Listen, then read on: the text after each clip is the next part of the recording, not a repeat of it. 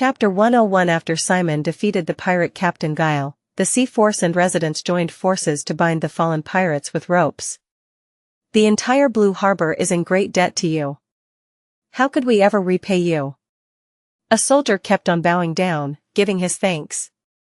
Simon smiled in embarrassment and waved his hand. You really don't have to do this.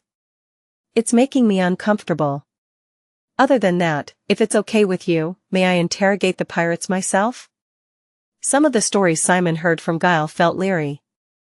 His stamina had reached its limit, meaning he couldn't go to the next place. As such, he wanted to get some information from the pirates as he rested for even a few minutes. Of course. But will they open their mouths easily? Leave it to me. After a while, the soldier brought over 3 pirates bound by ropes and made them kneel before Simon. There's something that I want to ask you all. One was giving Simon a death stare, and the other 2 were purposefully avoiding Simon's gaze. Since Captain Guile has been caught, there's no hope for all of you. You know the sins of a pirate are serious, right? If you're willing to cooperate, I could ask them to reduce your sentences.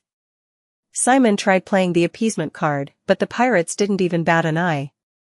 Seeing this, Simon pondered. Usually, when the captain is caught, it's normal for his subordinates to lose their fighting will and try to survive, but Simon couldn't find such a look from them at all. Did they have someone to back them up? Here's my question. I have confirmed that you're communicating with an official of Blue Harbor. Please tell me who that person is. Fuck off. You bastard. I'll rip you into pieces once I get out of this. The first pirate was shouting savagely. Caw. A kid who's still wet behind the ears is interrogating who again? Huh? I'd have a child as big as you if only I was married. The second pirate had lost his temper. You're making a mistake. Do you know who I am? Although I'm a pirate now, I actually have a long story behind. And the third pirate just rambled about his past. Looks like none of the 3 have any intention to speak. There may have been other appeasement methods, but he decided to skip past them. There was no time. Everyone. At Simon's words, 3 skeletons stood behind a pirate each. Feed them. The skeletons immediately grabbed the pirates by the hair, bent their heads back, and then shoved a vial into their mouths. They choked and coughed in pain, but as their noses were blocked, they had no choice but to let the contents into their throats. All 3 of them chugged the potion down at once. Damn it. What did you do to my body? The pirates felt their vision spin like they were on a wagon moving at full speed. I'm a necromancer, you know? What you drank is a deadly poison. It'll spread through your body within 15 seconds, and you'll die in exactly 5 minutes. Plus, it's more painful than anything you can imagine. Simon soon took out a new potion from the subspace. It contained a blue liquid. But it'd be a different story if you drank this antidote before that happened, though. Their faces turned pale. Now, tell me. Hesitation lingered on all their faces, but it looked like they couldn't spit it out. Well, if you don't want it, there's nothing we can do about it. Simon didn't wait even 30 seconds, let alone 5 minutes, before turning away. He placed the antidote on the ground and raised his foot over it. But the moment he was about to stomp on the antidote. Pinch Nicky man! Shouted the middle-aged pirate in the middle. The other 2 looked at him in fright, and Simon smiled. A necromancer called Pinch Nicky man and our captain are cooperating. Are you sure about that? Do you think I'm going to lie when my life's at stake? Hurry up. Give me the antidote. Simon stepped on the potion bottle and broke it. The 3 of them went pale. You bitch!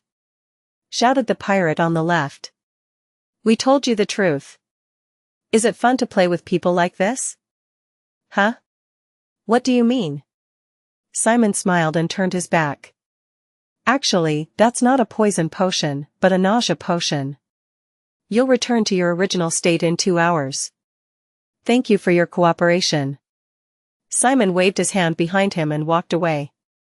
The 3 pirates desperately screamed, but were suppressed by the sea force. This made it clear. I need to hurry. By this point, Simon had recovered enough stamina to move. He immediately ran to the mansion. https://dsc.gg/reapercomic. Across the city, he arrived at Shun's mansion. Simon's eyes went wide upon seeing it. Maybe it had already been attacked by pirates. There were fires all over the mansion. One annex of the mansion just burnt to ash, collapsing the entire area around it. A small sound of weapons clashing could be heard. It seemed that the battle against the pirates had already begun. Please, please, please. Simon stepped on jet black, leaped over the fence, and entered the mansion. With the burning mansion in the background, butlers were fiercely fighting against pirates coming from all directions. Meanwhile, Shun, along with the head butler and the maids, was leaving the mansion while crouched to the ground. The count is over there. Get him. Two pirates passed by the butlers and rushed in. Simon hurriedly stretched out his right arm. Bone armor. The bones flew off as if waiting for this. While everyone cowered down, the two maids who bravely stood up with broomsticks got clothed in bone armor. Fight! Shouted Simon. Since the bewildered maids didn't know what to do, the skeletons moved the bodies of the maids directly and knocked out the pirates. The maids' eyes widened as they watched the pirates get knocked out by their own punches and kicks. Look over there. Sir Simon. One maid shook Shun's shoulder. Count. Look over there. Sir Simon is here. Huh? Big brother Simon is? Shun stuck his head out. He saw the figure of Simon utilizing bone armor to assist in the battling in 5 different places at once. Big brother Simon. Simon turned to Shun and hurriedly shouted. Shun. Are you all right? I'm fine. Ah. Watch out. 2 pirates rushed in from behind Simon, breaking through the mansion windows. Simon leaned slightly to the side to avoid the thrusted sword before grabbing the sword arm, pulling it, and crushing the opponent's nose with his left elbow. The pirate's body tumbled to the ground. Then, as if performing a combo move, he bent down to avoid the spear swung from behind, then stood on his hands to flip over, raising his right leg. The second pirate, who got his head stamped on by the edge of Simon's foot, fell back through the window as he fell unconscious. Standing back up, Simon gasped for air. Kaiawea. Sir Simon. Thinking that they were now in safe hands, the maids jumped for joy. Ugh, that's that, but I'm so exhausted. After all, Simon was still fatigued from the fight with Guile. As Simon let out a long sigh. The wall of the mansion's 3rd floor collapsed, and people were falling. Bone armor. Hurry up. The conscripted skeletons fell to pieces and stuck to the bodies of people who were falling down. The bone armors took the shock instead, and everyone came down safely. Phew. Simon wiped the sweat off his forehead and saw a large man standing on the now collapsed 3rd floor wall. He was wearing tight-fitting armor across his fat body and carried a large mace on his shoulder. After staring down at the ground for a moment, he suddenly jumped off. He was headed toward Shun. Shun. Dodge. Shun and his maids also found the man plummeting to the ground, so they quickly moved away. A huge hole was carved into the ground. But as if the fall was nothing, the man raised his head without any problem. Then, his mace started swirling with waves of mana. Aura. Name's Vice Captain Valdez. Seeing Shun tripped on the ground, he grinned. And you're coming with me, Count. Just as the man stretched his arm out toward Shun, bone armor flew in a flash and attached to his arm. At the same time, bone armor was also attached to his right leg and left foot. As Simon ran to Shun, he gave an absolute order. Disturb him. The separate pieces of armor began to move according to their own wills. What the hell is this? He looked like someone wearing restraint equipment. Valdez waddled, shook his body, and even tried to rip the armor off with his hands. In the meantime, Shun, who was crawling away, stood up and started running toward Simon. Big brother Simon. Shun.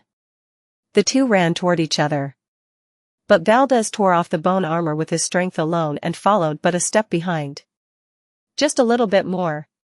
When Simon and Shun's hands were about to meet, Simon touched nothing but air as Shun was thrown feet first into the air. Uaoa. Shun. Then, Simon and Valdez stopped in unison. And Blind Dragon's Path. The body of the vice captain, who was chasing behind, collided with a green dragon made of liquid. Kekwa'awag. Valdez's upper body began to melt and drip down to the ground.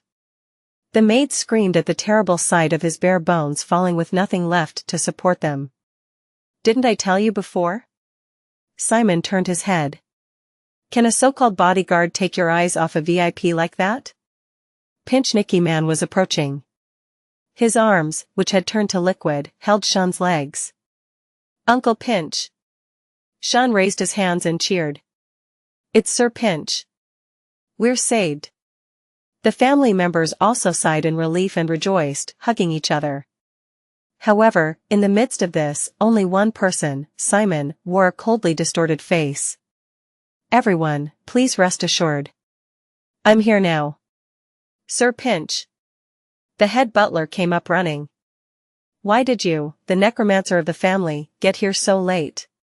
The mansion was attacked, and the count almost got into danger. I have no excuses, head butler. But I just sank 2 pirate ships, you see, said Pinch before looking to Simon.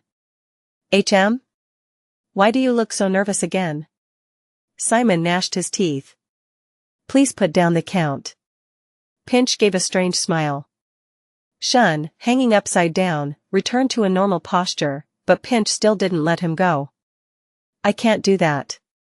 I can't trust you. To think a bodyguard left behind the count and took his leave.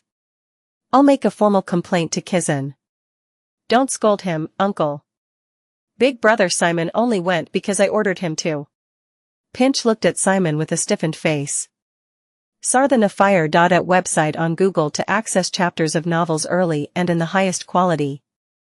I can't make any compromises with the count's security. From now on, I'll guard the count myself. You head north and take out the remnants of the pirate. Pinch Nicky Man. Simon took a deep breath. People were dying. There was no point in wasting time or engaging in psychological warfare. Why did you betray the count? Chapter 102 Betray. The power of that single word was enormous. The surroundings became silent as a grave, such that even a falling pin would sound like a crack of thunder. Betray, huh? Pinch shook his head as though pitying Simon rather than showing any special reaction. Then, he let out a deep sigh. It has been 20 years since I swore loyalty to the Oldwin family. More years than you've lived. He looked down at Simon with cold eyes. How dare you, who only spent 3 days as a hired hand, question my loyalty? The issue of betrayal. Simon didn't falter and retorted. Isn't a matter to be brushed off by emotional theories blabbering about time and age. Only the clear facts matter. So, what clear facts dare to drive me as a traitor? The pirates who conspired with you have confessed. Clamor. The members of the family began to whisper among themselves with terrified faces. Members of the Blue Harbor Sea Force also heard the pirates confessing. A confession, huh? If you're a so-called necromancer, it'd be a piece of cake for you to get the answer you want from the captive's tongue. Then let us all go to the beach. Sarthanafire.net website on Google to access chapters of novels early and in the highest quality.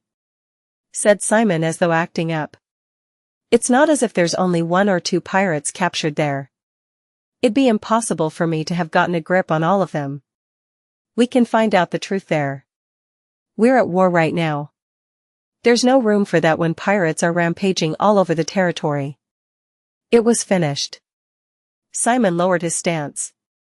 Then put the count down, and let's talk about it. You're a suspect for betrayal. I'm sure I said I can't make any compromises with the count's security. Uncle Pinch. Shun, who was held by Pinch's liquid arms, said with a hardened face. Put me down. An order from the Count himself. Pinch, who was suspected of being a traitor, whether a temporary hired hand or anyone else, had no reason to refuse this. The surrounding atmosphere had already started to doubt him, too. He let out another long sigh. All right, said Pinch as though resigning. He slowly bent his knees before suddenly soaring into the sky. At the same time, green spheres fell from his subspace, spraying poison mist and paralyzing gas everywhere. Kook. Be careful. Cover your noses. Everyone covered their noses and mouths with their clothes. In the meantime, Pinch's lower body turned into something like smoke and flew over and past the mansion. Pinch really was a... The head butler's eyes shook as though he could hardly accept the truth. Simon, with his nose covered, shouted. I'll go after Pinch.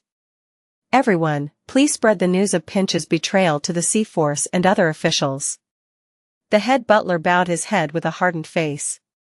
I'm begging you. Please save the Count. Leave it to me. Simon immediately used jet black stepping to run in the direction Pinch disappeared. Asterisk.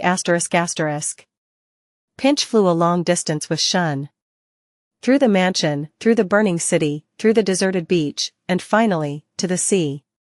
The sea was still filled with thick fog. But as he flew through it, he finally saw a pirate ship floating in the sea. Pinch landed on the pirate ship.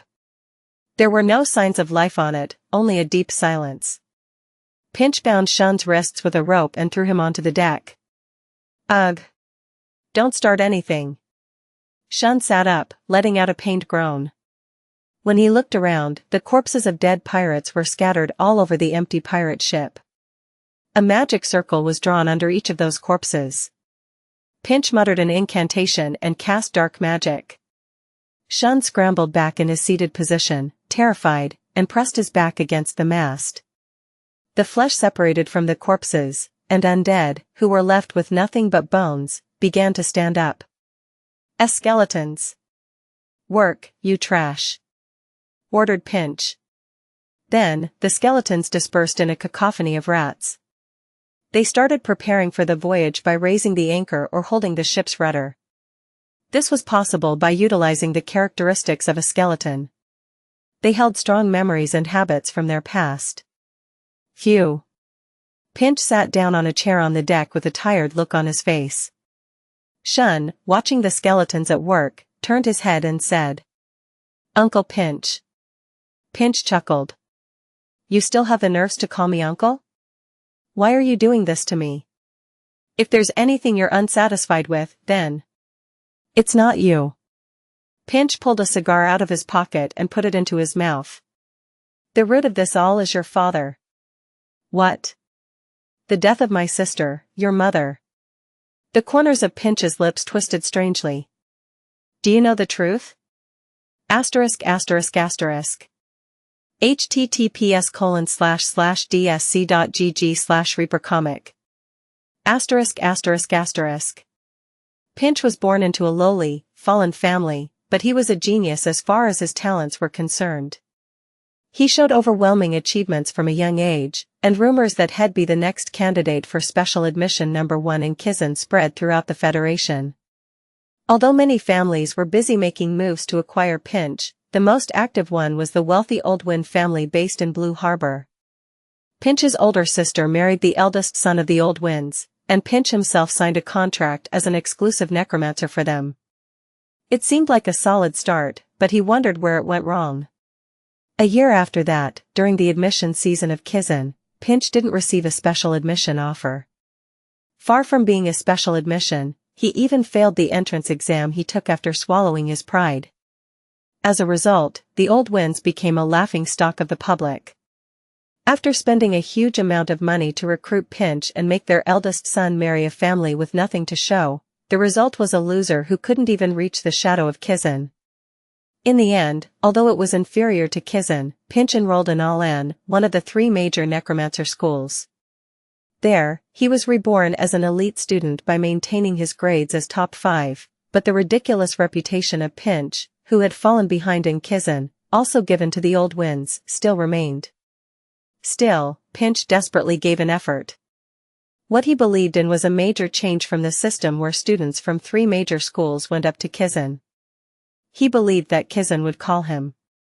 One day, while he was studying hard to go to Kizan, he got a letter from his older sister, who was married to the person in Blue Harbor. He understood what kind of treatment his sister was getting in Old Win. He knew that her sister was suffering because of him. But the more he learned about it, the more desperate he became. However, no matter how much he maintained his high grade in Alan, Pinch never got a call from Kizan. Each day passed in vain, and in the end, Pinch heard the news of his sister's death soon before he was to graduate from Alan. The cause of death announced by the family was disease. But after the funeral in Blue Harbor, Pinch opened the coffin and inspected his sister's corpse on a night everyone was asleep. Bruises covered her body presumably from her husband and a clear rope mark wrapped around her neck, though hidden with thick clothes. Yes. The truth was, she killed herself. Pinch lamented in silence. Soundless, he fell to his knees in front of the coffin, gasping repeatedly, and begging for forgiveness again and again from his dead sister. But the dead never came back. The only thing a necromancer could do was play around with a lifeless body and turn it into a skeleton or a living corpse. Pinch once again despaired at the fact that the knowledge he had desperately learned over the past 3 years was all useless. After exhausting himself crying, Pinch returned to the mansion late at night. There he heard the sound of a man and a woman panting in the master of the house's room. It was terrible. His sister's corpse hadn't even gone cold yet. But her husband, who drove his sister to death, was playing with a young girl from another family who attended her funeral.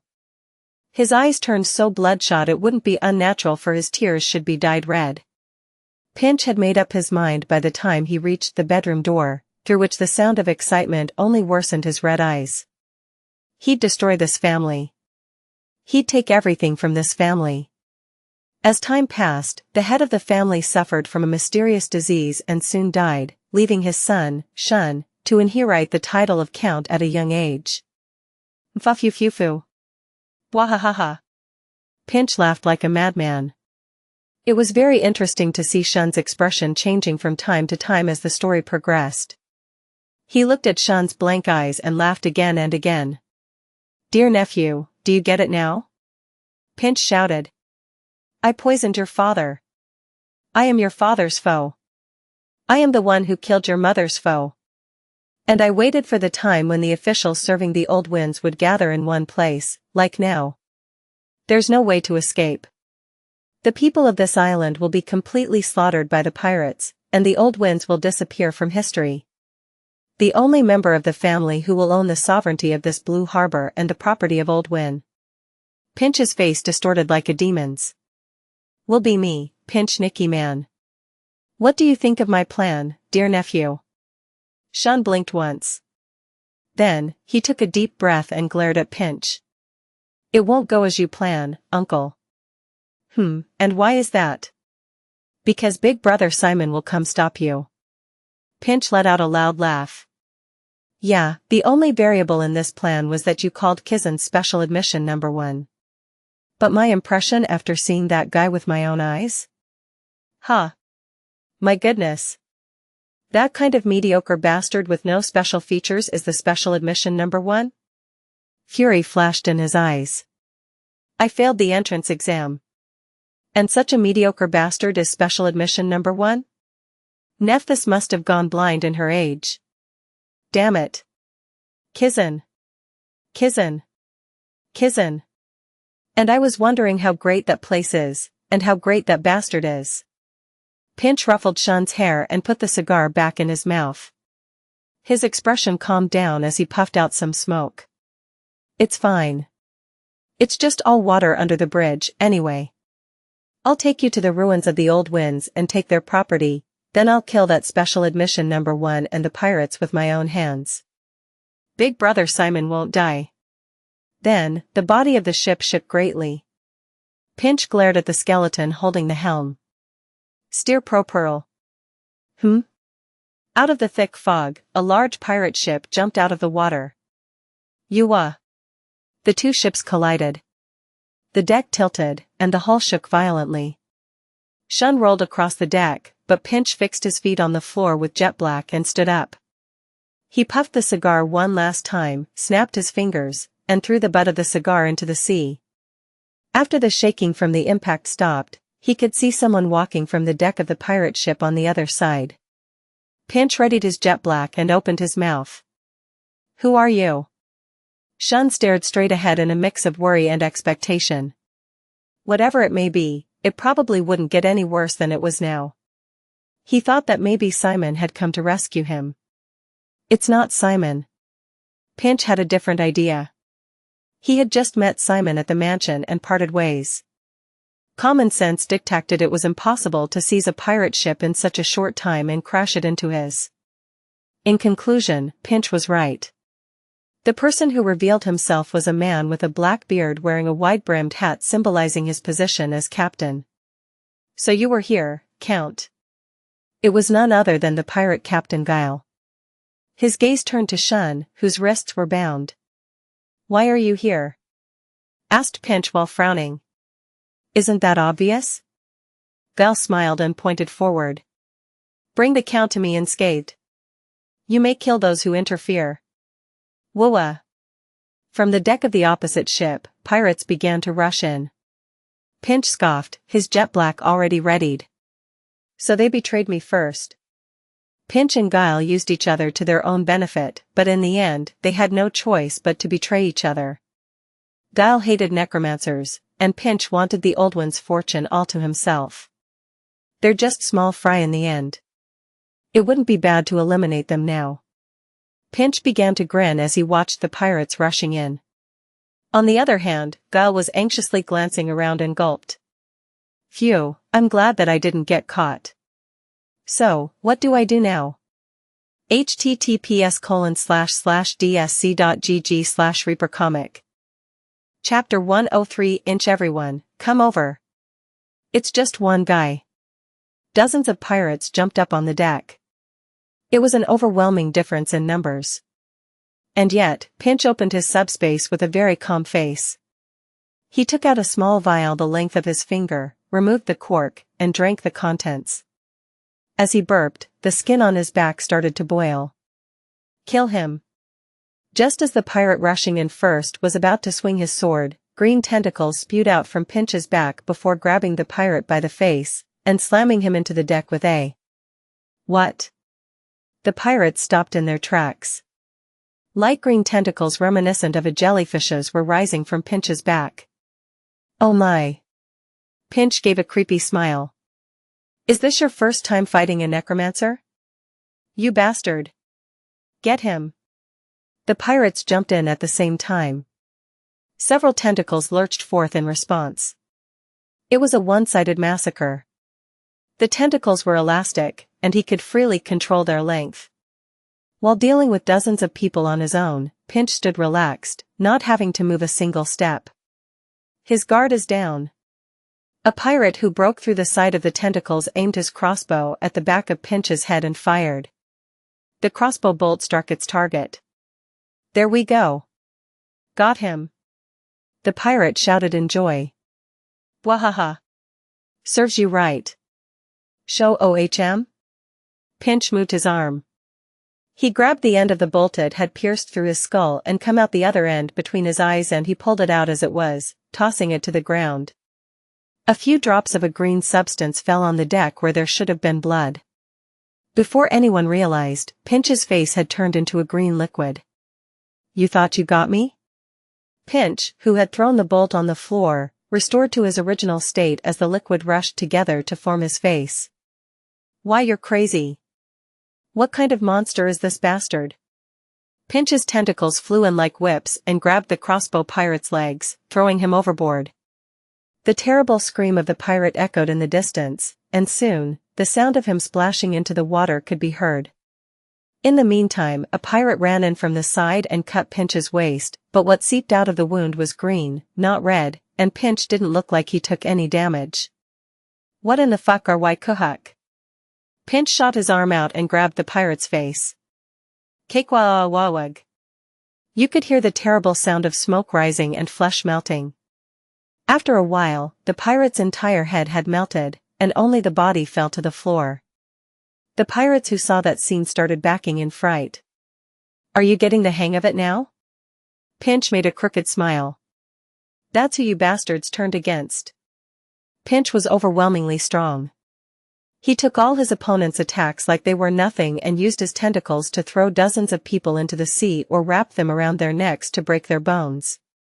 He even scattered poison smoke while fighting. From physical attacks to wide-range chemical attacks, the pirates couldn't stand a chance and started to fall. "See, Captain." One pirate tried to read Guile's countenance through his own terror. "We're no match." "I think you'll have to take action, Captain." "Shut up, you bastard," said Guild as he kicked the pirate's ass. "Hurry up and fight. Or shall I kill you first?" "And no, Captain."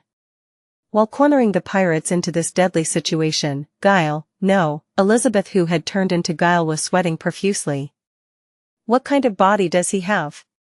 Pinch's body turned to liquid and flowed around any attack he received.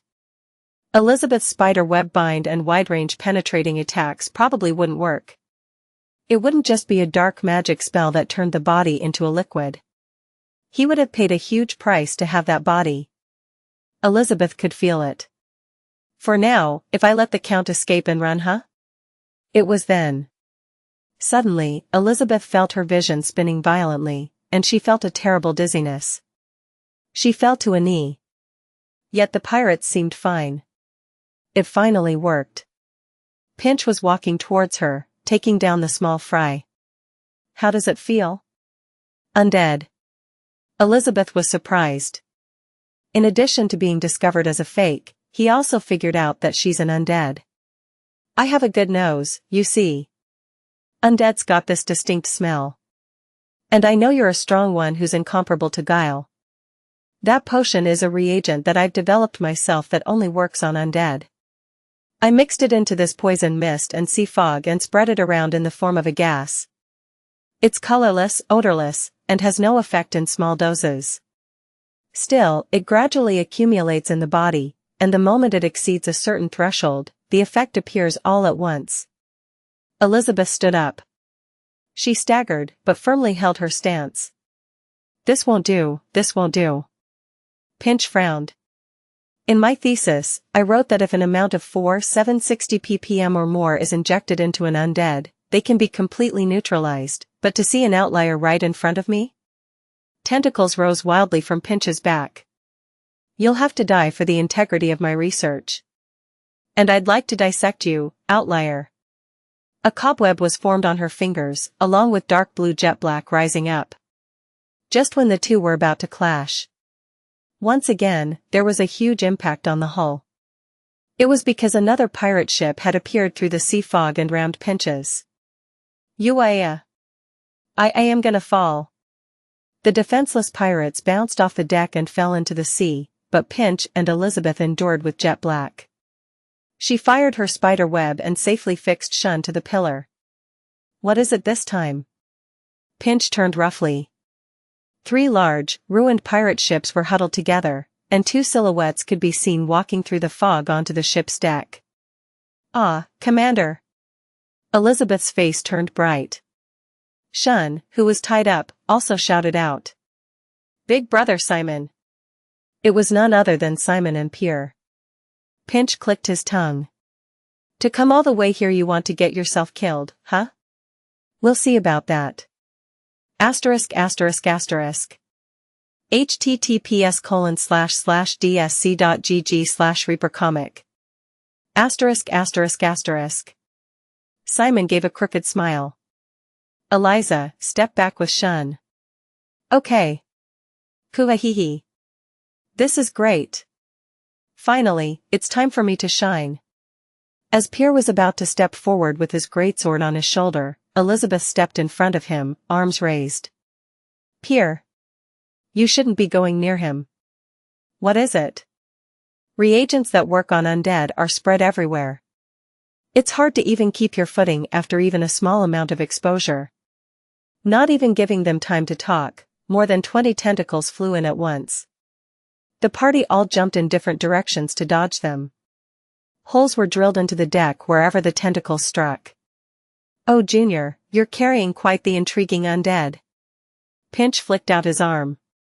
The tentacles changed direction and all flew at Simon. "Kook! Move!" Pierce stepped forward and stopped them with his greatsword.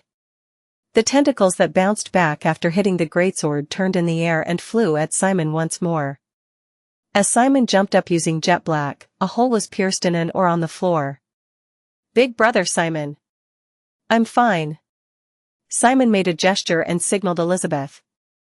She nodded and ran toward Shun. That's actually true." Pierre frowned. "There's that strange drug spread throughout the ship.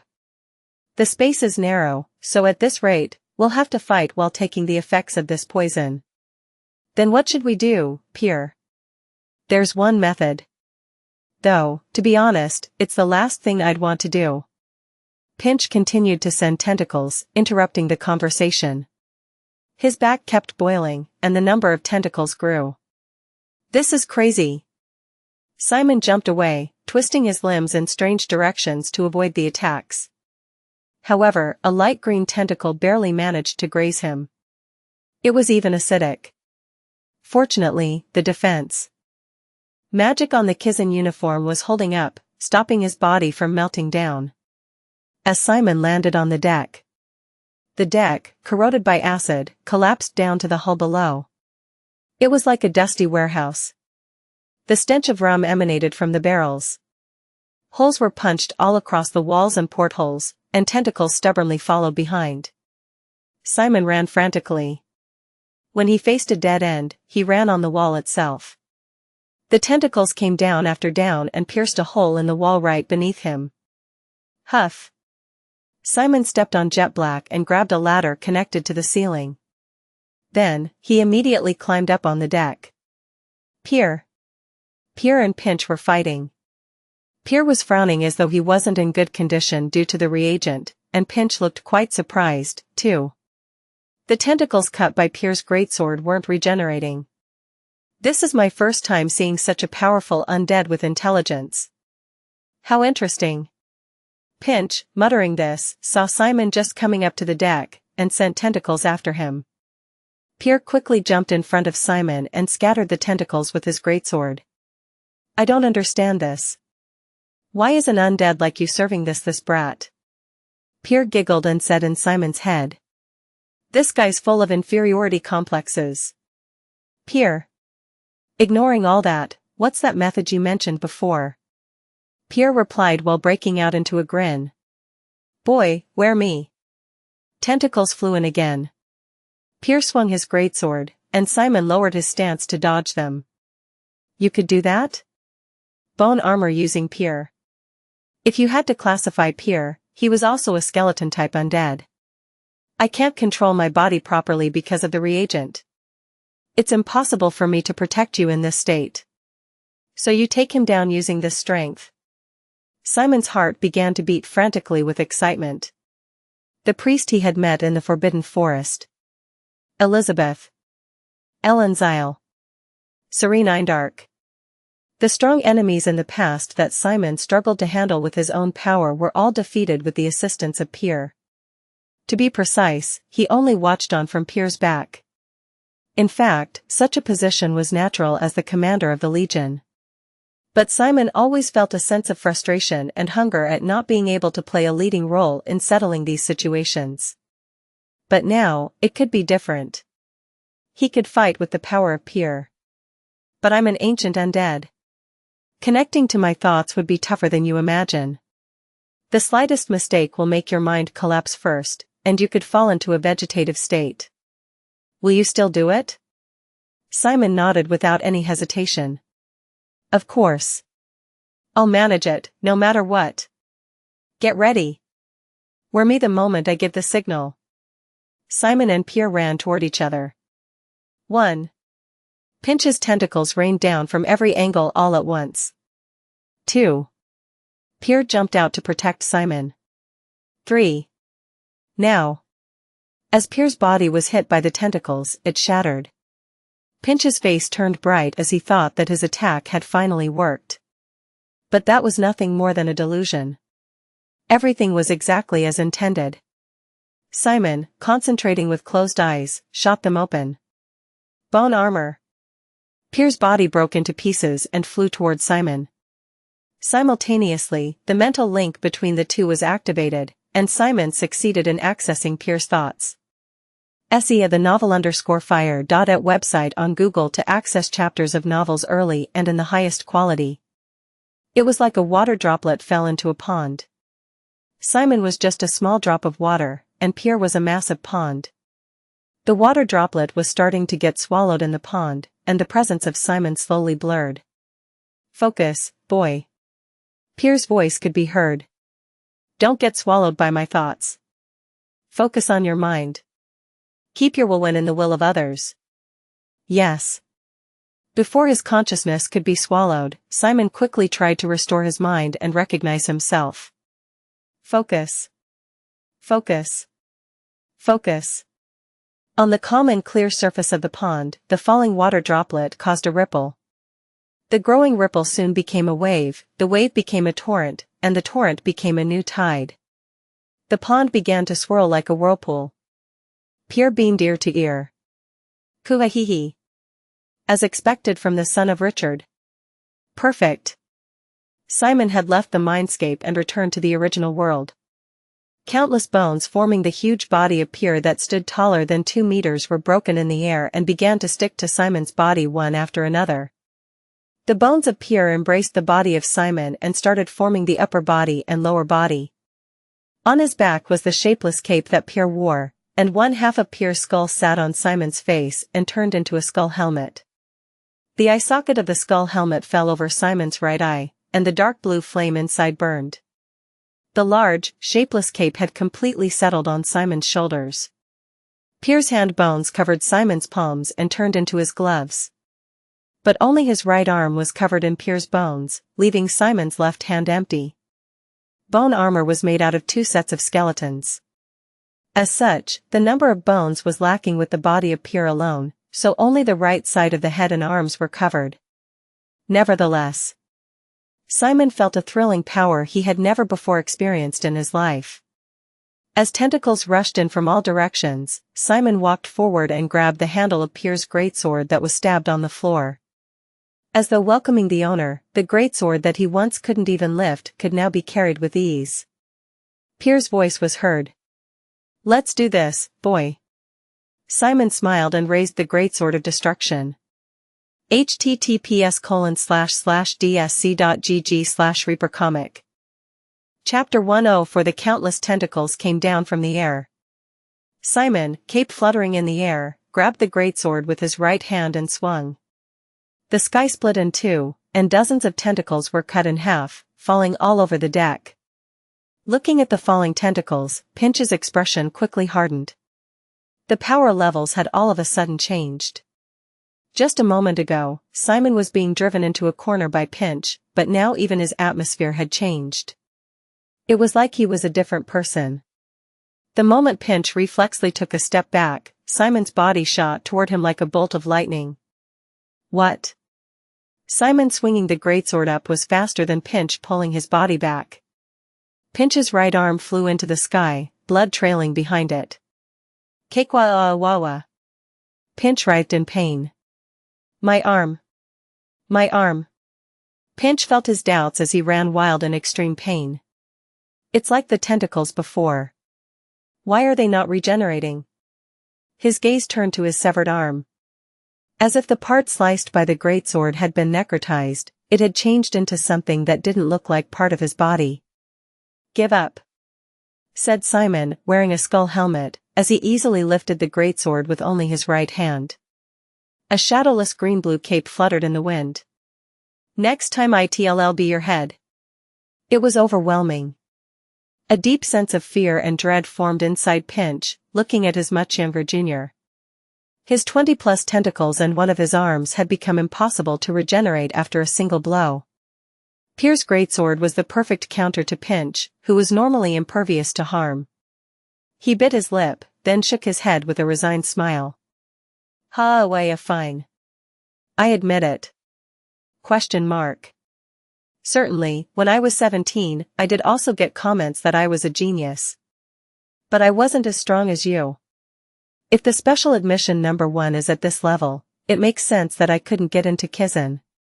Simon frowned. Even now, you keep that inferiority complex about your level of education? What you need to think about now isn't Kizan, but the innocent people who lost their lives because of you. I wonder. Pinch, head bowed and dazed, slowly shifted his eyes to face Simon. For a necromancer, death is as close as a good night's sleep. After my sister's death, the death of others stopped making me feel anything. Other than that, the undead you control seems pretty amazing. Pinch tore open his tattered shirt. A jet-black magic circle covered his chest. The formula was too complicated for Simon, a first year at Kizan, to understand. But he could recognize the formulas drawn on the sides. Circle of Soul Bind. It was a formula that fed directly on the jet black of the attached living organism, and, once formed, stayed effective until the organism died. The reason why Pinch's body changed to liquid and then returned was probably due to the effect of the magic circle. You're undead and the monster I control. Aren't you excited to see which one would win? Pinch placed his palm on the rune in the middle of his chest before twisting it as if turning a knob. Jet black began to run wild inside his body. What are you trying to do now?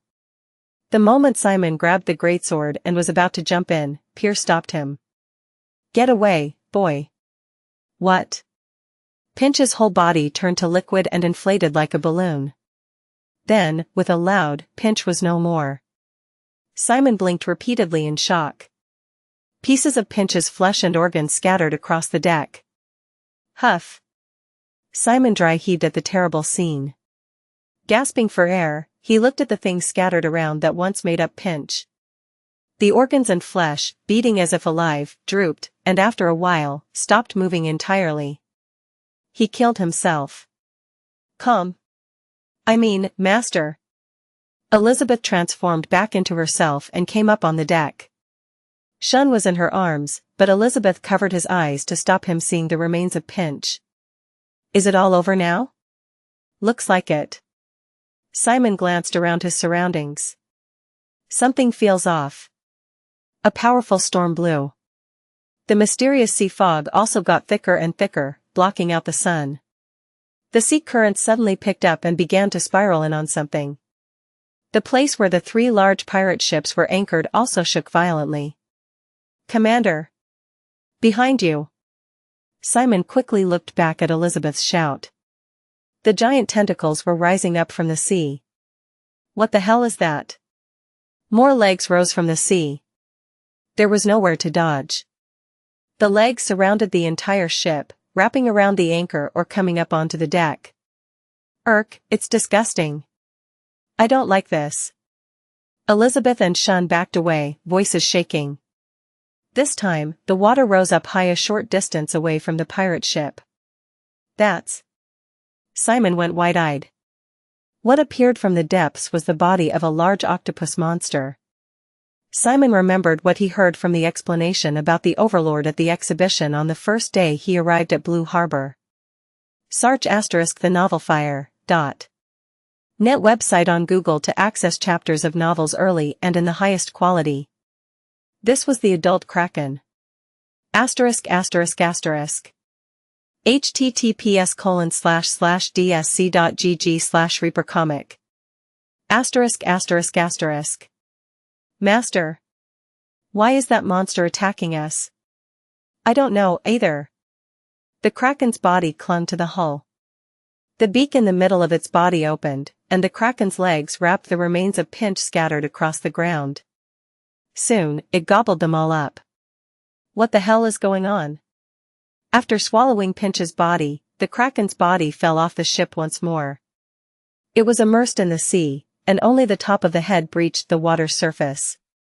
At that moment, the skin at the top of its body protruded. A lump was made on the Kraken's skin before starting to twist and twitch. Arms popped out, a face formed, and several holes formed in the face. The holes shifted to become the eyes, ears, nose, and mouth. It was bizarre to call it a human, as the eyes were further apart than they should be, and the mouth split the face vertically, but it was still vaguely human. Because. Did you see that, Simon? Because it could say his name. I have surpassed you. And I have surpassed them. I'm the strongest in the sea now, as I have fused with the Kraken. More than 24 legs rose from the sea. With this body. With this power.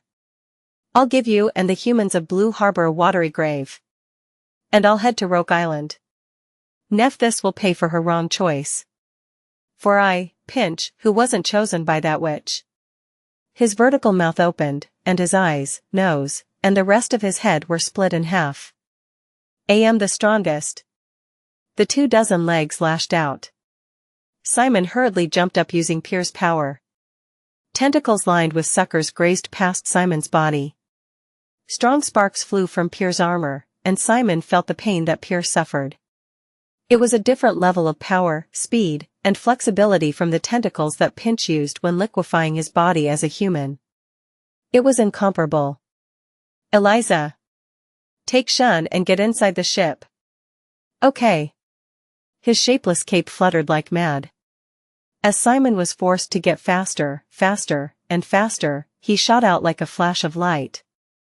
24 lines and curves chased after a single dot running on the deck railing. Kook. Simon looked back and swung his greatsword. Huge tentacles were sliced in two and fell apart, but this time, instead of regenerating from the stump, a new tentacle protruded on top of it. Ha ha ha. I won't fall for the same trick twice. You could see the sucker-covered limbs wherever you looked. And above all, the hull looked like it wasn't able to take much more. The ship was going to sink at this rate. Simon didn't have much time. Boy. Behind us! Exclamation point. Simon hastily raised the greatsword over his head. The Kraken's legs, which struck like a spear, pushed Simon down against the deck. Kook!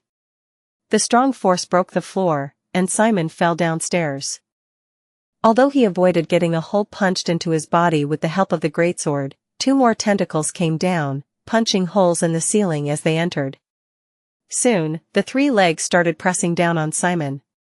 Simon fell from the top floor to the middle, from the middle to the bottom, and 5 legs pushed down on Simon, finally breaking a hole in the bottom of the ship and pushing Simon into the sea. The shock caused Simon to loosen his grip on Pier's sword. Huff! Simon held his breath. As he entered the seawater, Simon felt Pier, who he was still wearing, losing his strength. After all, undead were vulnerable to seawater. Boy! He couldn't do anything with the force ramming down on him. Pinch, who had led the Kraken's body into the water without anyone realizing it, stretched out his arm. 1 leg wrapped around Simon's waist, and it began to drag him down deep into the sea. It's all over now, Kiz an agent. Pinch's laughter filled with madness could be heard. Simon slowly lost strength in his body. He was running out of air. Boy! Even Pier's voice in his head was starting to get muffled. Simon felt his head go blank. The sea was so peaceful and cozy that it felt ridiculous to run frantically, avoiding the legs of a monster raining down on the ground. Hold yourself together, boy. While his consciousness shook little by little, he could barely maintain it thanks to Pier's voice. Yes, I'm listening, Pier. What are you doing? Are you going to give up like this? No, I won't. Simon stretched his right arm out toward the bottom of the ship as it got further and further away. There's too much at stake. The life of Shun, his client. The life of Elizabeth, who tagged along. The lives of the residents of Blue Harbor and the tourists. And the safety of his friends who were working on a mission or who were studying somewhere on Roke Island. Come. Simon's right arm, covered in Pier's bones, was dyed in jet black. Bubbles rose from the bottom of the ship. Come. Simon's absolute order was activated. As if it was a fish swimming through the sea, Pier's greatsword came down with tremendous speed. Pinch saw it and sent his limbs after it in terror, but they were only torn apart and split open by the blade enchanted with the power of destruction. And, in an instant, the sword came to Simon's hand. Simon tightened his grip on the handle and drew a downwards arc with his arm. The legs that wrapped around his waist were split in half. As the pressure on his waist was released, Simon took up a stance as he brought his sword to his front. I'll explain the principles of slashing only once, so listen carefully. Simon tilted the sword to the side, and, at Pierre's instruction, began to pour down all his jet black into the sword. The sword wobbled and swayed with the tremendous amount of energy. Bubbles formed in the surrounding sea water, and a dazzling light spewed out under the dark sea. Pinch immediately sent out 24 legs. Even with the enemy's attack engulfing his vision, Simon firmly maintained his stance. Slashing isn't about cutting the target in front of you. Pierre's voice came through more clearly than ever before. You must wield your greatsword and cut your opponent at a distance. However, the moment you recognize the distance from the opponent in your head, it'll be a futile strike that only cuts through the air. Eliminate the distance and maximize the image of slashing the opponent through space. An enormous amount of jet black was boiling up on Pierre's greatsword. The surroundings roared violently. With 24 tentacles obscuring his vision, Simon clenched his teeth. Slash the opponent. Simon's waist turned, and his right arm moved. The bones of Pierre, attached to his body, reproduced the experiences and the job they would have repeated hundreds and thousands of times, but in Simon's body. Through space. As soon as the condensed jet black came out of Pierre's greatsword, a white slash cut through the sea and stretched out in a straight line. The sea in all its depth had been split in two. The slash cut through the sea and reached the sky above the water for but a moment. The limbs and body of the kraken, which lay in the gap in the severed sea, were also split in half. Pinch could only blink in his dismay. How? The kraken's body split from the middle and broke into pieces. How can such a power exist? At that moment, Simon came right in front of Pinch while cleaving through the water. He used the jet black remaining on the greatsword like a geyser. Simon wielded his sword without uttering a word. And finally, Pinch's body was split in half. https://dsc.gg/reapercomic. Chapter 105 Pinch's body, split in half, drowned in the deep sea. Simon, staring at it expressionlessly, suddenly covered his mouth. Ugh, my breath. Keep going, boy. Keep infusing jet black in the greatsword and shooting it. Simon nodded, turned his greatsword toward the sea, and shifted to face opposite the water surface. Simon's body was slowly pushed back when he shot out a small slash in that position. I am at my limit. His consciousness was on the verge of disappearing due to the extreme stamina depletion and his lack of oxygen. He bit his lips to the point of bleeding and barely kept his mind. Somehow, he reached the point where he could see the ship. Now, a step away from the bottom of the ship. Simon heard the sound of the force failing to leave the tip of the greatsword. He had depleted all his jet black. Simon's consciousness had also reached its limit. Multiple times. As he was about to finally black out, he saw Shun swimming toward him. Shun. Simon and Shun reached out to each other. They didn't make a mistake this time. They held each other's hands tight, and at that moment, everything went black. Asterisk. Puff. Huff. Ha. Amongst the powerful waves atop the water's surface popped out an unconscious Simon, being carried by Shun. Grab this. Elizabeth threw a rope made of spider web. As Shun swam and grabbed the end of the rope, she pulled them up to the deck at once with the inhuman strength of an ancient undead. Huff. Phew. Shun vomited water all over the deck. Count. How's my master? He's fine. He just lost consciousness because he used up all his strength. The two quickly gave first aid to Simon. But now the pirate ship wasn't safe either. It was sinking because of the hole in the bottom. Then, a corpse spider had appeared and sent a signal to Elizabeth. A spider? Please don't be afraid. They're allies. 5 corpse spiders brought a small but good enough wooden boat as she beckoned. There was an emergency rowboat. Let's take this and head to Blue Harbor. Xian lifted up Simon in his arms. Well done, spiders. The spiders raised their legs and pretended to do high fives. Elizabeth stroked Pierre's skull, which had now separated from Simon. Pierre, you too. Well done. Cooey. My whole body is aching. If you get rid of the salt water once we reach land, it'll be a little better. Now, let's move them quickly. Asterisk asterisk asterisk. I wonder how long I've been out. Simon finally opened his eyes after regaining his consciousness. He looked up at the ceiling with a blank expression for a while before sitting up. Ugh. What were only small aches became daggers wrenching into his flesh. His whole body was stiff and in pain, and bandages covered his body. Master. Have you awakened? Elizabeth, the first to see Simon wake up, rushed towards him. Then, she shook his shoulders. Do you know who I am? Why, you're making me dizzy, Eliza. What a relief. The maids around them also stood up. Sir Simon. Count Xian. Sir Simon is awake. What, really? Big brother Simon. Xian ran to Simon before jumping up and hugging him tightly. Xian had also been in the room, having fallen asleep as he waited for Simon to wake up. Simon recalled his memories blankly for a moment, then smiled and placed his hand on Xian's head. So you saved me, huh, Xian? No. You saved me, big bro. Simon was in the old Wind Count family's mansion. He heard the whole story from Xian. Today was the last day of his mission, the 5th day. A whole day had passed since the pirate invasion. The remaining pirates, having lost Captain Guile, were all suppressed by the sea force. In particular, the key element was that Elizabeth's tactics consumed a ship's worth of pirates when fighting pinch.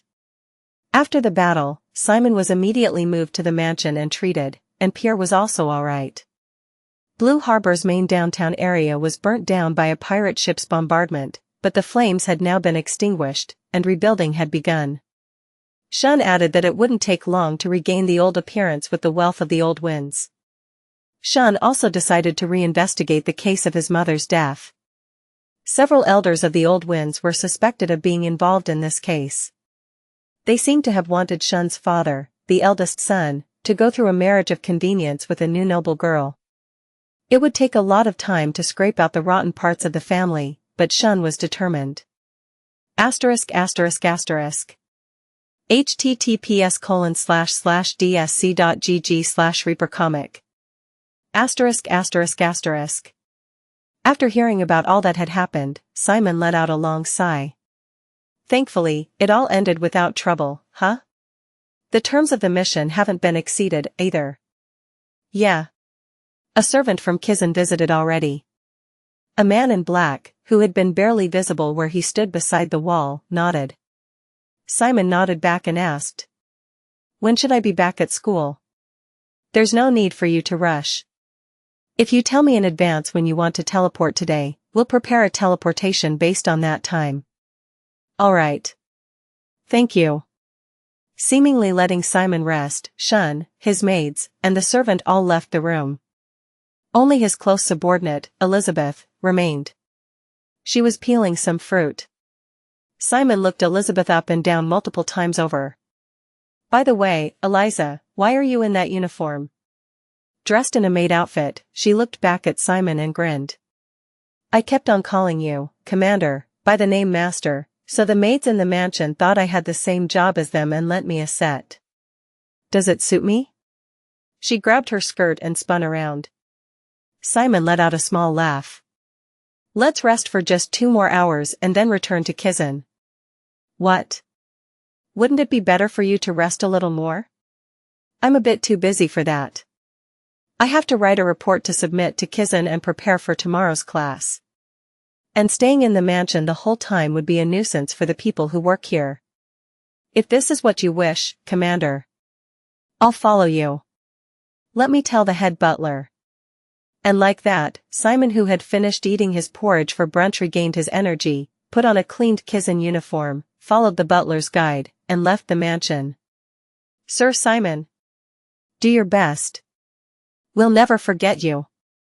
They'll welcome you with open arms if you happen to quit school. All right? The maids dropped what they were doing and rushed out of the mansion, waving handkerchiefs and saying goodbyes to Simon. Simon also respectfully greeted those who looked after him. Xian, who was waiting in front of the carriage, giggled. Big brother Simon, you seem popular among the maids, huh? I don't really know why. Oh my, how dare you be distracted with such beauty by your side. Elizabeth proudly hugged Simon's arm as if to show it. Protests poured out from the side of the mansion. Elizabeth stuck out her tongue and teased them. Let's stop playing around and move on. Yes. Xian entered the carriage, and Simon and Elizabeth sat down after him. The coachman got the horses to start moving, and the wheels began to roll. What about the servant from Kizan? He said he's preparing that teleport whatnot at the meeting point. Other than that, big brother? Xian chuckled. It's not over yet. Simon's eyes widened as soon as the carriage came out of the mansion's front door. Residents had gathered in front of the mansion, pouring out applause and loud cheers. Goodbye, student of Kizan. Thank you for saving Blue Harbor. Please stop by our shop sometime. In front, Simon could see the villagers who fought along with him with bone armor. Search *the novel, ir.net website on Google to access chapters of novels early and in the highest quality. We won't forget the times we fought together. Goodbye. Simon felt a lump in his throat. He showed his face out the window and waved directly to the people. Cheer up, Simon Polantia, son of Blue Harbor. Oh, that was a little bit too much. The people of Les Hill would be upset if they heard this. Yuhi, why do people like you so much?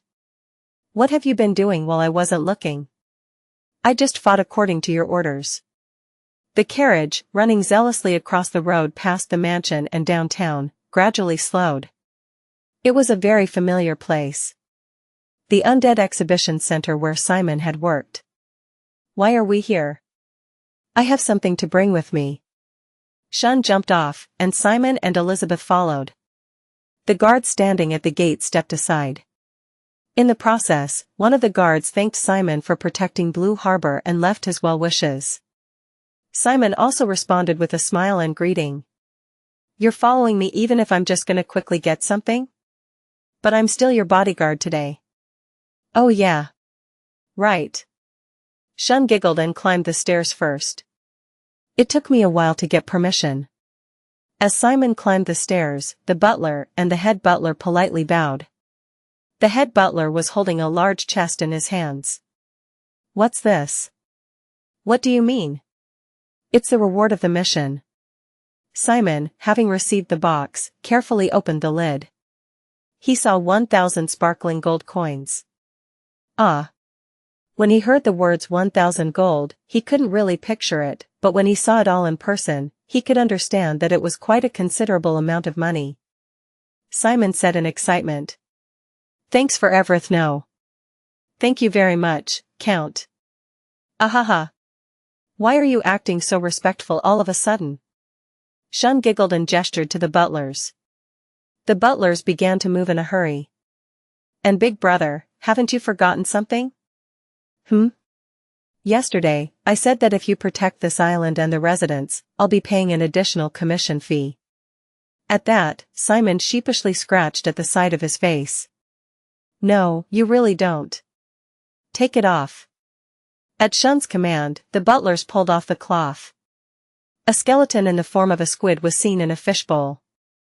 The undead of the future, Mollusca Undead Overlord, worth 10,000 gold. Xian took a deep breath and continued. From now on, it's yours, big brother Simon. I want you to have it. Simon received a shock as great as a tsunami. His jaw practically hit the ground. A skeleton horse or a skeleton made out of demon bone was on Simon's bucket list, but he couldn't even think about having this overlord that was worth more than 10,000 gold. Xian. This is too. Xian grinned and wiped his nose. Looking at your reaction, big brother, I feel even greater giving it to you. You'll accept the sincerity of me, the Old Wind family, and the residents of Blue Harbor, right? Shun even blocked the only path of refusal and asked for an answer.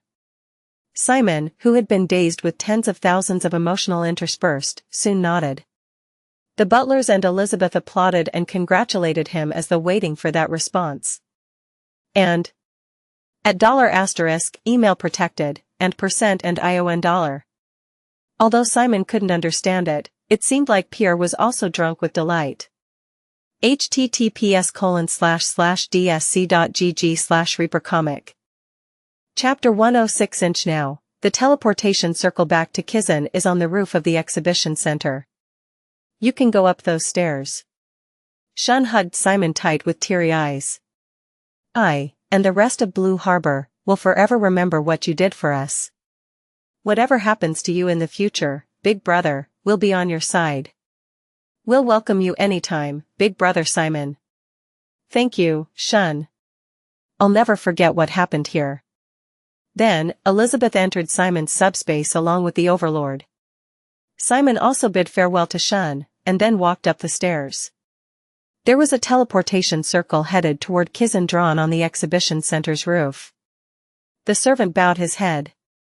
Are you ready to return to Kizan? I am. Simon grinned. Let's return. ******. The magic circle functioned normally. Simon, returning safe to Kizan, took a deep breath. I missed this air. Simon slowly walked down the hill where wildflowers were in full bloom, and arrived at the first-year campus. As it was still a mission period, the campus should be quiet for the rest of Toda. It wasn't quiet at all. Colorful triangular party flags were strung up across the campus, and fancy flags and balloons were everywhere, giving the place a festive atmosphere. Promotional banners were also hung on the walls of the building. In the vacant lot of the first-year campus, many booths both small and large had been set up. The students in the booths were screaming enthusiastically to attract guests' attentions, and it was bustling with students looking around and handing out flyers. What's going on? The school was suddenly in a festive mood. As Simon was looking around in confusion. Hey, you! Are you a first-year student? A female student in a Kizan uniform spoke to him. She purposely asked if Simon was a first-year student, and there was a red mark on the collar of her uniform signifying that she was a second year. Simon quickly bowed his head. Yes, senior. Good morning. HM? Good morning. She said as she pulled a pamphlet out of her pocket. I'm in a dungeon research club. If you're interested, come take a look. What? She winked and moved on. She could be seen handing out pamphlets to other passing students, as well. A club? Simon looked at the pamphlet. So today was the start of club season, huh? Simon had heard a brief explanation about clubs from Rick. When Simon looked up, there was most certainly an unbelievable sight taking place. The second years, who had remained aloof, were completely ruining themselves in the club season. They put on ridiculous makeup, made themselves a laughingstock, and even grabbed passing juniors and acted charming. It's a bit overwhelming. To the first-year students, the second years weren't particularly welcome guests. Of course, they had some sort of respect for those who survived this lifestyle for over a year, but the second years were all snobby and easily offended. There were many cases of them badmouthing the first years for not greeting them properly when running into one, and even giving them personal errands or taking them to a dark alley to punish them. Of course, getting caught by the professors or assistant professors would lead to disciplinary actions. Recently, there was an incident in which second-year commoners persistently bullied a first-year noble, which made the situation even more sensitive. In such an atmosphere, it was surprising to see the second years actively stepping forward as equals to the first years. In fact, it was a sight that could only be seen during the club season. Simon looked around as he walked toward his dorm. A huge competition was unfolding. Two beautiful female seniors fought over an obese first-year male student, pulling him toward themselves by the arm. The male student was blushing, and he looked like he had a screw loose. And on the other side, a male senior with clear-cut features was pinning a first-year female student against the wall and waving a club flyer. As she was about to be tempted, a tough senior from the sports club holding a club banner came up and started to get angry at him. Even though she told them not to fight over her, she was looking back and forth enthusiastically to decide which one to choose. Simon felt his head go numb. They were acting like it was the end of the world. What in the world was going on? I need to get out of here quickly. The moment Simon felt a sense of danger and was hastening his steps as he headed toward the dorm. A first year. A first year is here. https://dsc.gg/reapercomic. Where do you think you're going? The second year who had found Simon rushed over and blocked Simon's way. Hey, first year. Healthy students make a strong school. Would you like to join the physical club? A male student lifted up his shirt and showed off his trained abs. Get out of the way, musclehead. Hey, first year. No, sorry, oh kind first year, would you perhaps be interested in dark magic that allows you to dream whatever you want? Kizen's always about adopting pragmatism. How about us, the Transformation Club, rather than those bastards there? It'll be a great help when you're on an undercover mission. They were all shouting over each other. As the seniors continued to rush in, Simon, all on his own, was looking every which way in a desperate attempt to find an escape.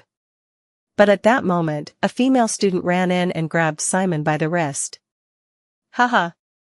This first-year student will be taken by us, the Jet Black Kendo Club.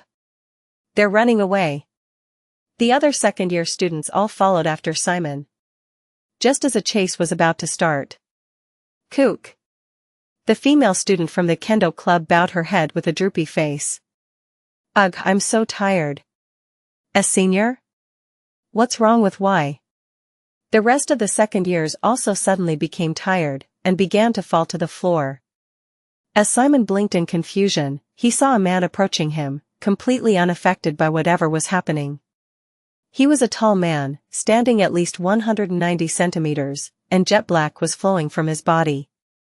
Every time he took a step, the grass and flowers around him rotted or fell. I found you, Simon Polantia. The man stopped in front of Simon. I'm the president of the Xianxia Curse Research Society. Simon felt all the hairs of his body rise up after feeling an unexplainable ominousness. As the man raised his arm, Simon tensed up and prepared himself. But then, he knelt down before Simon. Please join our Curse Research Society. What? I beg you. I'll be dead if you don't join us. The second year grabbed Simon by the leg. Simon panicked and tried to shake him off, but he wouldn't budge. Why is this happening to me? The president of the Curse Research Society couldn't forget the look in Bahil's eyes when they met a week ago. cthnovelfire.net website on Google to access chapters of novels early and in the highest quality. He could never let that happen. He didn't know how great that first-year student was to make Bahil go this far, but for him, it was a matter of life or death at Xianxia. Senior. Please don't do this here. Just 5 more seconds. If he could hold on for just 5 more seconds, the high-purity mental curse would be applied to Simon's body. After that, everything would be simple. At that moment, a red thread fluttered between Simon and the president of the Curse Research Society. His eyes went wide. Blood magic activated in the air, and the two of them were pushed back. The club president fell on his back. If you're his so-called senior, let's not pull dirty tricks here, shall we? A blonde girl in a red embroidered coat was approaching them. The students around them whispered amongst each other and backed away as though making a path for her. Simon also raised his head and looked at her. I'm the president of Saddam, the Blood Research Society. She said. Vigorously. Ah, yes. I'm the first-year student Simon Polantia. We have heard about the new blood type that you own, SM1. It doesn't matter if you're good at curses or summoning. You're a unique being in the field of the blood. She slowly approached and ran her finger under Simon's eyes. Symptoms of jet black depletion. The mission you had this time must have been quite daunting, I see. Exclamation point. The woman folded her arms again. If you join Saddam, we'll use all our available resources in our research group to conduct research on blood type SM1. SM1 consumes blood and amplifies jet black. If you train enough, you'll finally be free from the symptoms of jet black depletion and be able to handle a larger amount of jet black. Simon blinked. Actually, he wasn't very interested in clubs, but this was a pretty interesting offer. Come on, take the bait. She had also been waiting for Simon to appear. That was because. It was because Silage, who made her his direct disciple, said so. Silage wanted Simon Polantia to be his direct disciple, and the first step to that was making him join Saddam, a blood research club. If he became more and more interested in hemomancy through coming across it in the club, there'd naturally be room for him to change his chosen major. Hey! At the voice from behind her, she quickly stepped back. The ground she was standing on was rotting black. Why don't you wait in line? The humiliating appearance from before was nowhere to be seen. The Curse Research Society president stood up with a bloody expression on his face. Wait in line, my ass. Do you think this is a food distribution center or something? You've become big, huh? It seems like just yesterday you were crying like a baby after losing in the first-year dual evaluation. The president of Saddam laughed at those words. Why aren't you talking about the fact that I have won 3 matches in a row since then? You're nothing but a sacrifice for my growth. You little. The moment the two of them were about to activate their cores, looking like they were about to start fighting at any moment. A chair fell from the sky out of nowhere. The two presidents, as well as the students around them, screamed and stepped back. Kook! Simon looked ahead, covered in dust. He saw a man sitting proudly in the chair with his legs crossed. He was in school uniform, but he was wearing a cape and had a crown on his head. He rested his chin on his hands. Are you the special admission number 1, Simon Polantia? Ah, yes. He was a second-year student. He threw a club registration form at Simon's feet. Consider yourself lucky. I shall give you the honor of joining Noble. What? Half of the chair the man was sitting on was rotting, and the other half was covered in blood. The man quickly jumped out of his chair and clicked his tongue. There are disturbances. I see. I was talking to him first. The three of them stared at each other with vicious force. And Simon, who was looking at those seniors from a distance, had only one thought. I want to return already and try using the Overlord. https://dsc.gg/reapercomic. Chapter 107 Inch now, calm down. The man came down from the chair and looked behind him. In the end, Simon will be the one to make the choice, so wouldn't it be right for us to let him decide? Both the presidents of the Curse Research Society and Saddam clicked their tongues. The man came forward and put his hand to his chest. I'm Andre, the third prince of the Dresden Kingdom. And Noble is a gathering of those in power who'll rule the alliance in the future. A prince? There was royal blood in Kizan? As Simon was about to pay some respect, Andre raised his hand to stop him. You don't have to. In Kizan, the only thing that differentiates people is their skills. Yes. Going back to my main point, Noble is a gathering that builds on and looks at the larger picture of the Dark Alliance's territory. It costs a lot of money to get what we want from each other diplomatically while representing our respective areas after we become adults, but aren't we purely here as students now? I think there are things we can promise while we're still here. A glint passed over Andre's eyes. We, Noble, moved a continent as students. So that's what it meant to be a club of people with authority. Simon nodded. All the students in Kizan want to join Noble, but the conditions are strict. Your parents must be nobility above Marquis, or of equivalent financial or militarial power. Your peer, Alyssa, also joined our club. That's special admission number 7 who sails phantom ships in the sky. Simon thought it somehow suited her. But I don't have anything that can be called power. No. You're also qualified for the condition of the membership. There's an extra provision that says the special admission number 1 is. Gosh, you're so talkative. Forget about that. The president of Saddam stepped forward, shoving away Andre's face. He waved his finger around and shouted about how a commoner could dare to be so rude, but she didn't even pretend to listen to him. First year, if you join Saddam, we'll teach you how to use the blood that you have, SM1, to its fullest potential, granting you infinite jet black. This time, the president of the Curse Research Society stepped forward. He activated a mana projector that he took out from his pocket. Then, a picture of an undead with eyes that looked like rotting trees appeared. This is a rare species, Curse Undead Byron. We already have it, and if you wish, we can give it to you for free. We'll also teach you how to operate it. Hey, you! Curses is a study that goes hand in hand with being a necromancer, and it's useful in a wide range of scenarios. If your summoning is combined with curses, it can create synergistic. Move. Prince Andre pushed them both out of the way and took the center. What use is all that to you?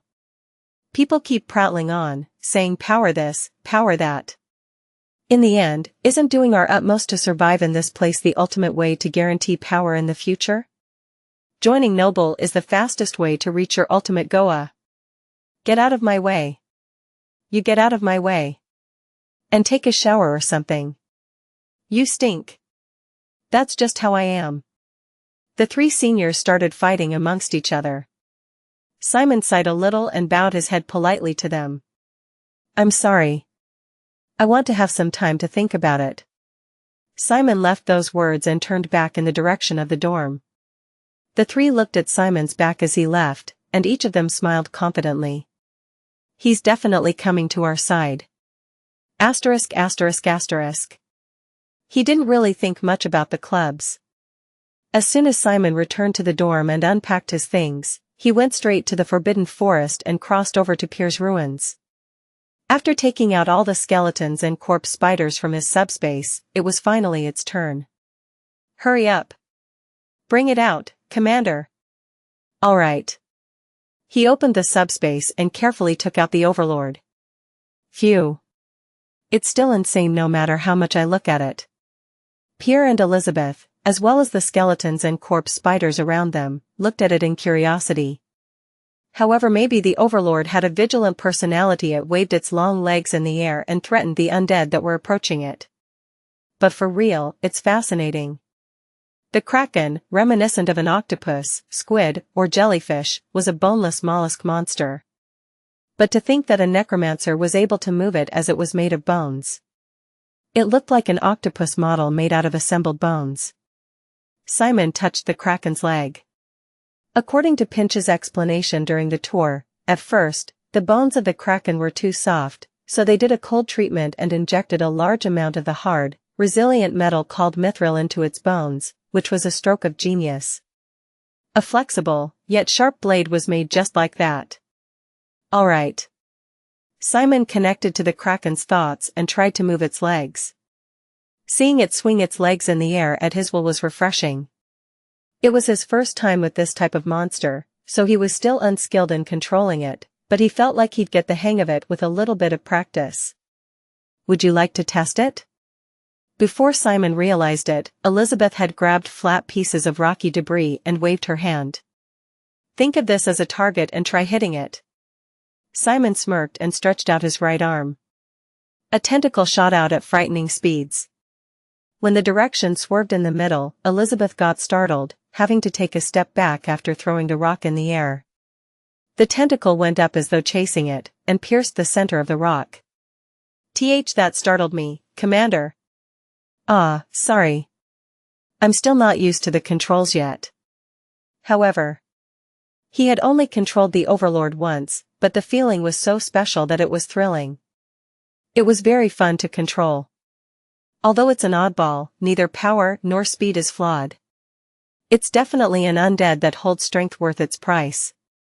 But Pierre folded his arms. The Overlord has a fatal flaw. ****.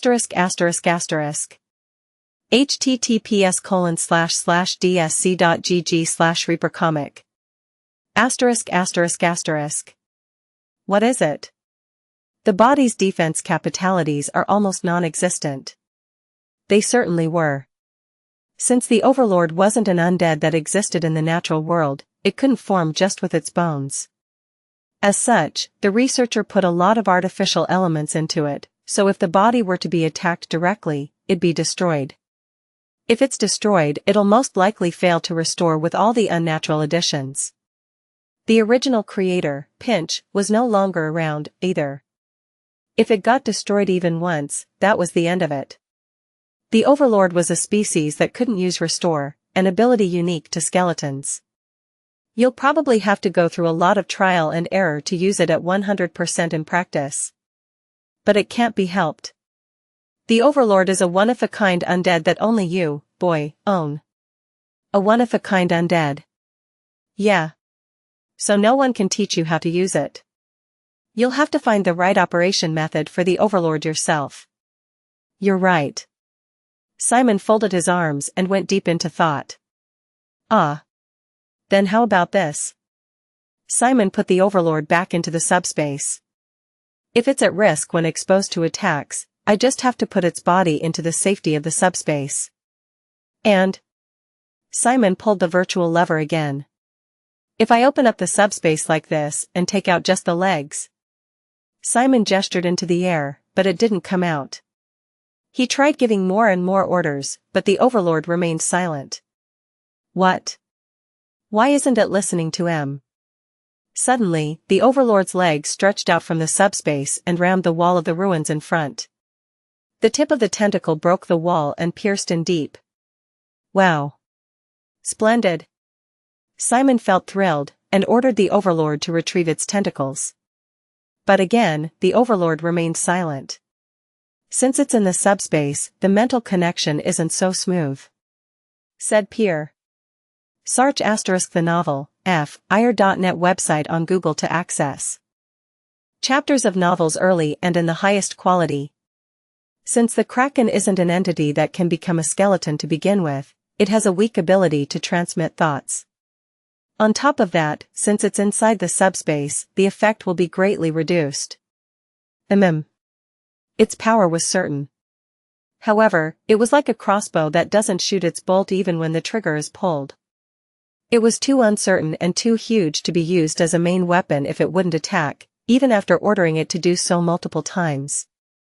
There's a lot of room for improvement and research. Still, Simon's heart raced. It was up to him on how to use this powerful material. There was plenty of room for improvement. ****. Simon, having spent time practicing how to operate the Overlord at Pierre's ruins, returned to the dormitory. There was a note from Rick on the desk. He was telling Simon to come pass by, since the group members were studying in an empty lecture room. Simon immediately grabbed some textbooks and headed to the building Rick had noted. Outside, the last-minute pushes of the seniors trying to get juniors to join their clubs were still in progress. As far as Simon knew, the club membership registration ended tomorrow. Clubs, huh? It wasn't like Simon wasn't thinking about it, but there hadn't been a club that roused his interest so far. Also, he was already heavily focused on the Overlord. Hello. Simon turned his head in surprise at the sudden voice he heard despite not realizing there was anyone around. A male student with thick bags under his eyes and a hunched back approached him. Simon looked at the red mark on his collar and bowed his head. Yes, senior? What is it? Please take this if it's all right with you. He handed out a flyer. It'd be nice if you could pass by, but I know you won't come, so He yawned and went to another place. Simon thought that person was odd before then looking at the flyer. It was kind of a weird name. And among the clubs Simon was offered to, it was the first club related to summoning. I wonder what exactly they do here. Huh? Hey. Simon. A smiling face was seen in the hallway. It was Maylin. Why are you just standing at the door? Come in. She slapped Simon on the back. Then Simon groaned in pain and fell to the floor like a puppet with its strings cut. Hey, hey. What's wrong with you? She got startled and stepped back. I still have injuries. I injuries? You should have told me earlier, you dumbass. You didn't give me any time to tell you. Rick and Camabaras opened the lecture room door to see what the ruckus was. They both were midway through eating snacks. The two saw Simon, fallen on the floor, and Mei Lin, who had turned red and was stamping her feet out of confusion. Mei Lin. Rick shook his head. So you ended up harming your own friend, blinded by the grades and jealousy. It's nothing like that. You crazy bastard. https://dsc.gg/reapercomic. Chapter 108 Sorry. Squatting beside Simon, who was groaning in pain, was Mei Lin with her head hung low. Simon tried his best to smile and said. It's okay. You didn't do it on purpose anyway, ugh. Ah. Are you really alright? I'm telling you, just go to the clinic. Simon forced himself to smile, pretending to seem fine. If he went there for nothing and the doctor gave the order to stop taking classes, it'd be the worst. It was better to just endure it. Ah. His eyes met Camabara's on his opposite side. Gaze filled with a mixture of worry and joy at seeing Simon again, she greeted Simon with a timid smile. Hello, Simon. Hi. Nothing bad happened to you, Cammy, right? Right. Anyways, going back to what we were talking about, said Rick, taking off his jacket. Then, he started pulling club flyers out of every pocket imaginable. This club season is the only time in the whole year where the second years will be kind to us. Looks like they were also talking about clubs. Simon asked out of curiosity. It wasn't just at the level of being kind. Why are they so obsessed with inviting the first years? Rick grinned and made a coin shape with his fingers.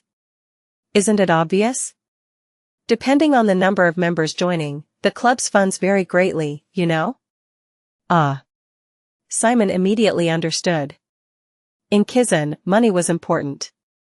As the semester goes by, there are also first-year students who leave their clubs or who are expelled from Kizan, but the reduction in funds due to withdrawal is small, so it became sort of a situation where they go, alright, let's gather a lot of members first. Ah, damn it. How did they put a flyer in the back pocket of my pants? Rick grunted and pulled it out. Literally every last one of his pockets was stuffed with flyers. And Mei Lin patted Rick on the shoulder and continued his words. There are a lot of cases where students are treated coldly as soon as the club season is over. So it'd be a safe bet to join some major club and to not give attention to the weird ones. Which one did you guys join? At Simon's question, Camabaras raised her hand. I joined the blood research group Saddam. Ah, that one. Simon bitterly smiled. I joined the Pure Magic Research Society. Answered Mei Lin.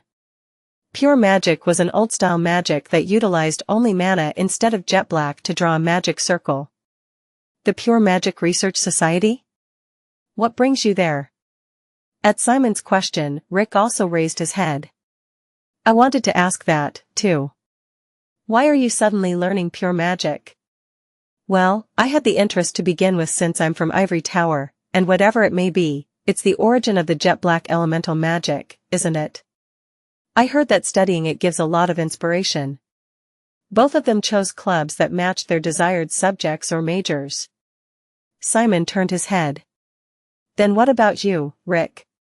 Rick shrugged. Hee hee. I just created a new club. For real? What kind of club is it? The Rochest Startup Support Association. Bleh. Mei Lin wore a disgusted look. People actually joined a club like that? Don't you need at least 3 people to make one? It was pretty easy. I approached the ones who weren't interested in clubs and told them that I'd give them a portion of the funds if I could just use their name, then poof. After all, your life is full of cheap tricks. Please call them shortcuts. Poking her nose in, Kamaburas asked. What about you, Simon? Did you choose your club already? I'm still thinking about it, answered Simon while taking a potato chip and eating it. It was spicy, with a lot of pepper sprinkled on it. Rick probably picked it. By the way, Simon, did you perhaps get an offer from Noble? At Rick's question, Simon guiltily looked to the side. Well, I did. Phew, as expected. I heard that special admission number ones are also able to be recruited. If it's Noble, isn't that the club the prince is in? Yeah, the gathering of people with influential power. Rick folded his arms. It's a pretty toasty place, but there's nothing wrong with joining them. Not to mention the various benefits. You can form a strong faction within the second years. I heard that the second years will gang up if somebody tries to lay their hands on their juniors. Gosh, how lame, how lame. Malin shook her head. Then Rick looked at her with a serious expression. Maybe it's different for you since you have this thing called the Ivory Tower behind you, but the difference between having such connections or not in Kizan is enormous. The attitudes of the people around you will change if Noble is at your back. Connections or whatever, in the end, it derives from a weak heart that wants to depend on something, doesn't it? Ultimately, the only thing you can trust is yourself. And I'm saying Ivory Tower got your back. While the three of them were talking amongst themselves, Simon was seriously contemplating which club to join. His gaze turned to the flyer for the Special Undead Research Society, Mutant. Asterisk asterisk asterisk. Asterisk asterisk asterisk. I guess I'll try listening to them once. In the end, Simon found himself heading to Mutant's club room. The building for club rooms was located a little far from the main campus for the first years. It was instead close to the central area, where the restaurants and cafes were concentrated. Hey, you over there, wait. Simon turned his head. A female student with waist-length cream-colored hair fluttering in the wind was approaching Simon. She's a second year. Her school jacket was tied around her waist, but Simon was able to work out her year level from the way she looked, not needing to see the red symbol. Unlike the first-year female students, who wore relatively mild makeup, her overall makeup was thick, and the makeup on her eyes especially was high level. And she wore a short skirt. Second years would boldly bend the Kizan uniforms to their own style. The male students made their pants tighter, and the female students shortened their skirts. Still, there was no problem with the barrier cast on the school uniform, as it was a full-body protection type. Did you call to me, senior? Simon bowed his head politely. She approached Simon with a confident gait, folded her arms, and smiled. Judging from the fact that you've come all the way here, looks like you've already decided on the club to join? And no, I'm not decided, but I want to hear an explanation. Then her gaze turned to the flyer in Simon's hand. SEA the Oval Fire. At website on Google to access chapters of novels early and in the highest quality. Oh. Oh. Oh. You, that thing. She suddenly closed the distance. Simon pulled his head back slightly as she suddenly came close. Are you planning to join Mutant? I'm planning to hear some explanat. Ha ha ha ha. Good. Very good.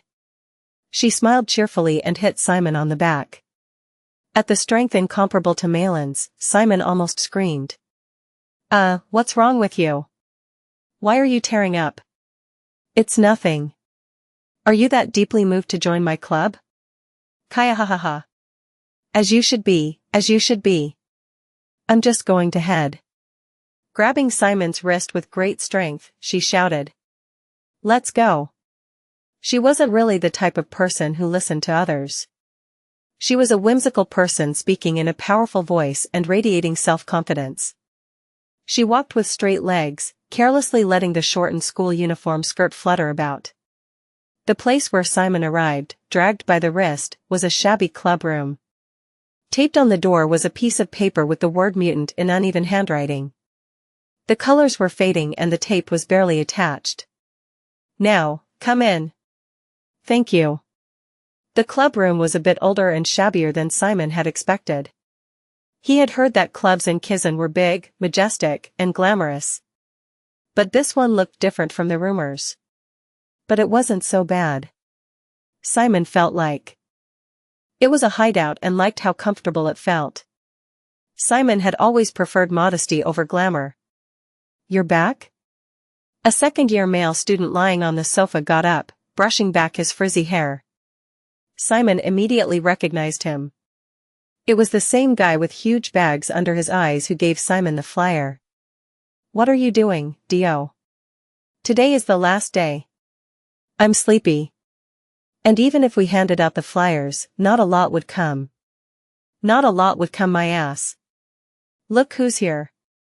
She shouted as she pointed at Simon. The man who was called Dio also recognized Simon. Oh, you're. Good to see you again, senior. Simon showed the flyer he had received from him and bowed. You guys stay here for a while. I'll go check on the side the first years would come from one more time. I'm telling you, just stay here. I'll be back. She hurriedly left the club room. Dio let out a small sigh and looked at Simon. Make yourself at home. What? Dio went back to relaxing on the sofa. We'll have an interview in a little while, so until then. Then, he fell asleep. What odd people, maybe I should take a bit of a look around. The further back he looked, the more professional it seemed. Rather than just being a place for resting, it gave off the atmosphere of a workshop. Perhaps they were developing the undead right here. A variety of undead materials as good as the Necromancer shop were displayed on the shelf. On the desk, there were various designs, knives, scissors, and cut bones scattered around. And on top of that, no wonder the club room seemed small. There were even machines in the back of the room. From an automatic banding machine that ran off of magic stones to a cryoprocessor. Simon looked around in curiosity. It seemed worthwhile joining this club if he could use these machines. Dio was still asleep and didn't seem to respond to the knocking, so Simon answered instead. Yes, please come in. The door opened, and a hooded man with glasses and a cold disposition came in. The hood was from the clothes he wore underneath his school jacket, and he was pressing that hood down, which accentuated his bangs while giving off a closed and stiff vibe. A first year, huh? Seeing him looking around as though fascinated, Simon opened his mouth. The senior said that they'll start after a while. We can make ourselves home, apparently? He nodded lightly and sat down on the sofa as if he were in the comfort of his own home. Then, he took out a book from his subspace and began to silently turn the pages. Simon glanced at the name of the book. Why can't a chimpanzee become a philosopher? What the hell is that book? As Simon was thinking that he was a strange guy, a second knock was heard. Yes, please come in. The door opened slightly, and Simon saw a short boy sticking his head in. Then, he found Simon, and his eyes widened. Ah, Simon. Toto. Toto Amori, a summoning major in Class A. He was normally very nervous, but here he smiled in delight. Simon. Are you planning to join here, too? HM? Ah, I haven't decided yet. Having met an acquaintance in an unfamiliar place, the atmosphere became more relaxed. The two talked amongst themselves. Perhaps the man with glasses wasn't so interested. He was still focused on reading. I came all the way just because of that one senior, said Toto in excitement. Which senior? I heard rumors. Toto lowered his voice. The president of this club is the famous second-year special admission number 5, Benya Vanilla, a member of the current student council. The two of them turned their heads. The man with glasses, who took his eyes off the book and looked at Simon and Toto, was talking. Simon's eyes widened at the familiar word. Wait a minute. Vanilla? You mean she's that? Yeep. A glint formed in the man's eyes. The granddaughter of the president of the Vanilla Group is the president of this club. Chapter 109. The three first-year students, including Simon, exchanged stories before the seniors returned. The name of the guy wearing glasses was Fitzgerald. He was a summoning aspirant in Class M and seemed to be the scholarly type, keen on theories. He didn't master every subject like Malin did, but he was talented enough to rank in the top 5 in the entire school in his major, summoning. I've heard about your golem. I admit that it was memorable. Fitzgerald pushed up his glasses. But it's inefficient in terms of the duel eval. Making a golem outside the arena is difficult to use if the opponent knows about it. I agree. Simon nodded with a smile. Maybe Fitzgerald didn't expect this kind of reply. He lightly held one side of his glasses frames and narrowed his eyes. Usually, people get angry when you dismiss their greatest confidence. Why would I get angry? Comments are always welcome. By the way, what do you think I should do if the golem tactic is inefficient, as you've said? As if Fitzgerald had been waiting for this, words flooded from his mouth. Pretend to make a golem. I believe that the effective tactic would be feigning your well-known golem tactic and gaining the upper hand with psychological warfare, and then using other critical attributes to win the match. Simon blinked in surprise. It was exactly what he was thinking. And you are? Fitzgerald's gaze shifted to face Toto. Toto let out a bitter smile and quickly replied. My name is Toto Amori. I'm in the same class as Simon. I'm also a summoning aspirant. When Simon looked at Toto again, he noticed just how short he was. He might have even been shorter than Camabarez, even if just by a bit. Simon thought that maybe he was related to a hobbit. What's your dual eval squad? At that question, Toto's eyes sank to the ground. Lower squad, and last time I was in the lowest. I recommend giving up summoning for now and clutching Professor Bahil by the leg. Advised Fitzgerald while visibly adjusting his glasses. I'm not trying to put you down, but it can't be helped if you want to survive in Kizan. But. Toto clasped together his fidgeting hands. Sar the novel, F.ir.at website on Google to access chapters of novels early and in the highest quality. I don't have any skills other than summoning. And above all, I realized it clearly after seeing Simon's first duel evaluation. Various emotions had mixed in Toto's gaze toward Simon. Envy, respect, and the pure desire to compete in the same field. I think living a Kizan life of perseverance is the coolest thing in the world. Simon feared that Fitzgerald would criticize him again, saying that it's inefficient and such, but being cool is important, said Fitzgerald, turning his head. Simon and Toto looked at each other, puzzled. Dear first years. I'm sorry for being late. The same cream-haired female student who brought Simon here entered the club room. The 3 first-year students jumped up from their seats. You're back? Dio, who had been asleep on the sofa, rubbed his eyes and yawned. Then, he took a quick look around. What about Piggy? I didn't even expect him to show up. Let's start with just the 2 of us. Dio nodded and stood up into his regular, zombie-like stance with his shambling feet and bent back. This way. Dio guided the first years. Simon thought it was just an old and narrow club room, but surprisingly, when Dio moved a bookshelf, there was a door. After opening the door and going down a set of stairs to a basement, Simon saw a large space illuminated by bright lights. Fitzgerald, Simon, and Toto stood in a row facing the club leader, her arms proudly crossed in front of her and her long hair flowing down to her waist. Dio, who had brought various documents, walked up beside her with slow steps. She put her hands on her hips and took in a deep breath before.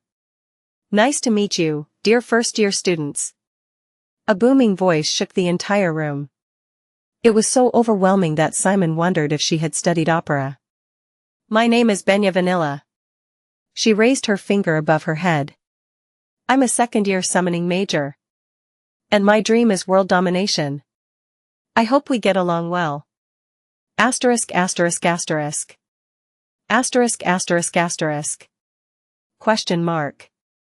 Simon blinked. Was she really a second-year Kizan student? Not a second-year junior high student? It's just like what you guys expect. Sighed Dio, adding. A person like this is the president of the club. It'd be better for you guys to just go to a normal PLA. Benya jumped up and landed a double kick on Dio's face. He flew back dozens of meters and hit a wall. Thankfully, the wall didn't seem to be made out of stone, so it cushioned the impact like a soft mattress, but Dio still fell limp as a fish. She landed on the floor and started to stretch. That guy with rock-bottom motivation is Dio Patel. He's just my pawn, so you can ignore him. I have a question, Senior. Fitzgerald raised his hand. She smiled and pointed right at him. I like guys who are motivated. What's the question? I'm curious about the meaning of that world domination you mentioned before. Fitzgerald pushed up his glasses. Until now, world domination by force has never been realized by anyone in the history of the continent. Even the great Nephthys isn't able to do anything about the Holy Federation, which is protected by the Seven Saintesses. A very astute question. I don't really like conquering by force either. She nodded before continuing to say. I'll conquer the world with undead. Undead, you say? Yeah. People don't know the true value of the undead. Think about it. There's no such low-cost, high-efficiency labor force like this anywhere in the world. The undead are a gift from the universe to the continent. She raised her voice as she got excited. Of course, because of the aesthetic issues, people instinctively hate the dead, and above all, because of their aggression toward humans, they're only used by necromancers who have activated their cores, but I will overhaul this. I'll make the world a lot more prosperous by making the undead widely available to the individual. She clenched her fists. Dominating by force requires the sacrifice of 99 people for every one person claimed. Now that can't be called domination in a true sense. I'll make even the people of the Holy Federation fascinated by the value of my undead. While everyone else was quiet, only Fitzgerald applauded, wearing a terrifyingly serious expression. I'll join. Great. Simon felt his mind go numb. Maybe eccentrics do attract. As expected, this place isn't normal. Simon turned his head and looked at Toto. His face was bright red, and his eyes were focused on Benya's face, who was voicing her opinion passionately with her cream hair flowing down. How beautiful. Gosh, this one was more dangerous than Fitzgerald. Gentlemen. Benya strode forward and stood in front of Simon. Are you still contemplating on whether to join the club? Ah, yes. Join, Simon.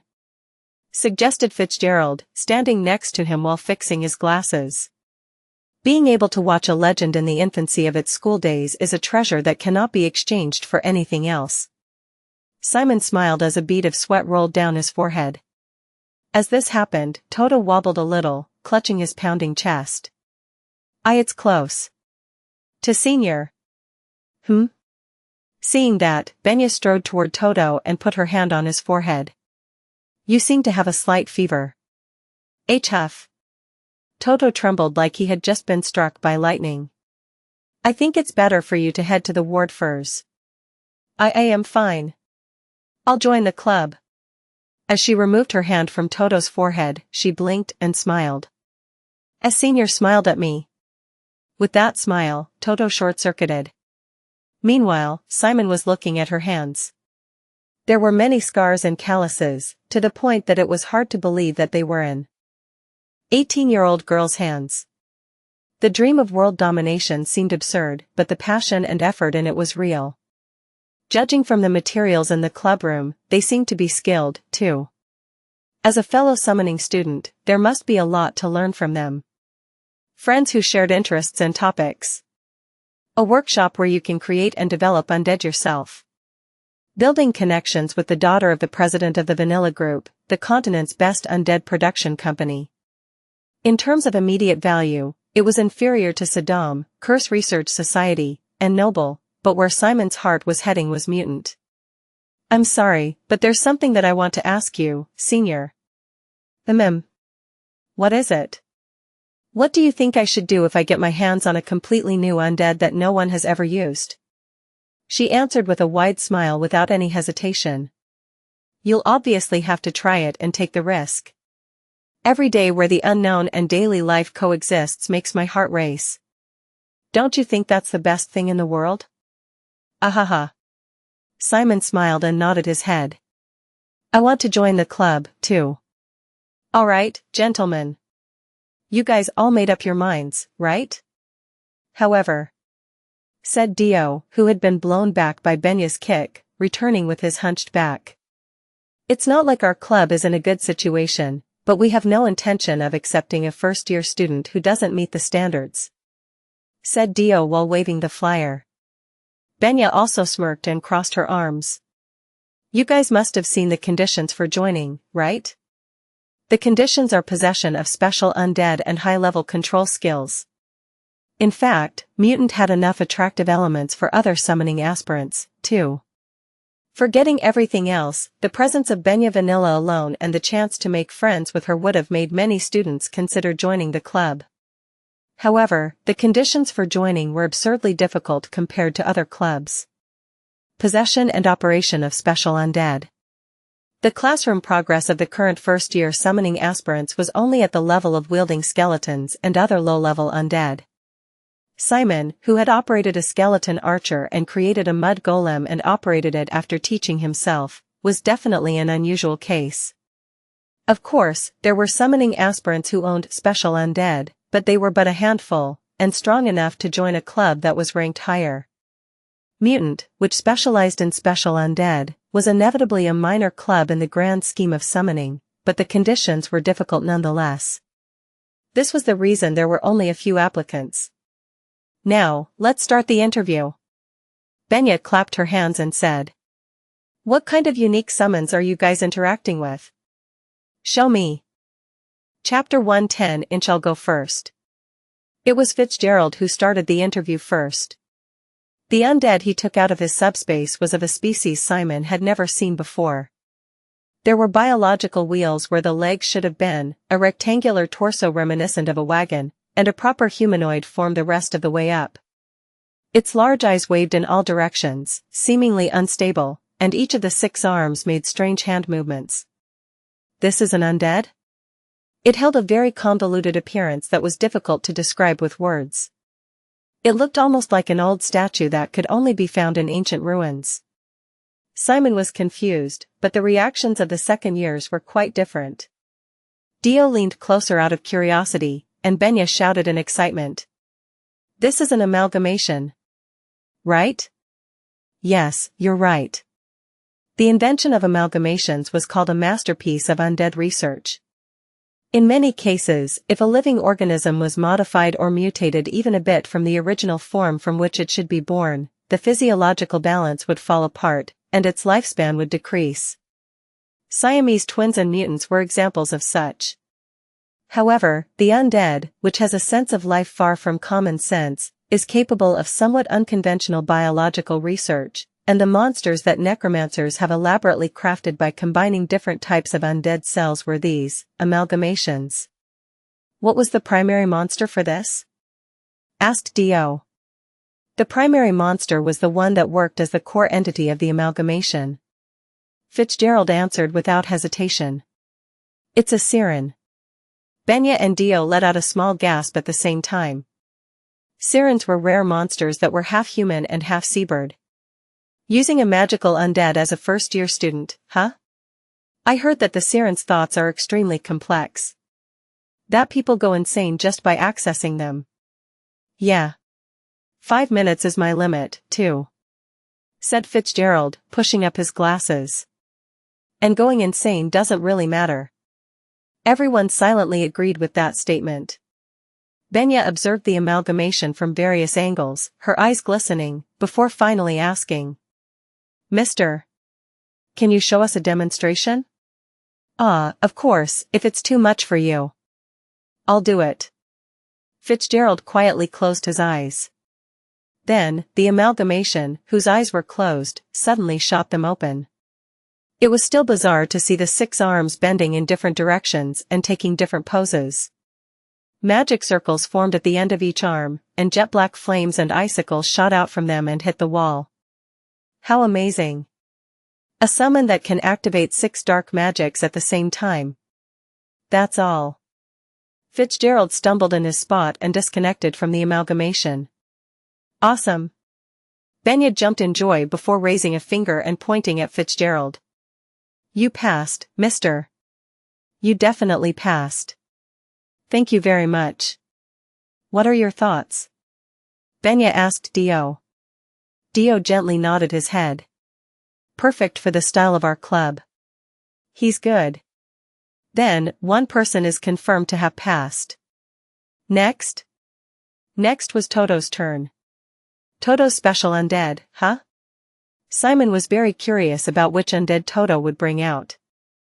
SEA the novelfire.nt website on Google to access chapters of novels early and in the highest quality. They had all used skeletons until now.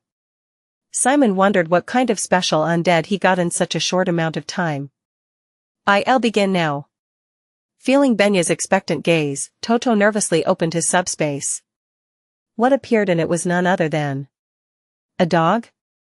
3 fluffy, medium-sized dogs boasting abundant fur walked out. They were big and had sharp teeth, so they resembled wolves. Simon scratched the side of his head. But no matter how you look at it, this isn't an undead, right? In Simon's opinion, it was a technique closer to taming, in which monsters were tamed with dark magic and used as summons, rather than the undead of summoning. Interesting, little mister. But Benya thought differently. These dogs are all dead, right? Yes. Exclamation point. They were undead? However, to think of it as a corpse, it was hairy, active, and very healthy looking. So that's what you mean. Dio also squatted down as if he had a clue. Benya nodded in agreement. An undead parasite. Parasites were one of the most unusual undeads in the world. It entered the body of a specific animal and lived as a parasite, going through various processes such as hypnosis, paralysis, and hallucination, and finally eating the animal's heart and disassembling its own body to form a core in its place. The host animal didn't know whether it was dead or undead, but its mind was gradually eaten by the parasite. Because of the uniqueness of the parasite, it was also actively studied by necromancers who were interested in immortality. Pretty good. Dealing with parasites isn't that easy. Benya put her hand on her hip and smiled. With her compliment, Toto made a shy yet very happy face. Can I see your skills, then? Why yes. Try fighting against my skeletons. Dio took out a few skeletons from his subspace and made them attack. Toto also immediately sent an attack order to the parasite-infected dogs. The dogs closed the distance at an incomprehensibly faster speed when compared to the skeletons, then chomped down on a skeleton's neck in a single jump, bringing it to the floor. Their claws and teeth were stained black, seemingly having jet black applied like any other undead. And just like that, within a few minutes, the skeletons had been torn apart by the dogs and strewn across the floor. Come back. The dogs that had been gnawing at the skeletons like chew toys approached Toto again. As Toto got down on one knee and stroked their heads, the dogs wagged their tails and licked Toto's face. Very well. You also passed, little mister. Thank you, senior. Toto bowed his head. Then, lastly. Benya turned her head to look at Simon, flicking up her cream hair. What kind of undead will you show me, mister? It was Simon's turn now. Asterisk asterisk asterisk. Asterisk asterisk asterisk. Simon pondered for a bit, then looked at Dio and said. Senior, can you raise that skeleton again? Huh? Yeah? At Dio's call, the skeleton was restored and returned to its original form. Simon readied his stance and took a deep breath. Everyone was wondering what head show. Suddenly, there was a strained atmosphere in the cellar. Attack it. Even at Simon's command, it was still silent. Of course, he didn't expect it to work the first time. As Simon repeated the order over and over. A sharp tentacle made of metal and bone protruded from the subspace and shattered the skeleton in a single blow. Whoa! What was that? Excitement broke loose from everywhere. When Simon beckoned again, the tentacles returned to the subspace. That startled me. That was an undead? In the midst of everyone's buzz, Benya was silent, her face blank. It's an undead I've never seen before. Benya looked shocked. Mister. What was that just now? Don't just fidget, show me already. Ah, yes. I'll show you. Simon opened the subspace and carefully took out the overlord. Everyone exclaimed again in surprise. What in the world is this? An octopus undead? This is the first time I knew there was such a thing. Everyone looked at Simon with eyes demanding an explanation, and Simon slowly told the story. From the fact that he went to Blue Harbor where the undead exhibition was held, to the fact that he received it as a reward for completing the mission from the client, and even the fact that this undead used the Kraken as a base. The Blue Harbor Undead Exhibition. Benya clapped once in realization. I really wanted to go there. I kept on waiting, thinking that a mission related to it would arrive. I was lucky. I also went because of a designated mission. So it was an undead that was displayed there, right? Now I finally understand. Benya seemed to want to get closer and touch it, but the overlord was vigilantly and menacing, shifting its long tentacles, so she only could click her tongue. Seeing this, Simon accessed the overlord's thoughts. Then, he moved one tentacle and sent it in front of him before starting to pet it. Would you like to touch it? Yes. Yes. Benya arrived next to Simon with tremendous speed. It's sharp, so be careful not to cut your fingers. She touched the overlord's blade with a more serious face. Mithril was mixed with the bones, right? Correct, Senior. This balance is fantastic. A clear sound echoed out as she lightly flicked the overlord's tentacle. Of course, the skill of the creator is excellent, but the golden ratio between bone and mithril is the product of a miracle, the coincidence of all coincidences. I think it'd be hard to produce such a sophisticated Kraken undead again. Ah. So, I'm telling you to take good care of it from now on. She released her hand from the overlord and smiled broadly as she slapped Simon on the back. Alright. Congratulations on joining, mister. Even in the midst of pain, Simon didn't forget to thank her. With this, all three of them became members of the Club Mutant. It's on me. Ask anything about clubs, Kizan life, undead, anything. They sat down on the sofa, piled up some snacks, and talked in earnest. Simon never realized how good it would be to have someone you could talk about the same topic seriously with. He immersed himself in the conversation, unaware of the passage of time.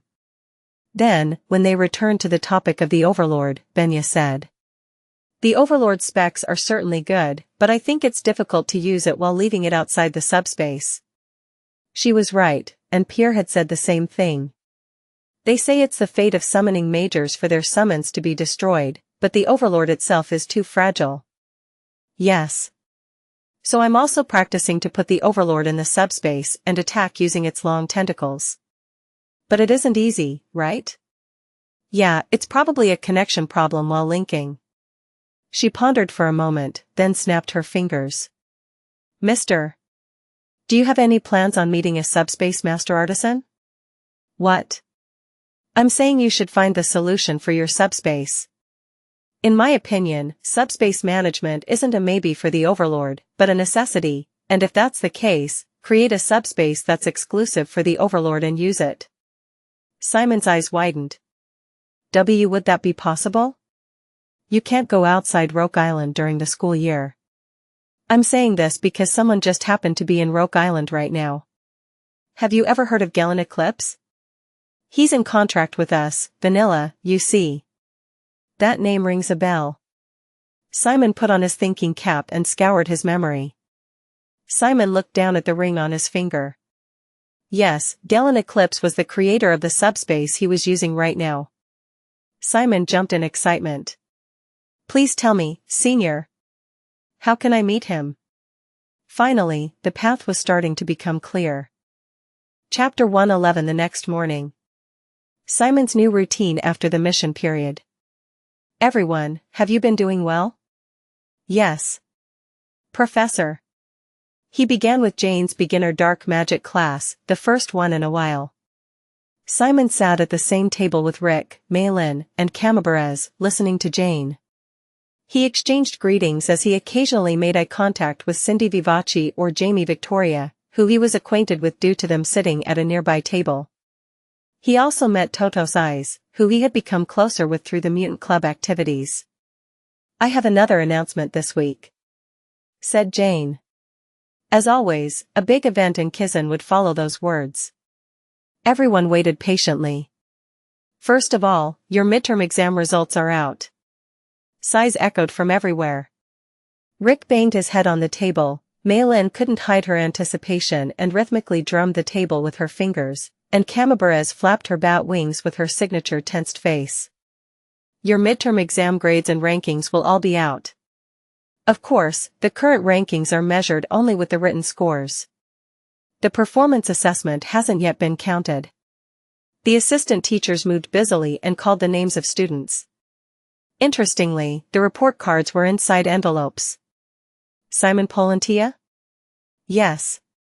Simon politely received the envelope from the assistant teacher. Before receiving the paper, he was able to push away the stress by knowing that he did his best and couldn't ask for anything more. But that confidence all vanished the moment it entered his hands. Simon gulped, opened the envelope, and took out a stiff piece of paper. Whoa. It turned out much better than Simon anticipated. He scored an average of 37 on Jane's first test. But this time, he averaged 65. That was a whopping increase of 30 points. It was meaningful in of itself that he was able to settle in the mid-ranks on a written exam in Kizan, a place filled with geniuses. Simon was on cloud 9 because it felt like he had proved that his effort had paid off and that he had a fighting chance without having prior learning. As soon as Simon raised his head, he saw Maylin's determined expression. She forced herself to smile and asked, "What's your score for summoning? You tell me first." "Hey, come on. I asked first." Maylin grumbled, telling Simon to spill it quickly. In the next seat to Simon, Rick glanced at his report card and smirked before wiping the sweat off his forehead. "Simon, you studied really hard. It won't be easy for you, Maylin." "So, what's your score?" Simon replied with a bitter smile. 87. Maylin's expression contained an odd mix of emotions. It was like a mixture of joy, resentment, and relief. Simon was the one asking impatiently this time. "I said it, so spill yours already." She set her report card down on the table as if revealing a hand in poker. "I lost. 85. Whoa. Camabarez let out an enthusiastic cheer and gripped Simon's hand. "Congratulations, Simon. You can continue to stay with us in Kizan now." Thank you, Cami." Seeing Camabarez getting emotional, Maylin laughed silently. She had no intention of kicking Simon out of Kizan with a bet like this from the beginning. And Maylin scored 90s in all other subjects except for summoning, which was her weakness. She once again got an average of 90. However, her overall ranking was a bit surprising. Even after getting a ridiculous grade of 92, Maylin wasn't ranked first in the entire school. "Kizan is surely wide, huh?" She let out a deep sigh. Simon said consolingly. "Still, aren't you in the top 2 in the entirety of Kizan? It really is something awesome." "Hey, now you're overreacting. Midterm grades don't mean a thing." She waved her hand dismissively. In Kizan, actual performance is more important than papers. Things like the dual evaluation, performance assessments, and mission points. Since the distributions on these are huge, if the scores of the monsters are added up, I'll be pushed out of the top 10 right away. But still, we've all entered the mansion, right? I bet we can also look forward to the score from island survival." Simon had reason to expect a big increase in the ranks, too. He was always stronger in actual battles. He had a score of 100 in the Cyclops hunt, the best grade in Class A. The written performance assessment that was taken before the midterm exam was also saved thanks to Malin's performance. Since he also entered the mansion on the island survival, his total score was expected to be in the upper ranks. He also perfectly cleared both his mission in Arnish and in Blue Harbor. He was even undefeated in duel evaluations so far, belonging to the upper squad. Simon's heart was racing with anticipation at how much his rank would rise by the end of this semester if all these practical scores were reflected. Attention! The students, who had been chatting frantically and comparing their grades with each other, all shut their mouths at Jane's words. Now, you probably know where you stand. Well done for the high-ranked ones, but don't be complacent. Aim higher. For the lower-ranking ones, there's still room to rebound, so please do your best. She continued as she made eye contact with the students. After all, we're only halfway through the first semester. Yes, Professor. This week overlapped with the mission period, so there are no major events. While preparing for the dual evaluation, as usual, I hope you'll use it as a time to supplement your weaknesses and maximize your capabilities. The corners of her lips lifted slightly.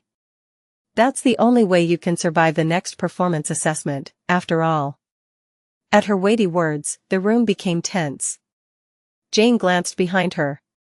Assistant teacher, has the list for the dual evaluation been announced yet? Yes. It has just been revealed, Professor. Jane received a document. The students rose into a clamor and leaned closer. The dual evaluation, where you had to fight one-on-one with another Kizan student, had always been the biggest subject of conversation among students. It's the first dual evaluation since the midterm exams, island survival, and the mission period. Jane continued while waving the document. It'll be the real deal starting now, as half of the first semester has passed already. It's different from the first time when people were lost because they didn't know what dark magic to use in a person-to-person battle. Everyone would have established their own style, and the others would have grown more than you have. Simon nodded at Jane's words. The times where people were confused were long gone. No matter who Onel go against, they'll all have a card up their sleeve, and the gap in skill must have narrowed considerably. In particular, as Simon was in the upper squad, he had no choice but to fight against the strongest ones. He wondered who he'd go against this time. The assistant teachers handed out sheets with the opponents for the dual evaluation written on them.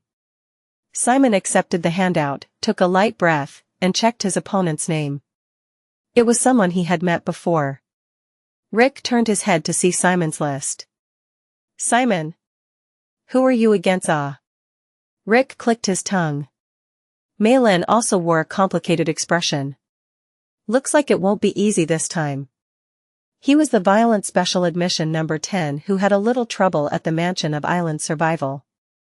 For the first time, Simon was assigned to fight a named student. ***************************************************************************************************************************************************************************************************************************************************************************** Jane glanced behind her. Website on Google to access chapters of novels early and in the highest quality. That night, inside a dusty abandoned building. A silver rod was dragged on the hard floor of the building, sparks bouncing off of it. There's never a dull moment in this school. A man with yellow hair walked forward, holding the rod as it dragged across the floor. Although it was an abandoned building, curtains were drawn over the windows, and students from Class M nervously stood at attention. They were Malcolm's gang. Malcolm lifted the rod and placed it on his shoulder as he sat down on the uneven hill. Then, a painful groan was heard from below. Truth was, it wasn't a hill, but Kizan students lying on the floor, covered in blood.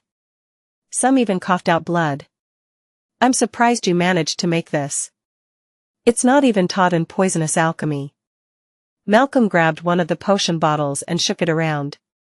Potion of memory loss.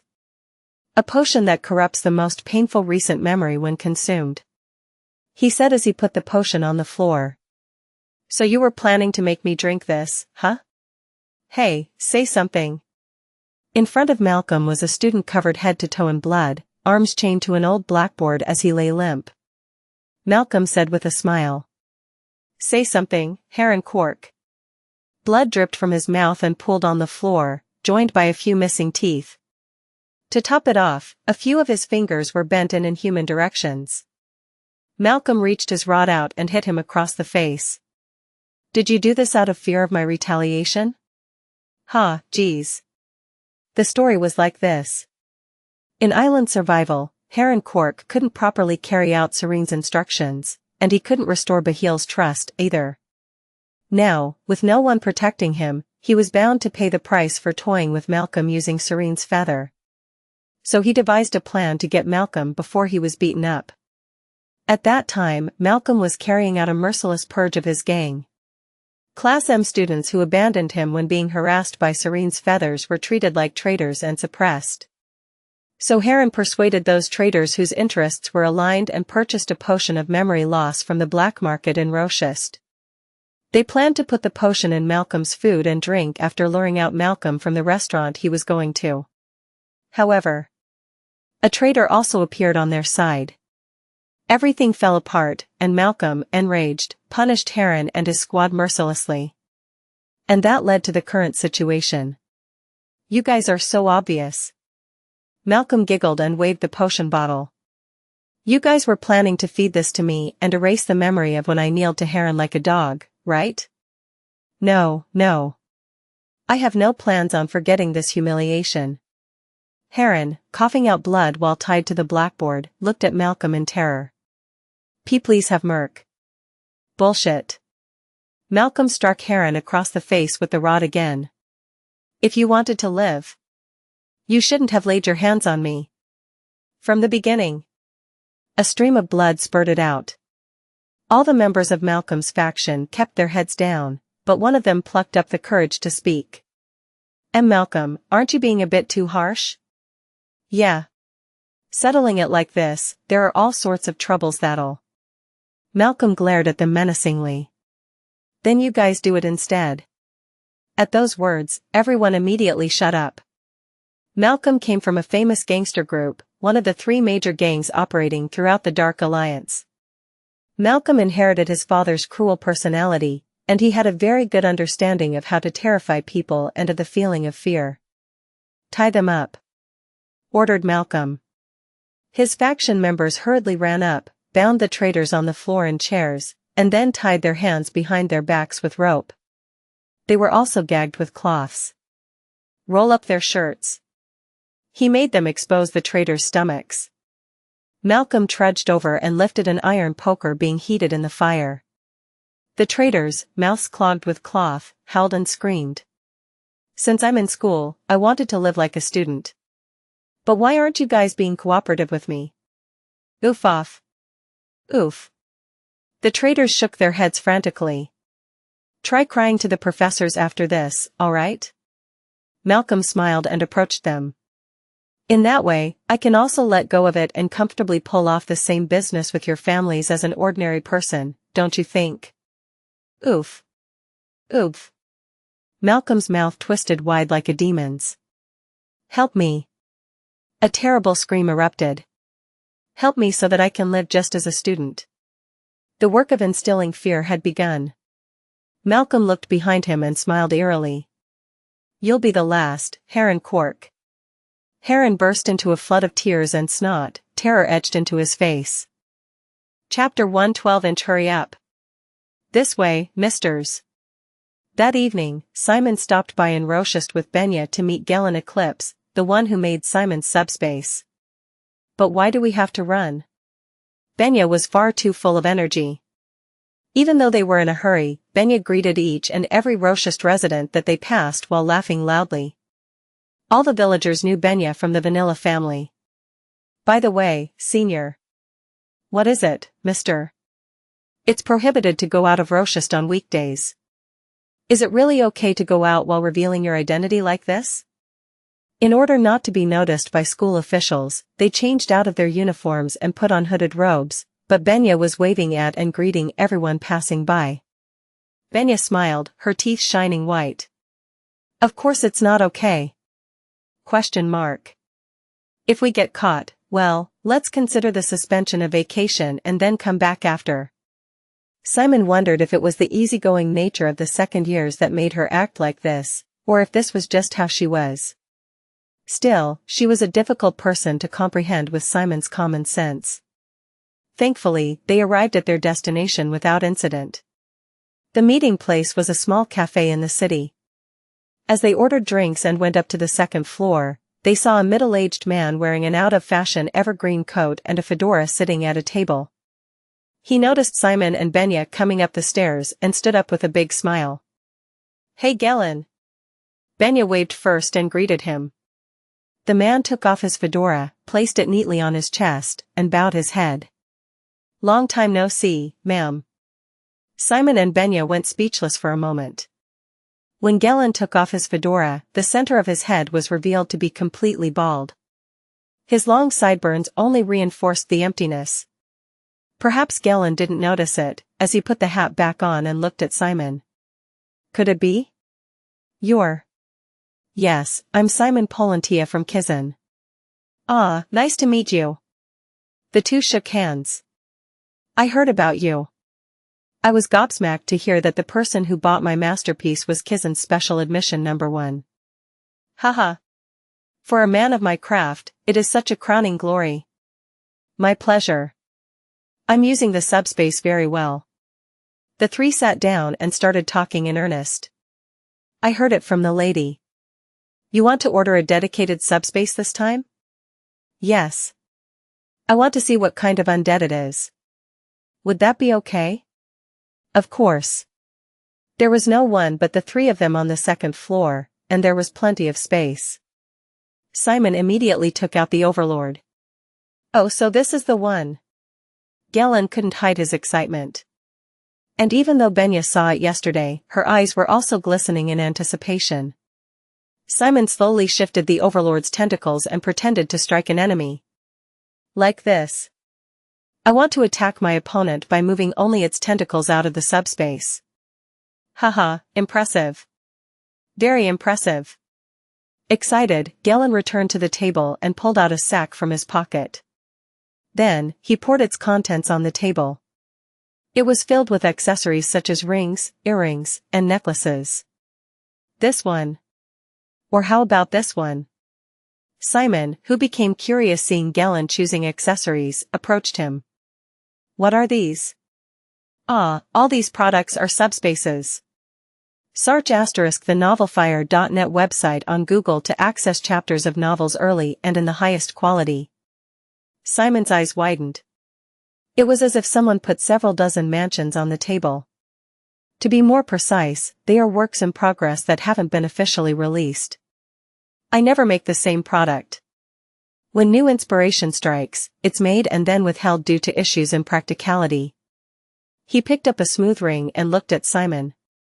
"I heard that you don't have much time either, student." "Yeah, I have an important evaluation soon, so I can only stay in Roke Island for around 4 days, too. To create a subspace within that time, it'd be better to modify one of these works in progress rather than craft a new product. Then it would be far more affordable and can be produced in time." Simon's eyes became even bigger. "Is it really possible in 4 days?" "I shall try my best. However, there are some terms you must agree to." Galen continued. "First, the exclusive subspace is a thoroughly customized product, so I don't recommend using it outside of its intended purpose. Second, as it'll have to emit an abnormal output far above the normal usage, there may be risks caused by overload.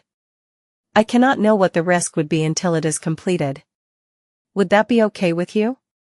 The item that Simon would receive wasn't something available on the public market. And if that mentioned risk wasn't from a defect, but from the overload, then it was understandable. Simon nodded. "Sure thing. Then may I ask about the price?" Simon glanced at the subspace ring on his right hand. Since the regular subspace cost 5,000 gold, how much would this customized one be? Simon only had 1,000 gold. Galen also closed his eyes as though he was a little troubled with the pricing. "You'll be kind to us with the pricing, right Galen?" Benya suddenly intruded with a loud. She slammed her elbows down on the table before propping up her head and smiling. For my sake, at least. Holy shit. Simon sighed inside.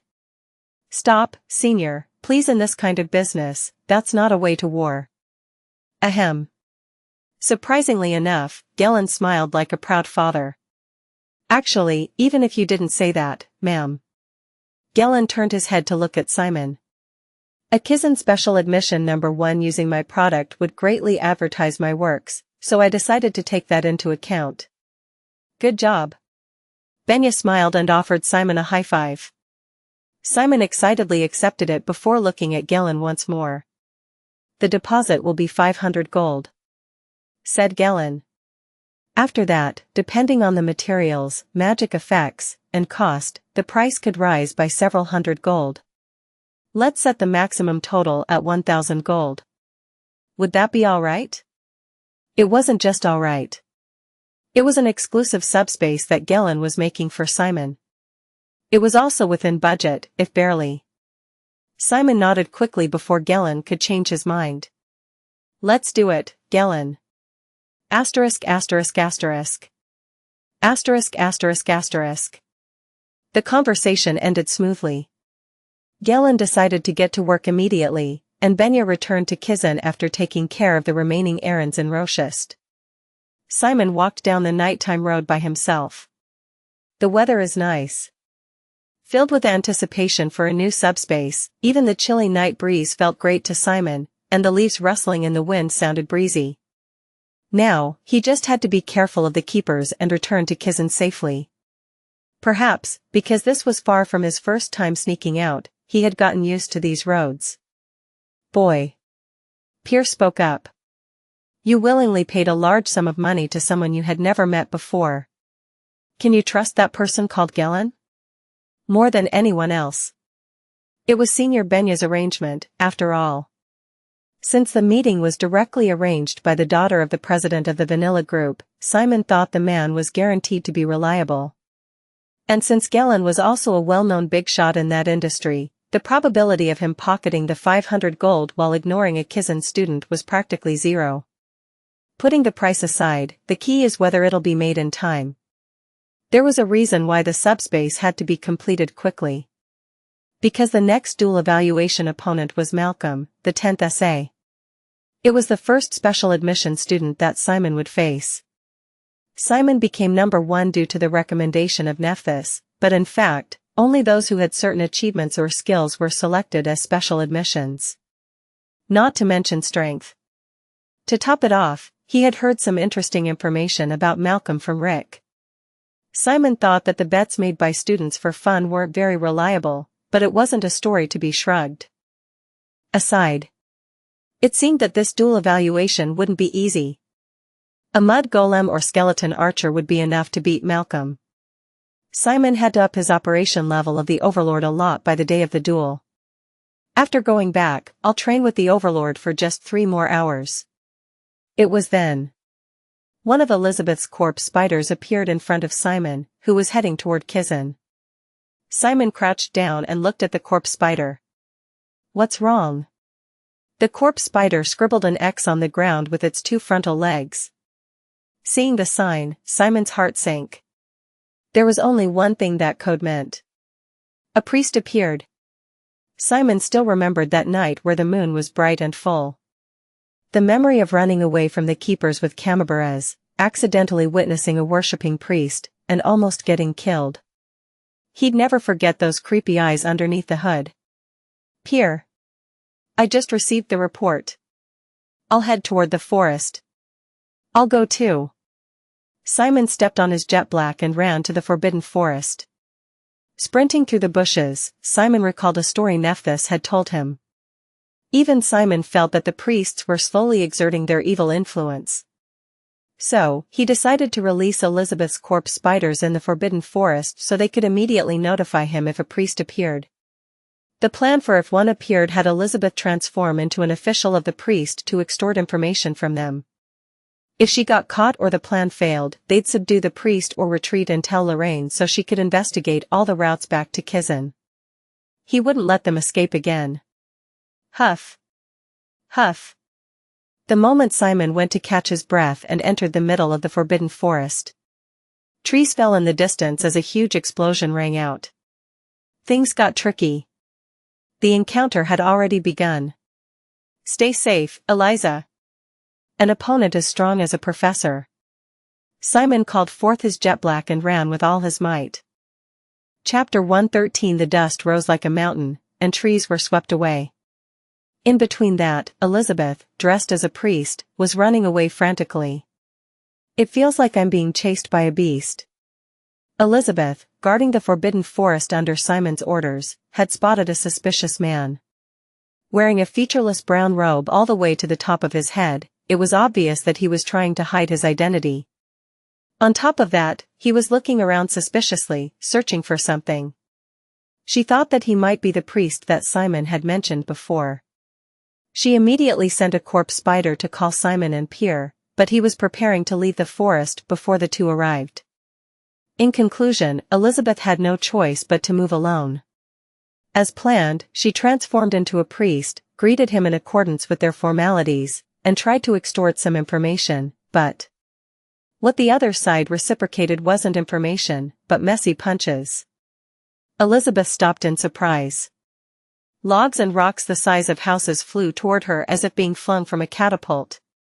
Although the opponent was undoubtedly human, he possessed supernatural strength comparable to that of the ancient undead. It can't be helped. She didn't like to fight, but she couldn't help it. As she opened her palms, a dark blue web stretched from the tips of each finger.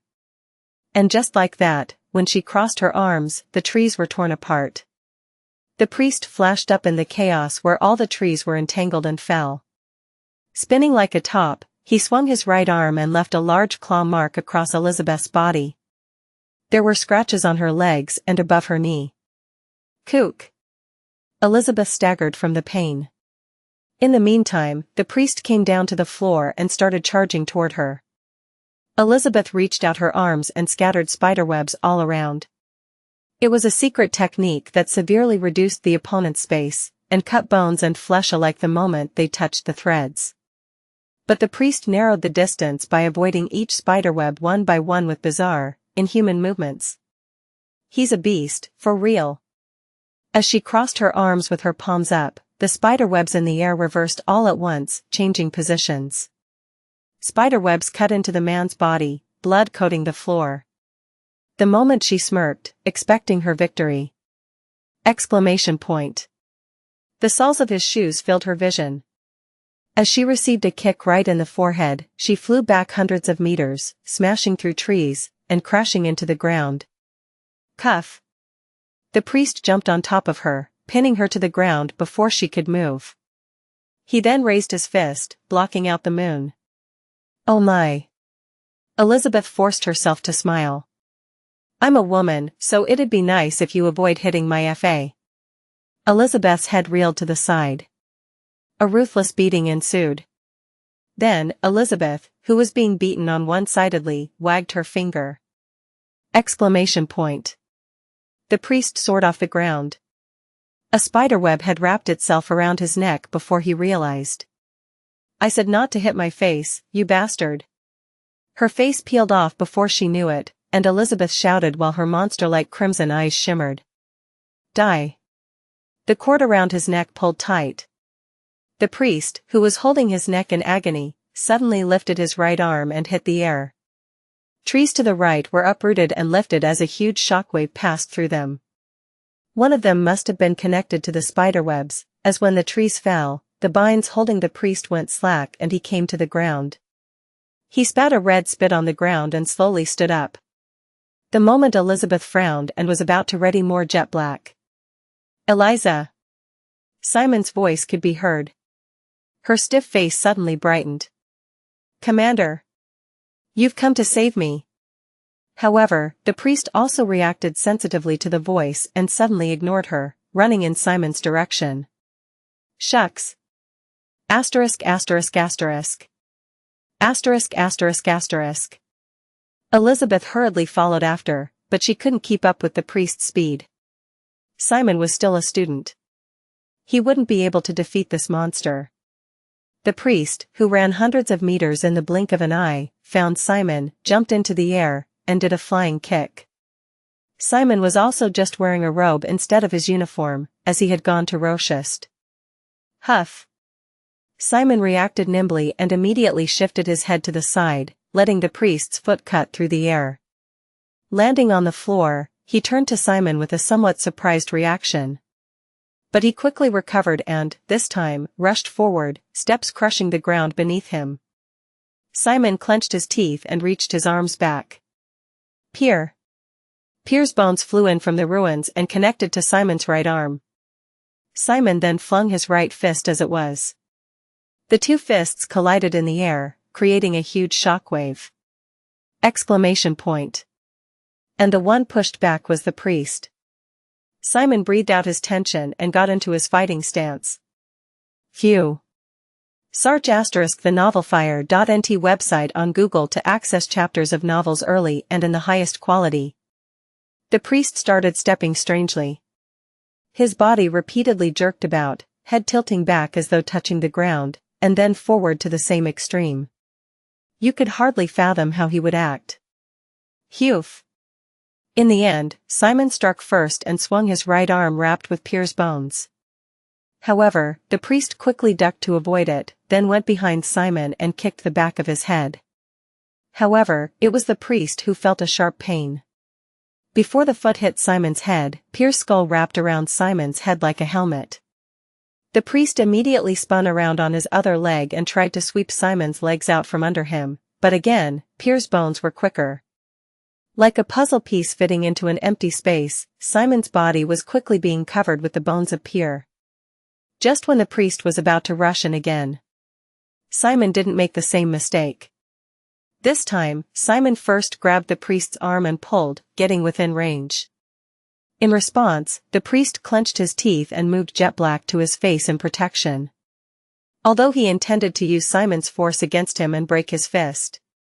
Before he knew it, Pierre's bones wrapped around Simon's right hand had transferred to Simon's left. His body broke through countless trees and was pushed out of sight. The priest coughed up blood and tried his best to get himself up from the ground. Simon, who was fully equipped with bone armor, was charging in while the shapeless cape fluttered behind him.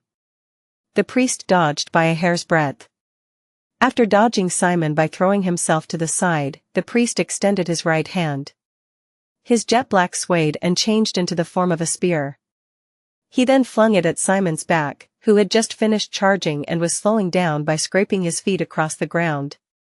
Simon reached out his left arm, which was wrapped in Pierre's bones. Restoration.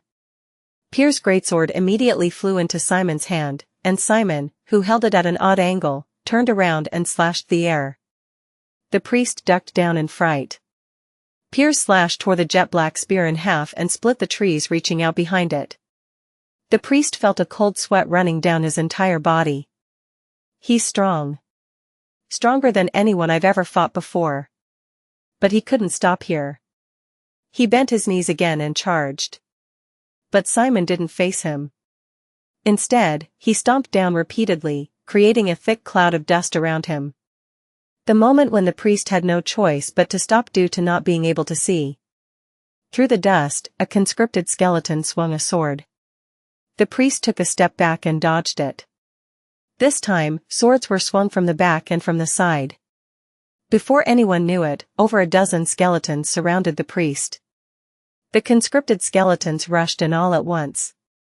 The battle suddenly turned into one against many, but the priest moved flamboyantly without showing any signs of being overwhelmed. As if he had eyes on the back of his head, he flung fists and kicks in all directions while dodging the spears and swords. Skeletons' bodies cracked into pieces. At that moment, the remains of bones rolling on the floor rose into the air. Simon was casting dark magic with the hand that wasn't holding the great sword. Bone nail. The bones impaled themselves all over the priest, who was distracted from fighting the skeletons. The priest frowned and tried to break through the siege, but his back was cut by something sharp. I won't let you escape. Before he realized it, the area was entangled with dark blue spiderwebs like a maze. Elizabeth, full of spite, had blocked out the space around the priest. On the trees, corpse spiders spat out or rode down webs from afar. Up close, skeletons stood with their weapons, forming an encircling net. Even if he defeated the skeletons, the bones that fell to the ground moved and attacked him. He couldn't find a way out of the Legion's coordination. His stamina was also dropping fast with all the lost blood. There's only one thing he could gamble on to survive in this worst-case scenario. Take down the boss first. The priest, who jumped up as though kicking the ground, rushed recklessly at Simon. While taking the skeleton's attacks and gushing blood from the spiderwebs installed by Elizabeth penetrating deep into his body, he thrust his fist toward Simon, who controlled the undead. Simon hurriedly raised his greatsword in front of him. The greatsword and fist collided in the center. The priest, who landed on the floor, immediately raised his opposite fist in a swift motion and struck the ground. The dirt floor the two of them were stood on sank down, and Simon, who wasn't prepared for it, stumbled and lost his balance. The moment when the priest recovered his balance first and immediately whirred up jet black on his right first in preparation to jam it all at Simon's face. A huge stream of blood gushed out. Something like a large blade came up from behind and cut the priest's back. Kook. Simon pretending to be off balance was a bluff. He was pulling the lever with his other hand. Good overlord. While the priest's movement stiffened, Elizabeth's web wrapped around his arm, and Simon aimed the greatsword at the priest's neck. Give up. Demanded Simon, borrowing the voice of Pierre connected by the bone armor. You lost. The priest, whose entire body was covered in blood, let out a long sigh. Then he took off the hood over his head.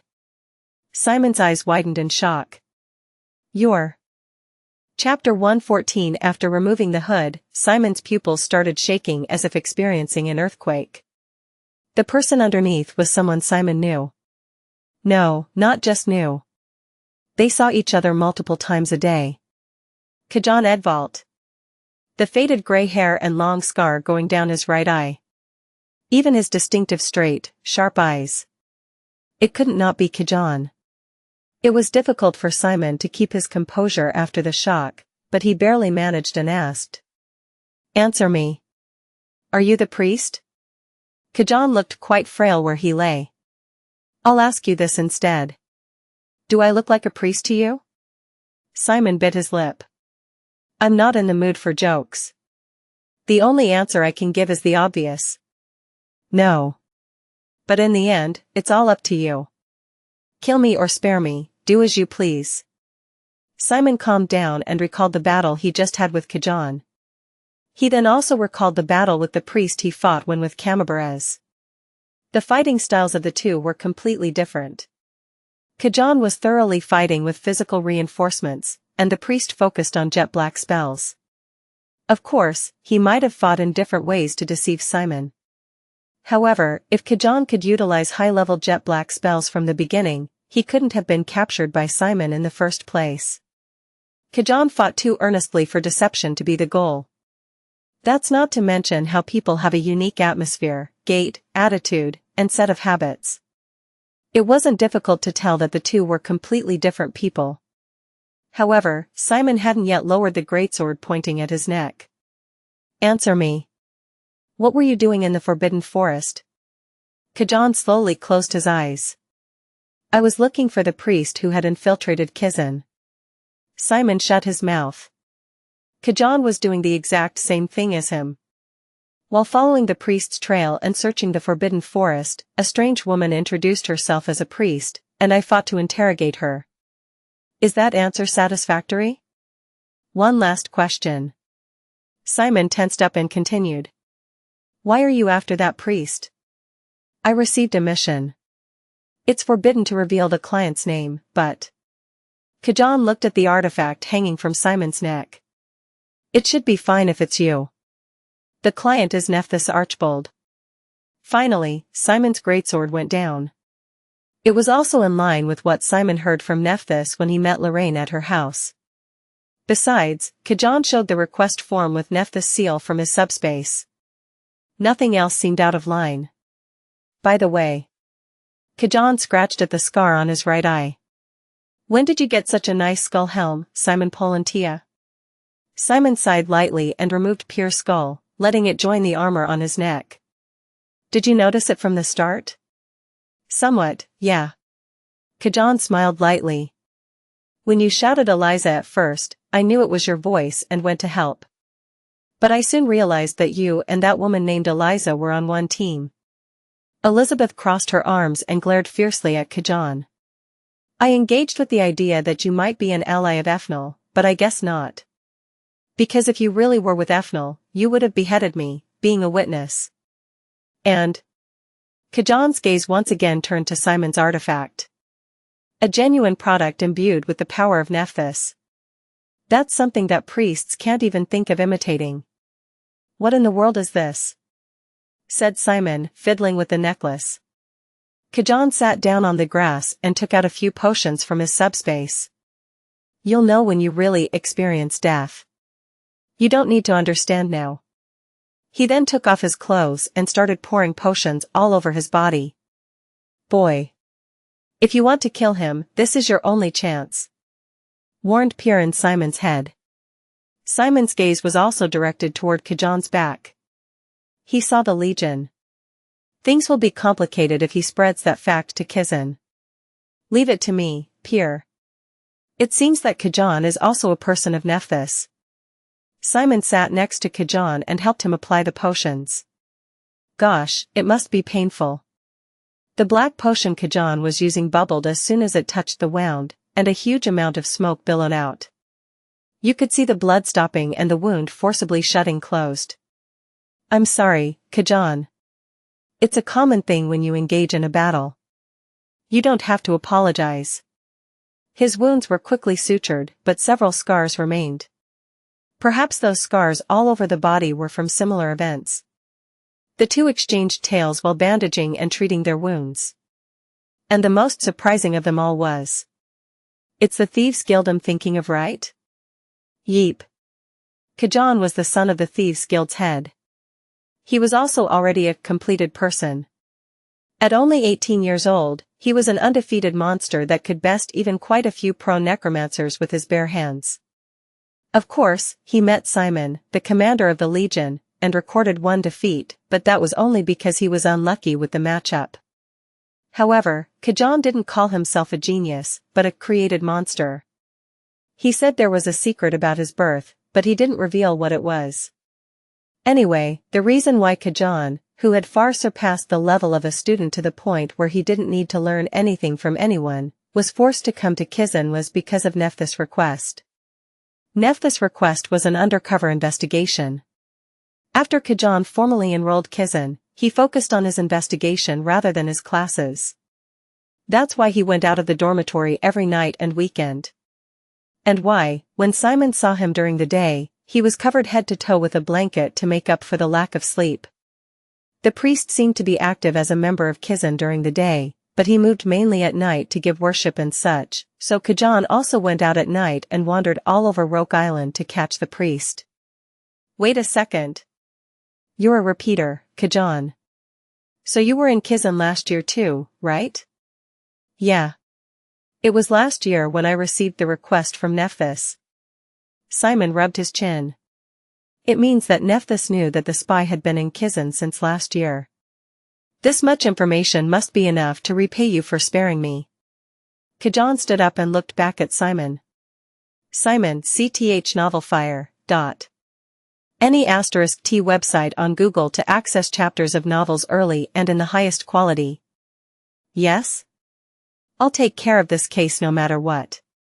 I'll also tell Nephthys, so get your hands off of this. It's too dangerous for you. Asterisk.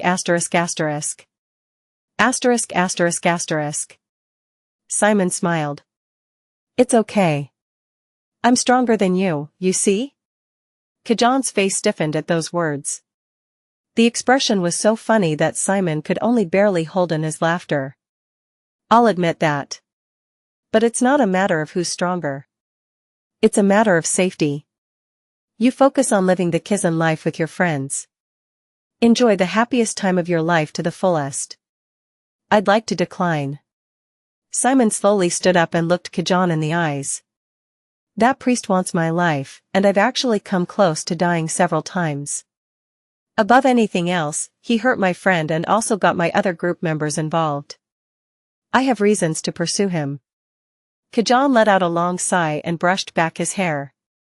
Silently, he stood still and pondered before finally looking at Simon. Nephthys would have stopped you if she was planning to anyway. What? Sure. We have clear common goals.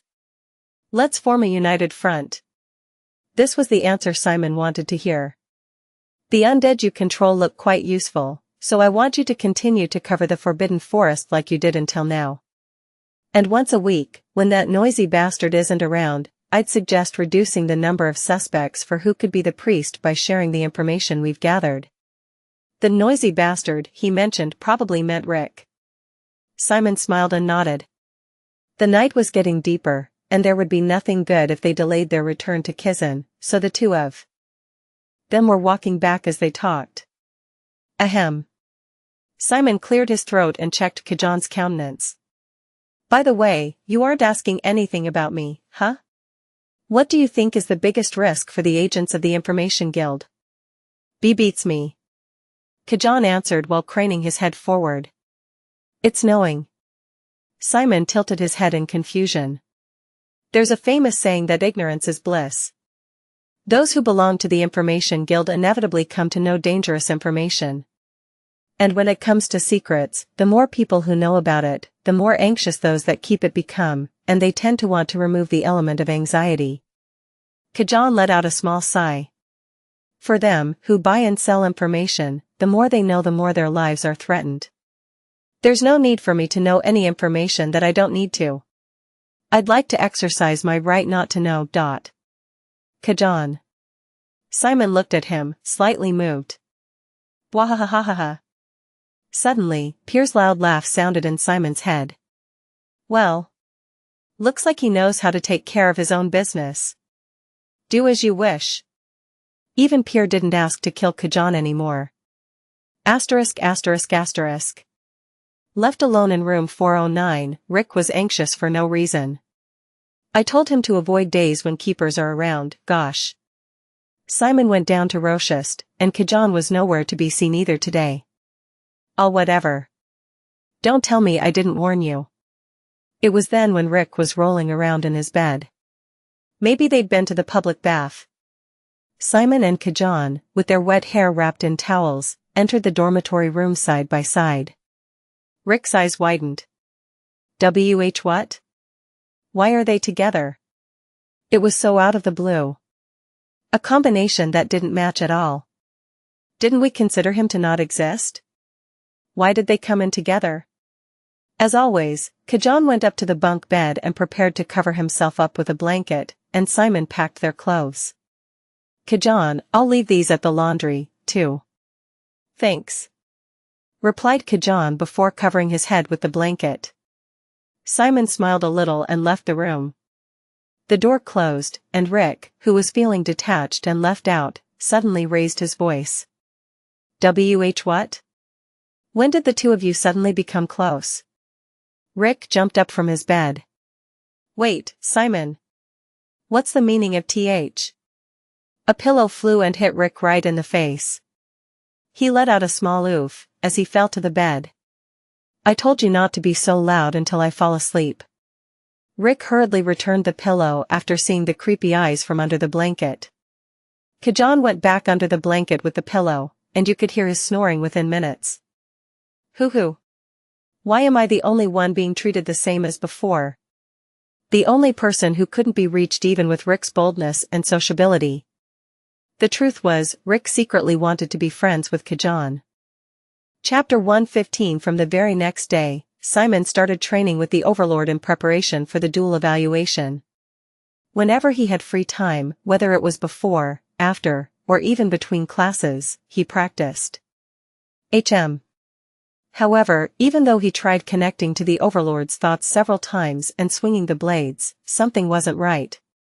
He couldn't feel whether he was improving or not. Unlike bone armor or the mud golem, where proficiency growth was immediately visible, Overlord training felt pointless. Simon knew from past experience that, in times like these, asking for help from someone else was far quicker than struggling alone. As such, he moved. "What are you doing here, Simon?" asked Aaron, who arrived at the lab after finishing his class. Simon, thoughtlessly sitting in front of the door to Aaron's lab and munching on a piece of bread, jumped up and bowed. "Hello, Professor." I asked, "What are you doing here?" "I came because I wanted to receive guidance." Aaron placed a hand on his forehead and made a wry smile. To think that he'd make a move like this because I rarely held restoration classes. "By guidance, do you mean bone armor? I completed that on the last mission." Crazy bastard. Aaron began to think that this young disciple was a monster. "If it's not bone armor, then what is it?" "I want to ask you about how to operate the new undead overlord I obtained this time." Aaron had also heard from Jane that Simon obtained a special undead worth 10,000 gold in Blue Harbor. If it was the usual, he would have ignored him, saying that it was past his working hours, but... The overlord, huh? As a summoner, Aaron felt a surge of curiosity coming from the bottom of his heart about the new undead. In fact, if he hadn't been busy with work, he would have gone to the Blue Harbor exhibition and looked at it himself. After getting a glimpse of Aaron's reaction, Simon quickly added. "The overlord is a completely new form of mollusk undead. It has a total of 6 tentacles, and mithril was applied to its weak bones to make them like blades. It's a model designed to be capable of slashing or stabbing with its tentacles like a sword. It really moves like a mollusk, too. However, it's difficult to operate it, so I think it'd be a great help if you checked it out for me, profs." "Alright. Follow me." Watching Aaron turn around and walk away, Simon quietly clenched his fists and rejoiced. Soon, they arrived at a vacant lot in a building. As Aaron observed with interest, Simon took out his overlord and connected to its thoughts to show off various techniques, asking if he was practicing right. Search the novelfire.net website on Google to access chapters of novels early and in the highest quality. There's no way you'd properly practice just by wielding it blindly. Then what do you think I should do? Get ready. Take your shirt off. He didn't know what the reason was, but Simon did as he was told and took off the top part of his uniform. After Simon hung the blazer and shirt on a tree, Aaron took out a skeleton made of demon bones from his subspace and disassembled it. "Starting right now, I'll attack you with these bones." What? "The only thing you can use to defend is the overlord. Try blocking." Then, he started shooting the bones using his restoration skill. And, before Simon knew it, his legs were fixed to the ground by bone prison. Kook. He couldn't dodge these at this rate. Simon hurriedly accessed the overlord's thoughts and sent a blade toward the flying bones. Bones ricocheted off the blade. However, a bone that got through the swinging blade smacked Simon across the forehead. It wasn't that painful, but it was quite sobering. "Stay cautious. I'll keep going." Bones flew in succession at even speeds and timings. Simon raised 2 blades simultaneously. "Read the speed and timing, and..." Simon, reading the movement of the bones flying side to side, crossed his arms. Then, the blades flew in from the sides, covering the flanks and center all at once. Send the blade accurately to the destination. The blade drew an arc in the air, deflecting bones and letting them powerlessly fall to the ground. Perhaps because the bones were under Aaron's control, there were no irregular patterns at all. It was intentionally designed so Simon could block all of them if he got the timing right. "I'll double the number of attacks starting now." As Aaron beckoned, more bones filled the air. "The speed and pattern is the same. You know what to do, right?" Bones flew in immediately without explanation. Simon controlled 2 more blades even while sweating profusely. 4 blades in total. Huff. The 4 blades swung as if to cover Simon's face, clearing away the flying bones. Seeing the falling bones, Simon's face turned bright. "This feels so great." It was definitely on a different level compared to cutting through the air without any target. Simon could feel his control getting better. However, Simon's concentration seemed to briefly collapse. The tempo twisted, and bones slammed all over Simon's body. If this was a real battle, you would have already died. Control it more precisely. Simon moved the blades until he physically couldn't. After finishing the timing training, he then did accuracy training, where he directly hit projectiles flying in opposite directions with his blades, and then battle training, where Aaron deliberately twisted the paths of the bones so they would be difficult to read. Huff. Huff. Phew. Simon sprawled out on the ground, completely exhausted.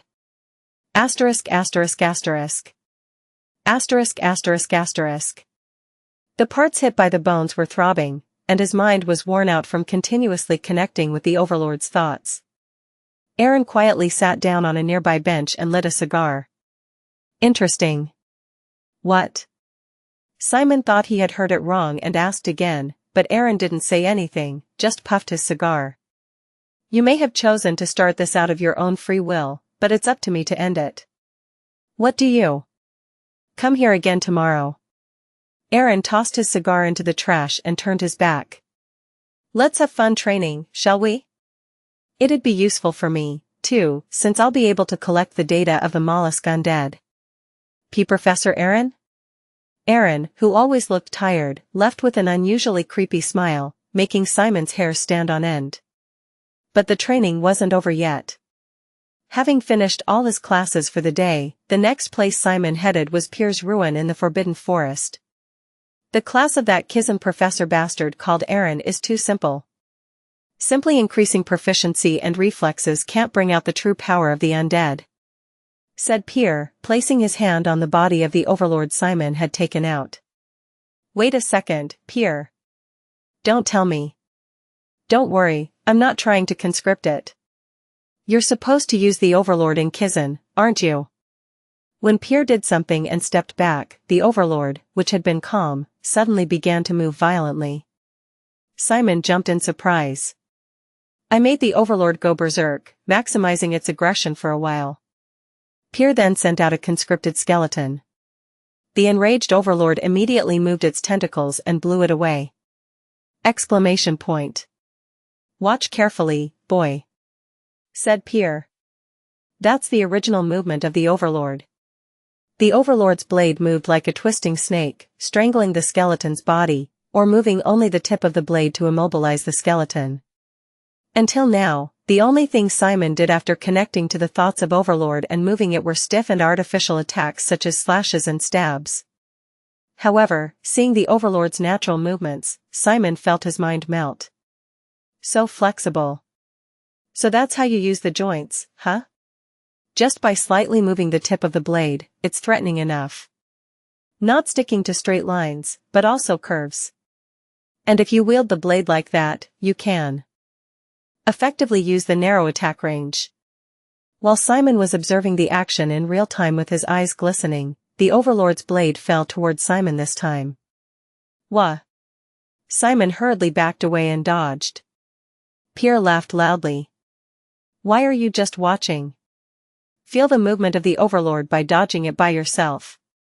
Pierre's lesson was to observe and master the Overlord's natural movements as much as possible, then connect to its thoughts and reenact those movements. A human moving their limbs and the Overlord moving its tentacles were completely different concepts. Simon realized there was a direction in which the Overlord could move more comfortably. As he swung the blade, Simon's control gradually became smoother and more natural, too. Asterisk asterisk asterisk. After finishing Pierre's class, Simon stopped by the Mutants' Club room the next day during lunchtime. Oh my, mister. What have you been doing to him in just a span of a day? The club president, Benya, was examining the Overlord's condition in shock. Just some training. You overworked it. The joints on this side are already worn out and dry. She sprinted off, her short skirt fluttering in the wind, and brought a bunch of things resembling paints from the shelf. Then, she put a large brush into one of the paint-like liquids and began to spread it over the Overlord's body. This boy isn't something that can be left unattended like a normal skeleton. Since it's holding together an extremely unstable body through artificial means, Maintenance isn't a maybe but a must. You have to take care of it consistently. How specifically should I take care of it? Benya shouted, good attitude, and pulled at the overlord's torso. This soft material on the torso is called pluedo, and when overlord makes its legs move often, the lower part of the joints this part will dry up. You have to keep this part moist with pluedo or slime constituents. If you keep going like this, the durability will decrease, and you may have to replace the entire mithril center in the end. Okay? I'll keep that in mind. Benya taught Simon detailed knowledge about the maintenance of the overlord. The overlord, who hated having someone touch its body, didn't reject Benya's hands as if it knew that she was helping it. Simon learned a lot of new things from his senior summoning student. Take it easy. At that time, Fitzgerald came into the club room. He took out the amalgamation from his subspace and also worked on it in various places. Are you trying to tune the amalgamation too, mister? Yes.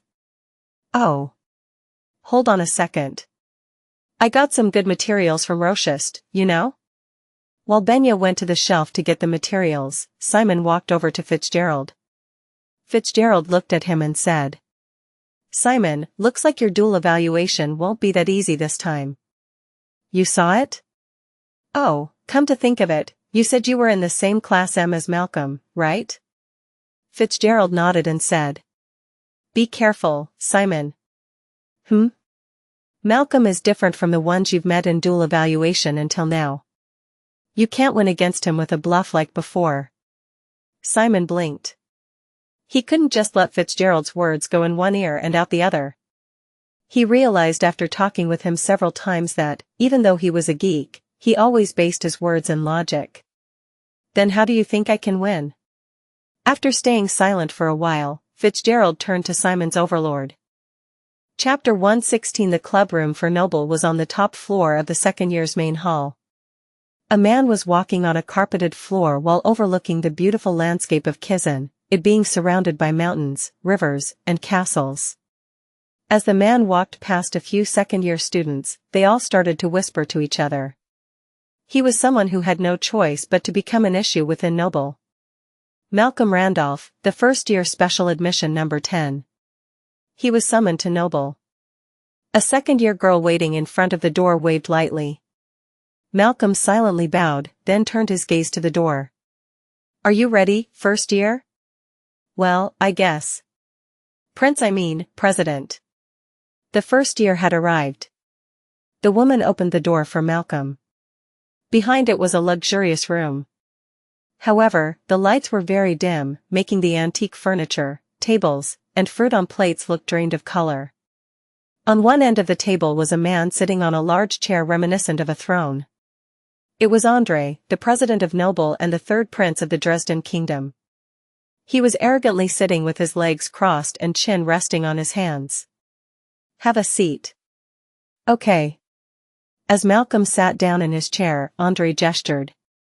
A woman in a maid uniform approached with silent steps and set a teacup and refreshments down in front of Malcolm. Malcolm was filled with amazement deep inside. How crazy. This woman wasn't a servant.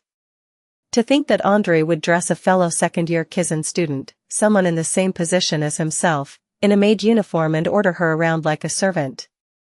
As if also ashamed of the situation, she just kept her head bowed. The rumors were true. He didn't know what kind of weakness Andrei took advantage of, but if the student council or teachers found out, it would turn the school upside down. However, even if someone exposed this fact and publicized it, the public would only hear it to be an immature prince's prank, and Andrei, a member of the royal family, would only receive a light punishment. That'd be the end of it. On the other hand, the whistleblower would face horrors beyond all imagination. Having been used to seeing this kind of irregularity in this world, Malcolm also quickly adapted to the situation. He also gestured to the senior student as if she were a real maid. She bowed her head and left, and Andrei smiled as though he liked what he saw. Do you have any idea why I called you here? Not at all. Lightly answered Malcolm as he raised his head. Just my setting foot in here must worsen Noble's reputation. I know. You're a son of a lowly gang leader, after all. Malcolm's eyebrows twitched at the word lowly, but he didn't react any further. After all, the key was the third prince of the Dresden kingdom's reason for calling him. And what Andre said afterward was more than compensation enough for Malcolm holding back his anger. I'll give you a chance to join Noble. The maid student from earlier came over and carefully put down a quill and registration form. If you have a working brain, you'd know that this is an important turning point in your life. Andre leaned over and locked his fingers together. It's a chance for the trash gang to connect with the main powers of the Dark Alliance. If this news were to be delivered to your father, he might go insane from joy. Gangs were violent organizations that committed crimes, but they had to collude with local and state authorities to make business run smoothly. If they could enter this organization full of powerful members from the Dark Alliance, the gang could grow several times larger than it was now. And what are the conditions? Letting a gang leader's son into Noble was like splashing shit on expensive pearls. Why would they do this despite how it would hurt the external image of Noble? Malcolm thought there was a high chance that the conditions would be absurd. It's nothing special. Andre smirked. I heard your dual evaluation opponent this time around is special admission number 1 Simon Polentia. That is correct. He turned down our offer to join us. Andre brushed his hair back. There's no disgrace like this. If it were other students, I'd just brush over it, but it was the first time in 20 years that a special admission number 1 turned down Noble and entered another club. Yeah, you heard that right. 20 years. A very important custom has now been broken. Andre clenched his teeth. Of all times, while I'm president of Noble. They're already scorning me for it outside, so at this rate, even after I graduate, I won't be able to look the other senior presidents in the eyes. Andre sighed softly as he leaned back in his chair with a tired face. Then, he raised the wine glass beside him and took a sip. So is it revenge I'm supposed to give? No. It's not revenge but performing a custom, said Andre with a gleam in his eyes. Isn't it common knowledge in Kizan? Watch out for Noble. Turning Noble into an enemy is the worst thing one could do. Even if something seems to be going well, if you're out of favor with Noble, everything will go wrong. It's just repeating those common customs all over again. Andre took something out of his pocket and threw it to Malcolm. It was an artifact engraved with the coat of arms of the Dresden royal family. Senior, it's against the rules to borrow artifacts from others in the duel evalua. It's not borrowing. Andre grinned. That's a down payment. From now on, that artifact will be yours. You can register it as yours in Kizan. Malcolm's jaw dropped. In front of countless spectators, use this artifact to crush Simon with overwhelming force. And perform this mark the moment the duel is over. Andre moved his hand, drawing an R in the air. It was the mark of the Dresden royal family. Yes. He meant to defeat Simon and give the credit for the victory to Noble and Andre. I understand. For Malcolm, there was no reason not to do it. It was also easy for him to see what was going on. Sarthanafire.at website on Google to access chapters of novels early and in the highest quality. Andre's pride had suffered greatly, and he was under pressure from external sources. So, he wanted to make Simon pay the price for refusing him and straighten out Noble's authority. For this, he would accept Malcolm as Noble's chess piece. It was understandable. A Noble's pride was more important than their life here. I've been playing safe these days because of various issues, but I can't help it. I need to show what happens to those who go against us by using the downfall of Mr. Special Admission number 1. Soon, everyone will realize that Simon Polentia didn't deserve to join Noble from the start. Now Malcolm knew exactly what Andre was thinking. I'll accept the order, but wouldn't it leave the biggest message if you stepped forward and crushed Simon by yourself, Senior? You don't know what dignity means, do you? Andre chuckled. Even ignoring that, there are professors who favor Simon Polentia. What do you think it meant that the Curse Research Society and Saddam stepped out to recruit Simon? Professor Bahil and Silage are behind him. All right. Then I'll destroy him head-on through legal routes. Malcolm gulped down the hot tea in front of him. Then, he took the artifact, placed it in his pocket, and drew the letter R of the Dresden Kingdom. I'll show the crowd that Noble still lives. Andre smirked. That's the spirit. Asterisk asterisk asterisk. Asterisk asterisk asterisk. Simon could hardly concentrate in class today. Because Mr. Gellin has finished making your subspace artifact. He said to come pick it up today. The subspace dedicated to the Overlord had finally been completed. He was in class, but thoughts of the artifact filled his head. His body was in the lecture room, but his mind was in Rochest. As soon as class ended that day, Simon ran straight to Mutant's club room. Senior! Hurry up! Simon pestered Benya to prepare, then used Kevin's stable route to get out of the castle wall. Whoa, so a place like this existed in Kizan, huh? You're still a first year, but you know this place well, mister. Exclaimed Benya in admiration as she crawled through the narrow tunnel. She looked curiously at the stalactites and the bubbling underground water that she saw all over the place, then looked in front of her and said, Mister, can I go in front? No. HM? Why? Ahem, in any case, no. And just like that, the both of them safely passed through the narrow tunnel and entered Rochest. The meeting place was a quiet, empty lot on the city's outskirts. Ma'am. Simon. I've been waiting for you. Gellin placed his fedora to his chest and bowed his head. Perhaps his hair had thinned out again in the meantime. Simon felt a sense of pity towards the empty center of his head, but he pretended not to notice and greeted him back. Gellin. Is it really complete? Yes. I stayed up all night, but I'm glad I was able to meet the deadline. Here it is. Gellin held out a ring case. Simon immediately took it and opened the case. If the subspace ring he had worn before looked like a glistening gem, this one was like brilliant gold. When Simon, who had roughly tucked the case into his pocket, quickly tried to put on the ring, Gellin added, Ah, that ring must be worn on the left hand. Oh, is that so? Simon put it on his left hand as he was told. Then let's try it right away.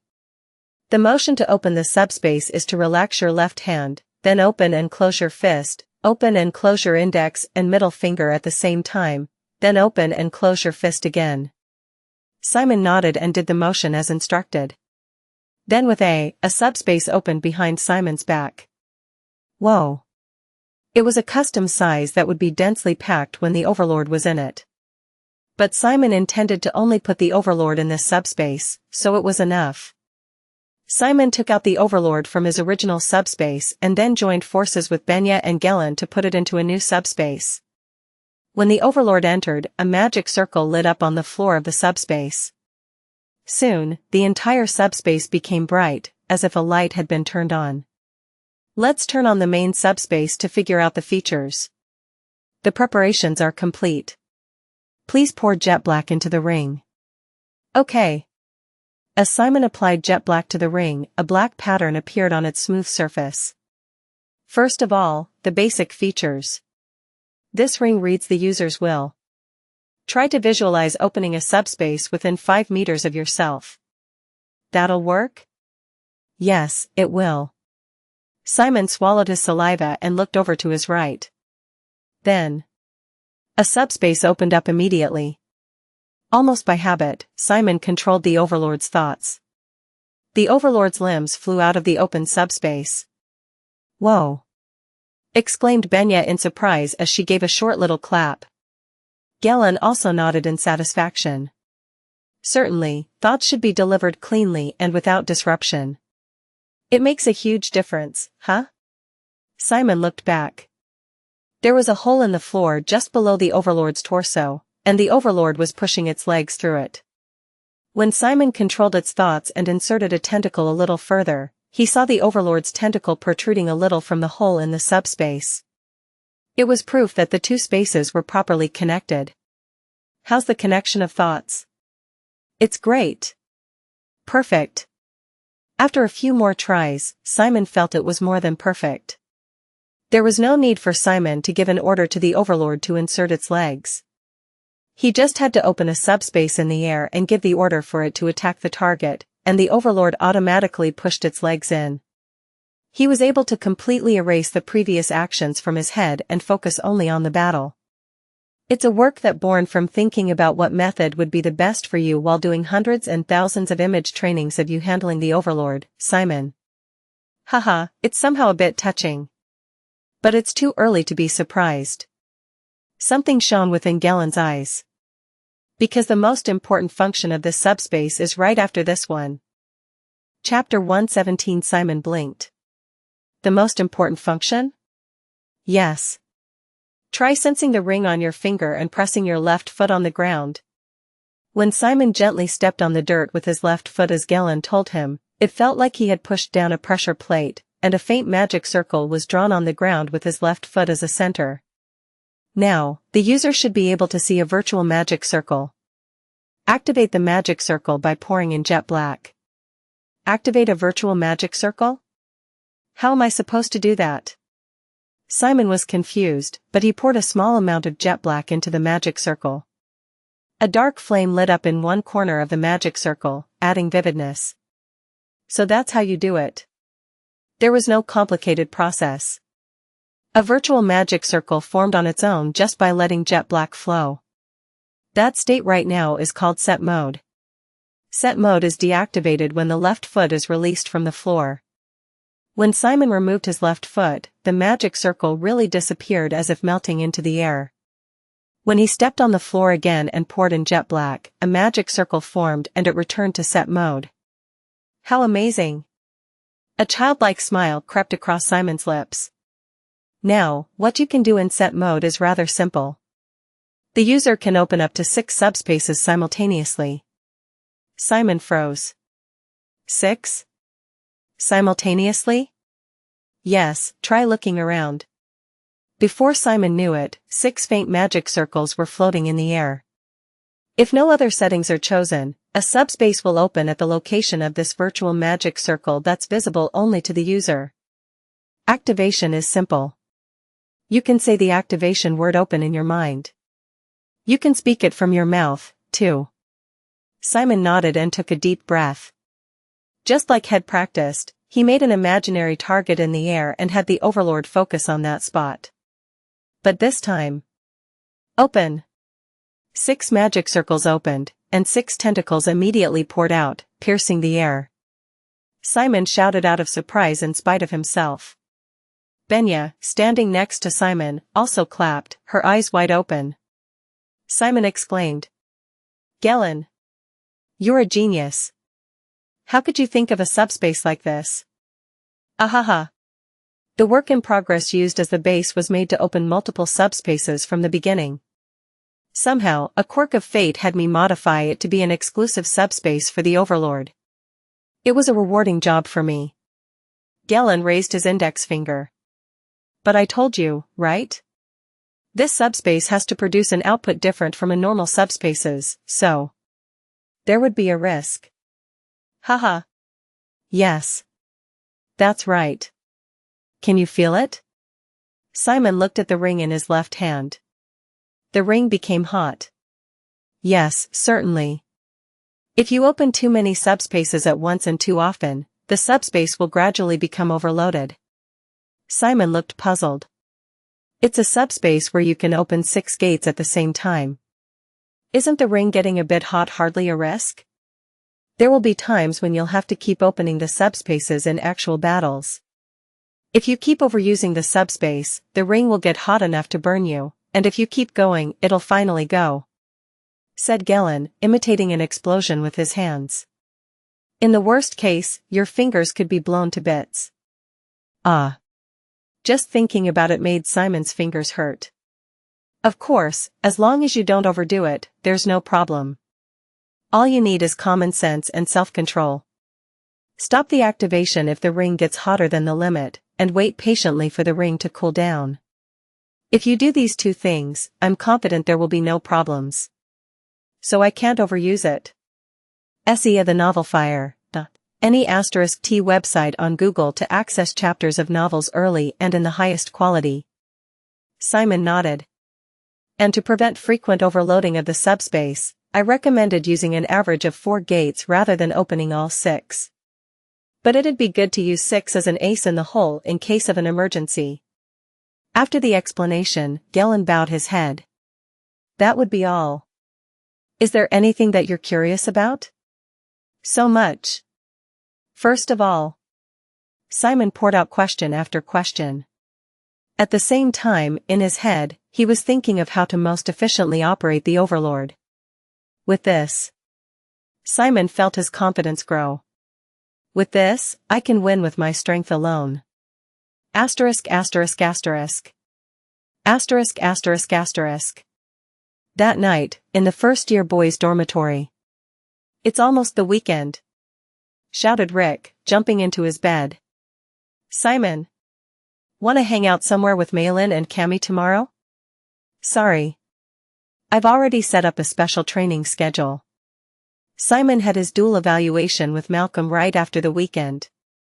Until then, he had to somehow shift and improve his Overlord control to fit the new subspace. I guess it can't be helped if it's against Malcolm. Rick rested his chin on his pillow in disappointment, but he seemed to understand. And the next weekend, the real torture masked as training began. Didn't I tell you? It's up to you to start, but finishing it is up to me. Even on the weekends, Aaron went to Kizan to handle Simon's Overlord training. This time, the training was using it to block the bones that Aaron shot out. The weekend training was so intense that if anyone else had seen it, they would have thought Aaron was trying to kill Simon. Simon was also willing to train, going until he was exhausted. With this training, he got a sense of how much it took for the ring to get hot. Heh. That professor in Kizan is too necromancer-centered. Training without a complete understanding of the undead is meaningless. Pierre had a strange rivalry with Aaron and called Simon to the ruins. He was already exhausted from Aaron's training, but he wasn't the kind of person who would refuse someone offering to train him. Even if you attack through a subspace, the essentials don't change. Read the Overlord's thoughts and make the most effective attack. Okay. After training with Pierre, he returned to Kizan and stopped by the mutant club room. After all, if Simon went to the point of exhaustion and beyond, the Overlord must have also been overworked from the training. Simon. You're here. Oh, you guys. Even though it was the weekend, Toto and Fitzgerald were assembling a skeleton together in the club room. Simon grinned. You guys have become pretty close. Toto scratched his head. HM? Is that so? Haha. Shut up and help us assemble this. Fine. When you're done, please help with mine as well. After finishing the skeleton assembly, Simon took the Overlord out of his subspace, and the two helped spread the medicine on the dry parts of the body. Wait. Fitzgerald stood up and stroked the side of one of the Overlord's limbs. Simon got frightened and said, Be careful. It's dangerous if you touch it carelessly. This limb is a little bit strange. Fitzgerald was staring intently at the Overlord's tentacles. Simon shrugged. Really? It all looks the same to me. Yeah. After pondering for a while, Fitzgerald looked at Simon. I think the Stitcher put more effort into this limb. Try connecting to the Overlord's thoughts and stretch the tentacle out longer. Longer? Yeah, as if unfolding it. Fitzgerald was weird, but Simon thought that he was saying this with some basis again. Simon closed his eyes and stretched the tentacles to their full lengths. In this state. Unfold. Ordered Simon through the mental connection. The Overlord reacted unusually. The limb trembled before then dropping. Considering how the Overlord would ignore an impossible order, it was a bit strange. It seemed like it failed, not like it couldn't. One more time. Simon gave the order again. The Overlord's tentacle trembled and soon started to squeak. Keep going. Don't give up. As he continued to give the order, the bones that seemed closely pressed stretched out as if a spring was released. The fully extended limb length was 50% longer than the other limbs. Told you. Right? Fitzgerald smiled triumphantly. I believe that the stitcher wanted to add this function to other legs but failed, so he just glued the rest in place. I think this is the only leg that can be extended. Simon jumped up and held Fitzgerald's hands. Thank you, Fitz. Huh? Yeah. I got a really important hint. Simon's eyes lit up. It was great to be able to pull out an unknown variable. Simon thought that he might be able to create a powerful winning formula. Asterisk asterisk asterisk. Asterisk asterisk asterisk. The weekend was gone, and the morning of the duel evaluation had come. Kizan greatly increased the number of outside spectators for this duel evaluation. Representatives of the kingdom, officials from institutions, and even scouters. Swaths of people visited Roke Island to observe this public duel. The stadium is over here. Please follow the rules.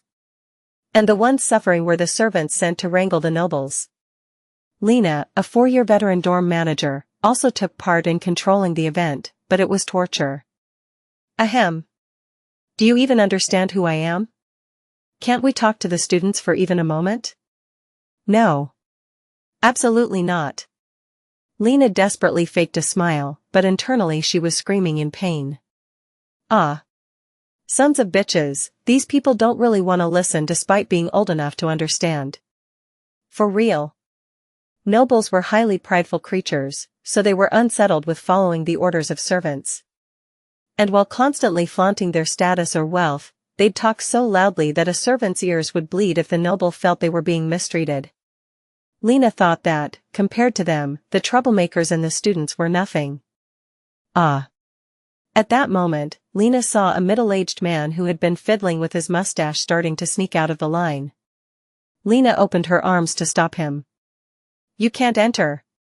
It's strictly forbidden for civilians to visit areas other than the stadium.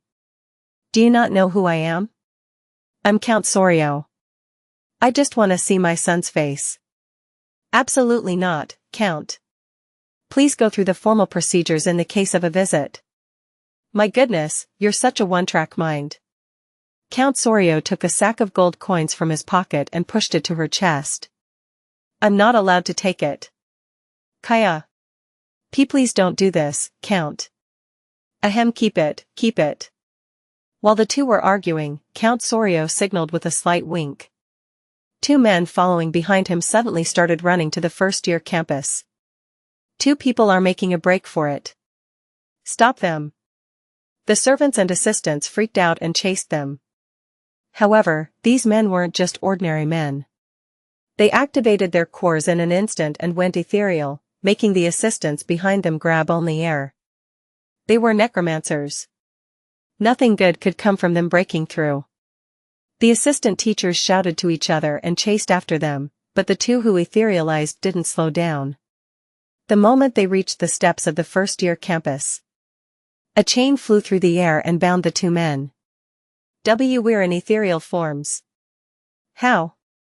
There was no time to even question it. The 2 men, caught in chains, were swung around in circles before landing on the ground right behind Count Sorio. A thick cloud of dust rose. After a while, it settled enough to reveal the 2 men with their heads stuck in the ground. Their legs shook, and then went limp. Clamors.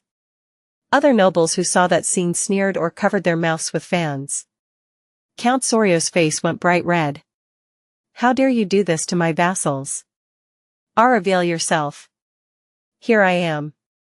All the assistant teachers and servants that were seated shot upright with nervous faces and parted to let a woman walk through. She had short hair and took extremely restrained movements. Her cold purple eyes gave off a solemn atmosphere. Kizan's vice president, Jane Olivia. She strode forward and stood in front of Sorio. You don't have to worry about your dear son. We're taking good care of him. Contact like this is not allowed. It was the first time he had ever seen such a great necromancer up close.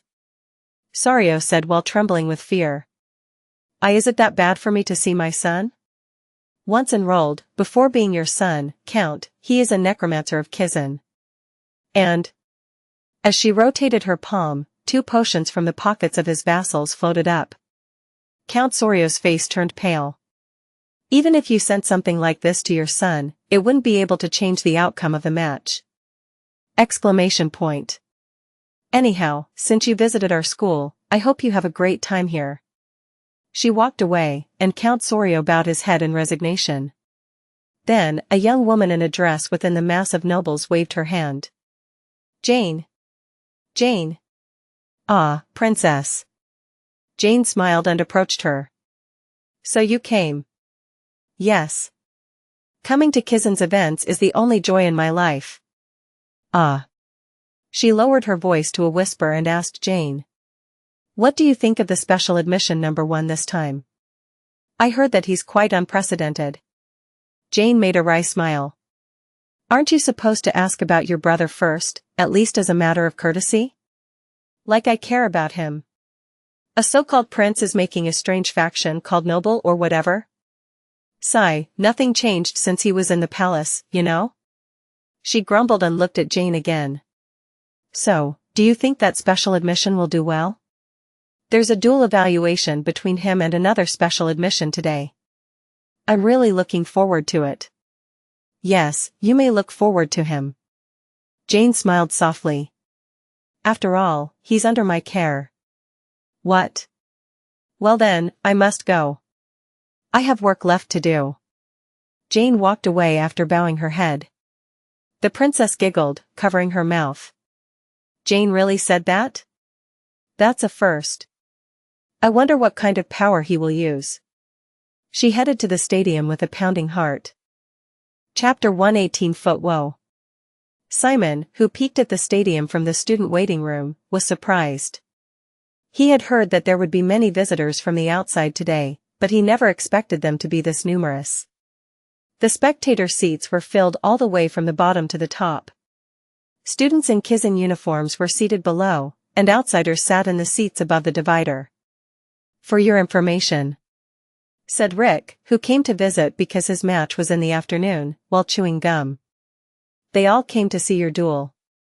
What? No matter what anyone says, the biggest issue here in Stadium 2 is the duel between special admission number 1 and number 10. See, looking at the bracket, you guys are the only ones who are named. Everyone must have come to see the mysterious special admission number 1 inch. Simon smiled bitterly. Hey, what's with you? Why are you making me nervous? You're the type who performs well under pressure. And I said it so you would know what's actually at stake, said Rick, making a peace sign with his fingers and moving it back and forth in front of his eyes. There's nowhere to run after this match. If you lose in front of so many spectators, rumors will spread all over the continent that this special admission number 1 is insignificant. People might underestimate you for the rest of time. Simon crossed his arms while nodding in understanding. Come to think of it, that's not so bad. Simon. Haha. I'm just kidding. Other than that. Simon laughed mischievously and tapped Rick on the forearm. Say, you also have your money bet on this, right? At that, Rick's face became laden with guilt. It was easy to read with him avoiding Simon's gaze and smiling in embarrassment. Tell me honestly. Who did you bet on? Ah.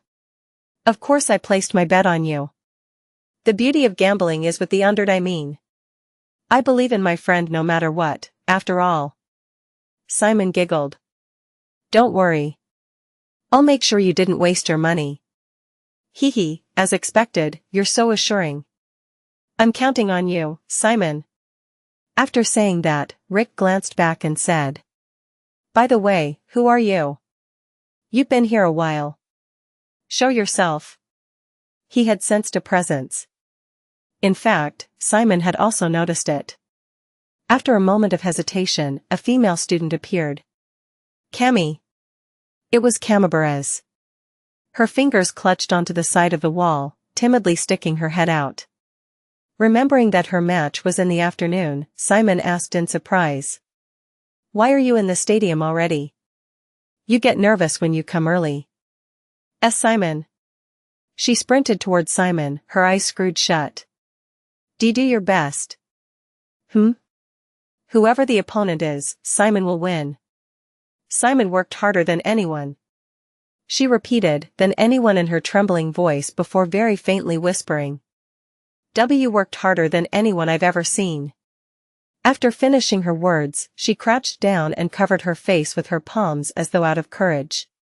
She might have meant to say something better than worked harder than anyone, but Simon felt the tension building up inside him release regardless. He got down on one knee and spoke softly. Cammy. He then waited. After a while, Camabaras removed her palms and looked at Simon with a red face. Thank you. It really helped me a lot. I'll definitely win this duel evaluation. Thanks, Simon. It was an atmosphere that one shouldn't disturb. Rick giggled quietly and left the waiting room. Outside the waiting room, Malin was leaning on the wall with her arms crossed. Staring at the opposite wall with a complicated expression, she belatedly spotted Rick and said with her face red and lips pressed together. Why the hell are you coming out from there, you crazy bastard? You can't take hints at all, can you? Rick chuckled and responded with a lowered voice. I went outside because I can take the hints. Gosh, whatever. After Malin said that, she turned her back and walked away nonchalantly. Malin. What? Rick pointed to Simon's waiting room. Will you be alright going already without saying a word to him? At that, she paused. Her eyes glanced at Simon's waiting room, and then she let out a resigned sigh. That's why I'm saying you can't take hints. The moment Malin finished her words, she continued walking down the lobby. Rick brought his hands behind his head and watched her leave. Asterisk. Class A Simon Polantia. Class M Malcolm Randolph, please come to the stadium. Time passed quickly. As Simon left the waiting room and came out to the stadium, lively cheers poured out. Do your best, special admission number 1. I'm betting on you. Malcolm came out of the waiting room on the other side and was also preparing for the duel, wearing a protective suit. Their eyes met. Malcolm smirked, and Simon didn't react. The stadium reset and break time was over. Spectators in the intermission room returned, and spectators from other stadiums flocked in to see the match between the special admissions.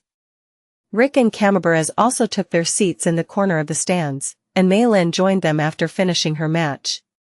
The result of her match was, obviously, victory. She high-fived the two and sat down on her seat as if her mood had improved. Hey, how's Simon's condition? Looks good as of now. Replied Rick, crossing his arms. The key is probably how well he has mastered his overlord control. After a while, following the referee's instructions, Simon and Malcolm came up to the center of the arena. Both duelers, shake hands. The two came over and gripped each other's hands. Malcolm held Simon's hand with a strong grip. Simon said with an expressionless face.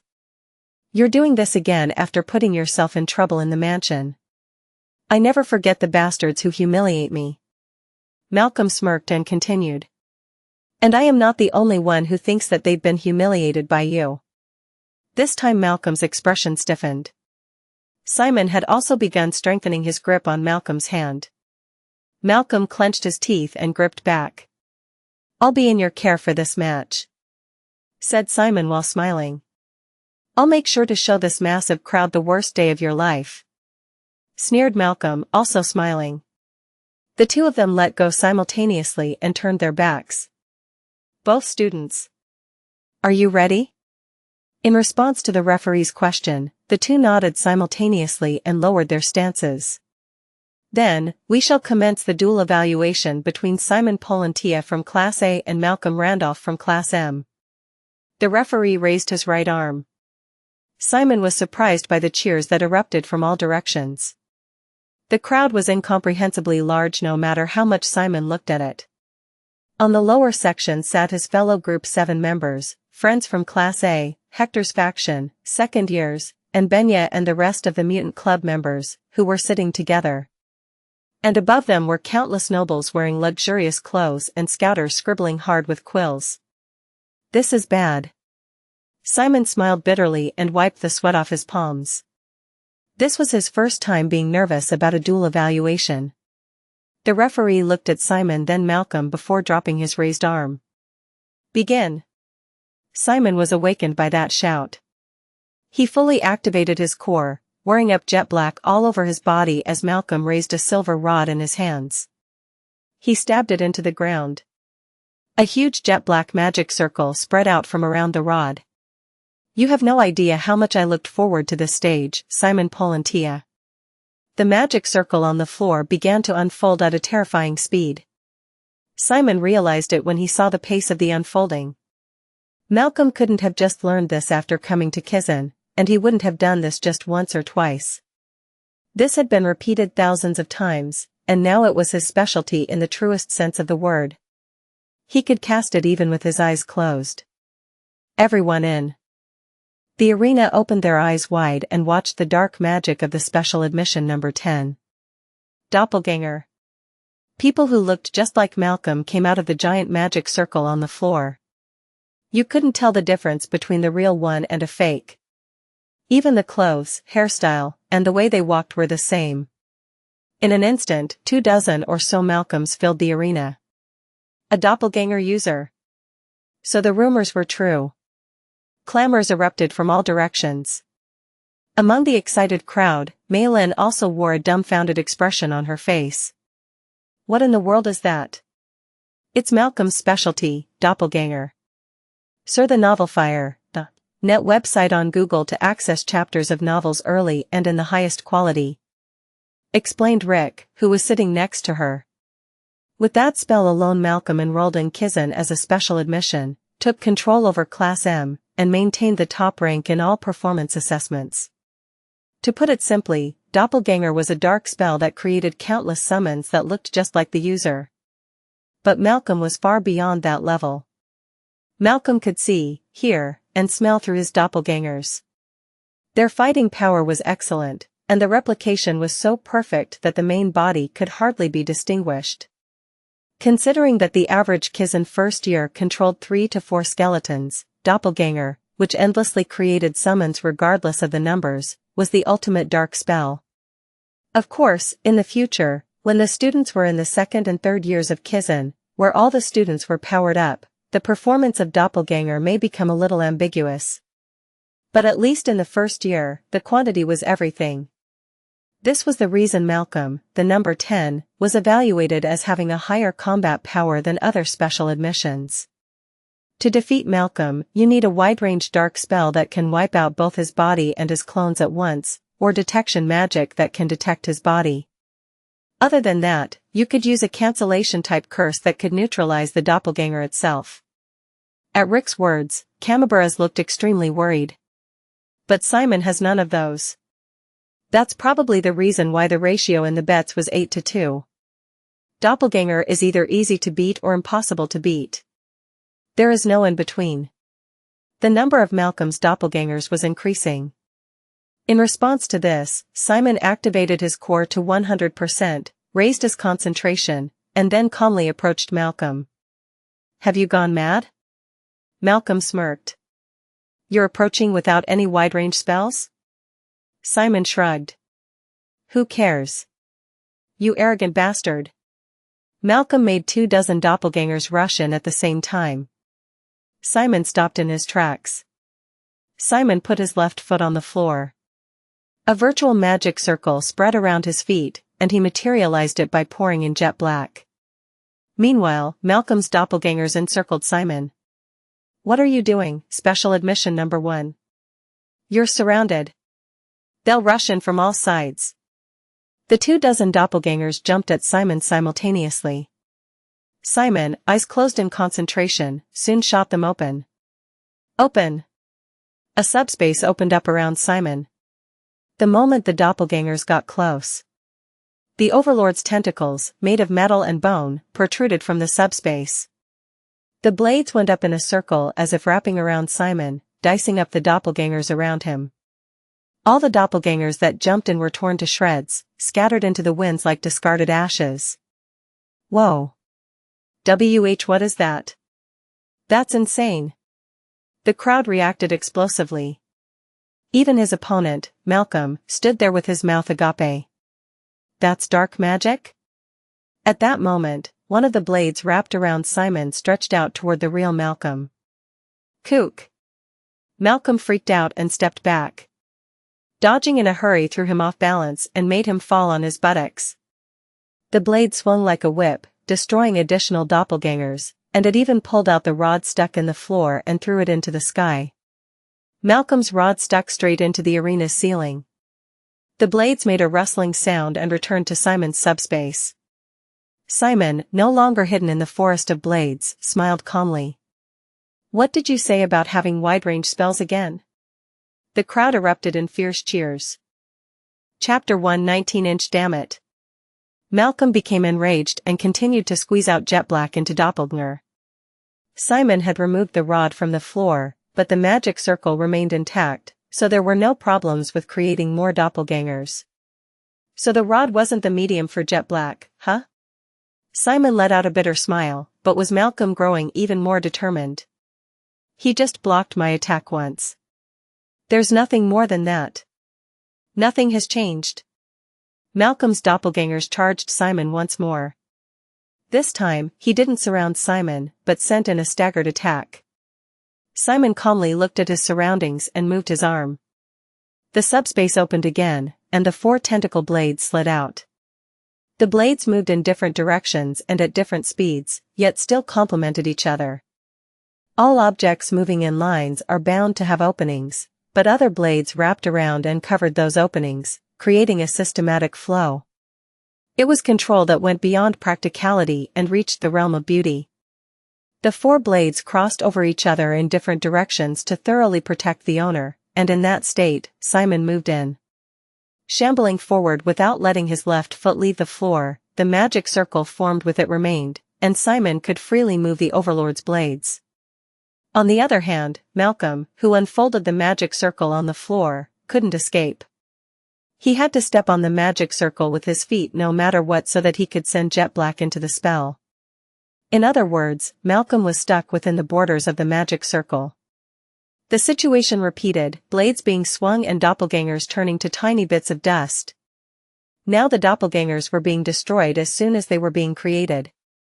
Malcolm bit his lip watching the summons that looked exactly like him being slaughtered. Wuxia. Way to go, number 1. The crowd went mad with excitement. Of course, Malcolm's doppelganger was also great, but Simon showed off a unique method of fighting that couldn't be seen in any other necromancer. It was natural to be more interested in him. High-ranking officials who were watching from the VIP seats in the audience also burst into exclamations. Wonderful. He deserves to be titled the top of Kizan. What kind of dark magic is that? That's not dark magic. He is taking out and retrieving something from subspace. The one inside the subspace must be a summon. Answered the princess of the Dresden kingdom, not the nobles who were trained necromancers. The nobles around her nodded as though it was understandable coming from her. Everyone knew that she was a necromancer expert who came to spectate every important duel evaluation in Kizan. How amazing! After turning her gaze back to the arena, the princess bit her thumb with excitement. A necromancer's summon would be nothing but an undead, but to see such sophisticated control. Jane telling her to look forward to him wasn't an exaggeration. She didn't want to miss Simon's duel for even a second. She leaned forward and even slightly rose off her seat. Your name is worth remembering, Simon Polantia. In the audience seats a little away from the VIP seats, there was an elongated silence. Professor Bahil. Control your expression. Control your expression. Chihekel, the chief assistant teacher of curses, snapped her fingers to get Bahil's attention. Bahil wasn't in a good mood for the entire month. Nothing had been going his way. Simon didn't join the Curse Research Society, and even during this duel evaluation, he was fighting with summoning in front of many people. However. Xianxia was surprised to see Bahil's face. It wasn't his usual demonic face. Rather, he was smiling as if watching his grandson trying to be cute. There are limits to talent and potential. Bahil licked his lips and continued. But this goes way beyond the limit. Isn't it wonderful? Xianxia looked surprised. Aren't you annoyed that Simon didn't fight with curses? Of course I'm annoyed. I'm furious. However, Bahil couldn't hide his excitement and changed his posture. Just thinking that such a genius will come under me, yes. I can endure it. The one who's at the forefront of the battle for Simon is obviously Professor Aaron in summoning, though. There's no need to rush. In the end, his talent shall belong to me. Bahil lifted his foot onto his seat and rested his chin on the knee, smiling. At least for this moment, while I watch him duel, I want to be a pure necromancer. Asterisk asterisk asterisk. Asterisk asterisk asterisk. As the duel progressed, Simon was overwhelmingly controlling the flow of the match. The dozens of doppelgangers that Malcolm had painstakingly collected flew away at once from the blades of the Overlord. Damn it. Even if Malcolm personally controlled 2 or 3 doppelgangers and placed a fake, Simon didn't falter. After all, Simon didn't anticipate the doppelgangers' movements. He physically watched them till the end and used the blades himself. It was a margin that could be achieved because its speed was superior, and this was the stability that derived from it. My jet black is slowly running out. Besides, he's closing the distance. Malcolm took a step back. Before he knew it, he was towing the edge of the doppelganger magic circle. If he got pushed back further, he wouldn't be able to use doppelganger. Now is the time for me to choose. It wasn't the time to think about the how or why, just the what. Malcolm put his arm behind him. He opened his subspace and let a blue potion bottle the size of a fist fall into his palm. A special product of the huge gangster Randolph family. It was a liquid bomb that caused a massive explosion upon being infused with jet black. The design was based on the byproduct of the explosive monster Longer.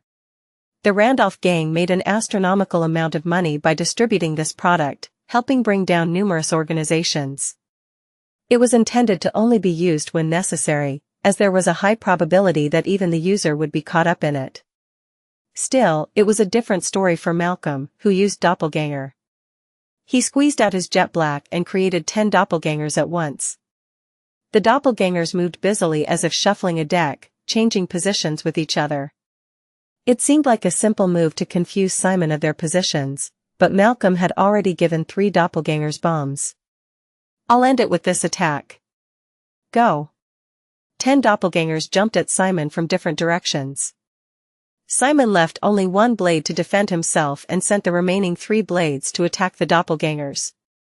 Blades lashed past, destroying doppelgangers like strikes of a whip. As a doppelganger fell, a potion bottle fell to the floor. The doppelganger that followed quickly picked it up, but Simon didn't miss it. Explosive potion. Even if you noticed it, it's already too late. Malcolm grinned with satisfaction. The doppelgangers ignited their potions with jet black and rushed Simon all at once. Xianxia the novel fire. Any *T website on Google to access chapters of novels early and in the highest quality. A black light flashed from the potion bottle. It's my victory.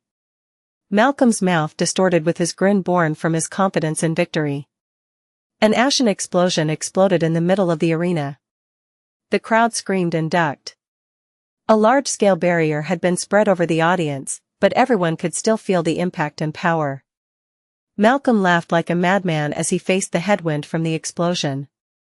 It was worth sneaking it out without father's permission.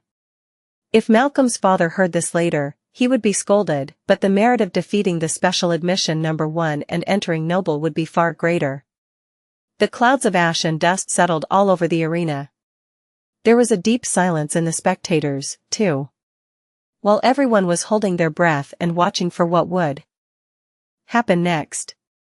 Over there. Somebody shouted. I can see him. As expected, he's fine.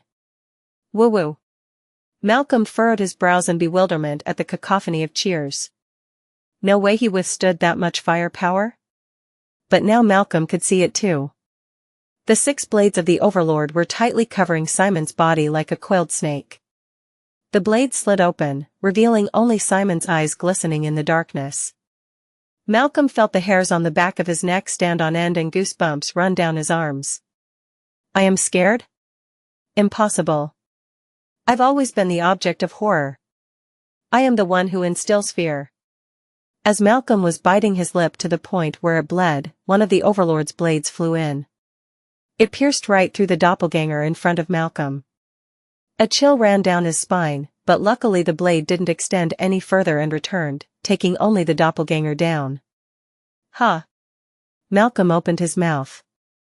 Ha ha ha ha. It's no use. It's no use at all. I've already calculated the distance of your attack. Another blade extended toward Malcolm. I said, it's no us. At that moment, the body that formed the blade of the tentacle slowly unfolded, revealing the mithril skeleton, and it grew 50% longer. Simon smiled. This is so fun. The pleasure of breaking an opponent after locking them in patterns and building false habits was exceptional. Malcolm's smile quickly left his face. And just like that, the tentacle struck Malcolm's chest. His body flew back several meters and crashed into a wall. Hearing the excited cheers from the crowd, Simon took a deep breath. It's reaching the limit now. The finger that was wearing the ring was very hot. Simon retrieved all the blades and walked toward Malcolm. So far, everything had gone according to plan. The explosion earlier was unexpected, but Simon responded safely, and he successfully pushed Malcolm out of the magic circle before the ring heated up further due to overload.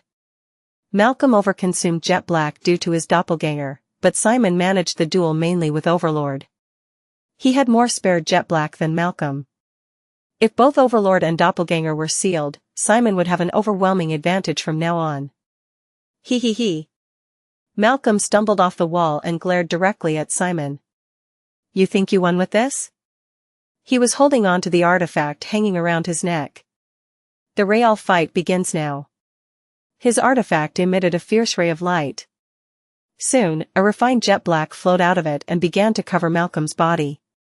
It was like a form of armor. Princess Molly, who was watching from the audience, jumped up from her seat. How come? Why is such a relic in the hands of that son of a gangster? It had a completely different structure from black robe from combat dark magic. The jet black form hardened and was completely fitted as armor. Malcolm's head was even covered by a helmet, hiding his face. Commonly known as the armor of the Black Knights, it was an armor artifact possessed by the Black Knights of the Dresden Kingdom. Wahaha! Malcolm let out a mad laugh as he made an R sign with his hand. Seeing this, Princess Molly's expression stiffened coldly. This stupid big brother. Simon Polantia. Malcolm, dressed in the Black Knight's armor, approached with a smirk. This is a gift from someone who has a grudge against you. Simon scratched the side of his head. No matter how much he thought about it, he couldn't think of a single reason for someone to incur a grudge against him. They call it karma, right? Think of it as your past actions coming back like a boomerang. Interesting. Simon grinned and pulled his imaginary lever. 2 skeletons appeared from his subspace. Then I'll wear one, too. What? The 2 skeletons scattered and began to stick to Simon's body. The Necromancer nobles who saw it felt dizzy just watching this. It's bone armor. A first year is using bone armor already? As his entire body became covered with bones, Simon spoke. Do you want to bet? What? Simon touched the armor he was wearing and smiled with satisfaction. On which suit is better?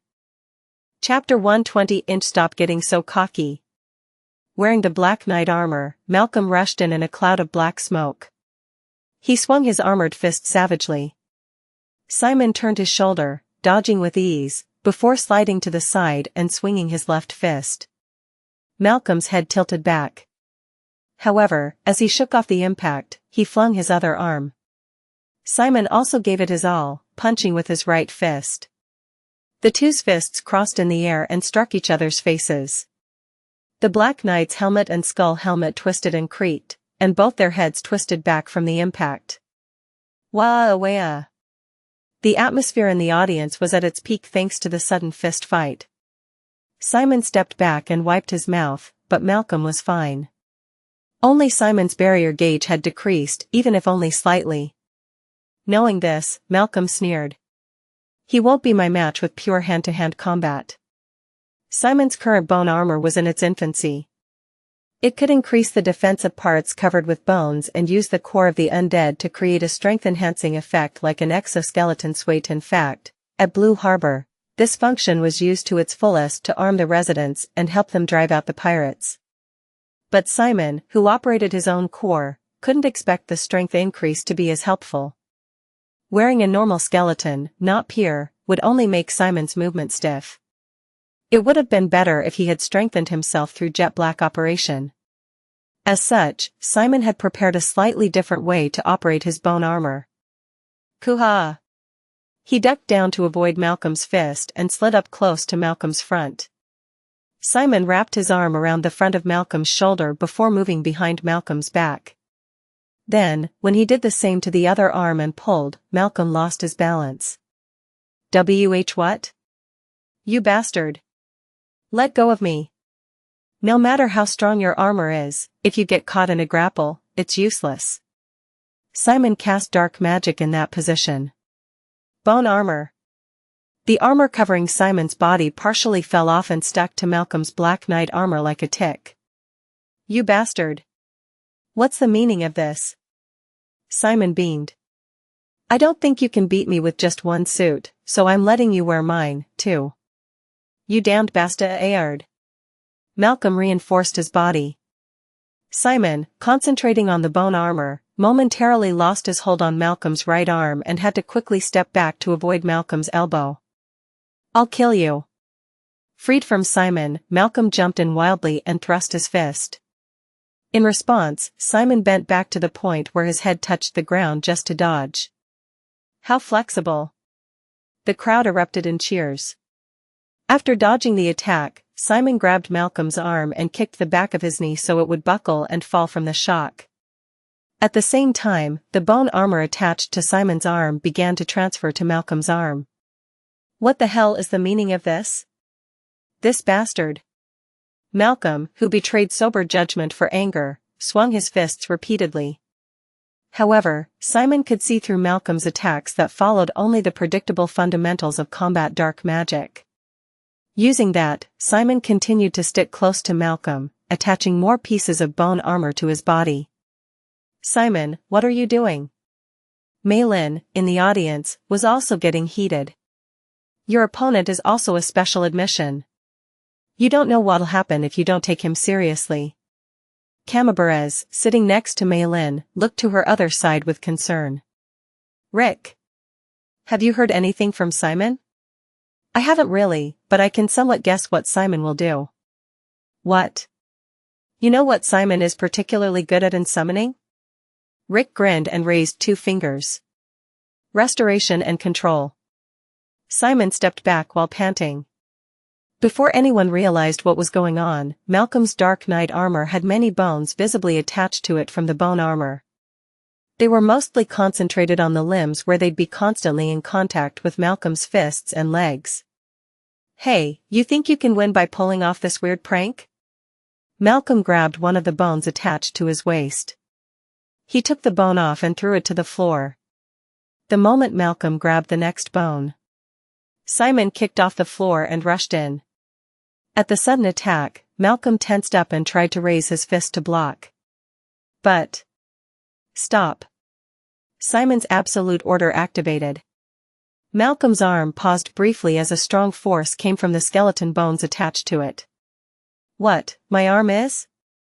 Simon's straight punch struck Malcolm clean in the face.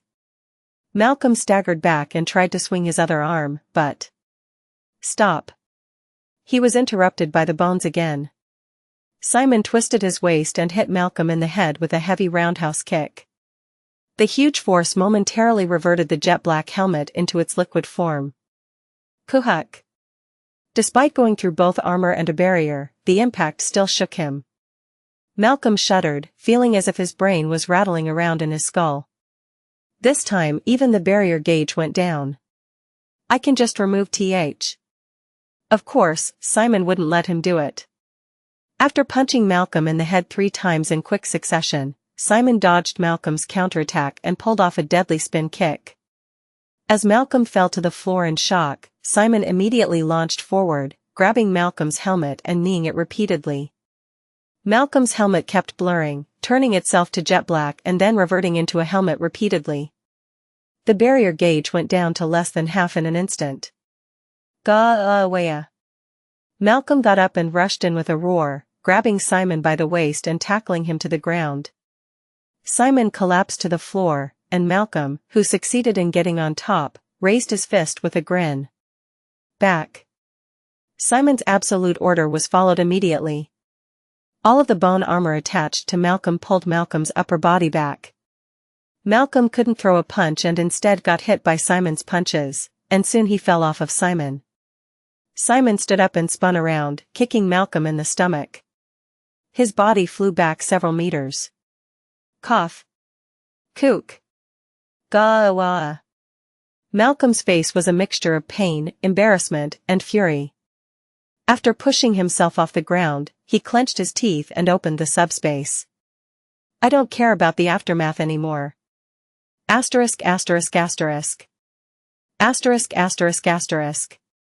What came out of the subspace was that liquid bomb again.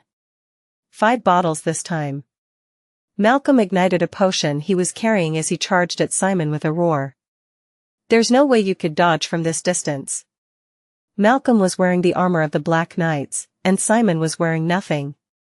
If it exploded here, both would be hit, but in the end, the one who'd survive would be Malcolm with his Black Knight armor. It was a mistake to attach the bone armor to me, Simon. However, Simon was letting out a wry laugh. How can you not ever go beyond my expectations? There was no opponent easier than one consumed by anger. Simon raised his index finger.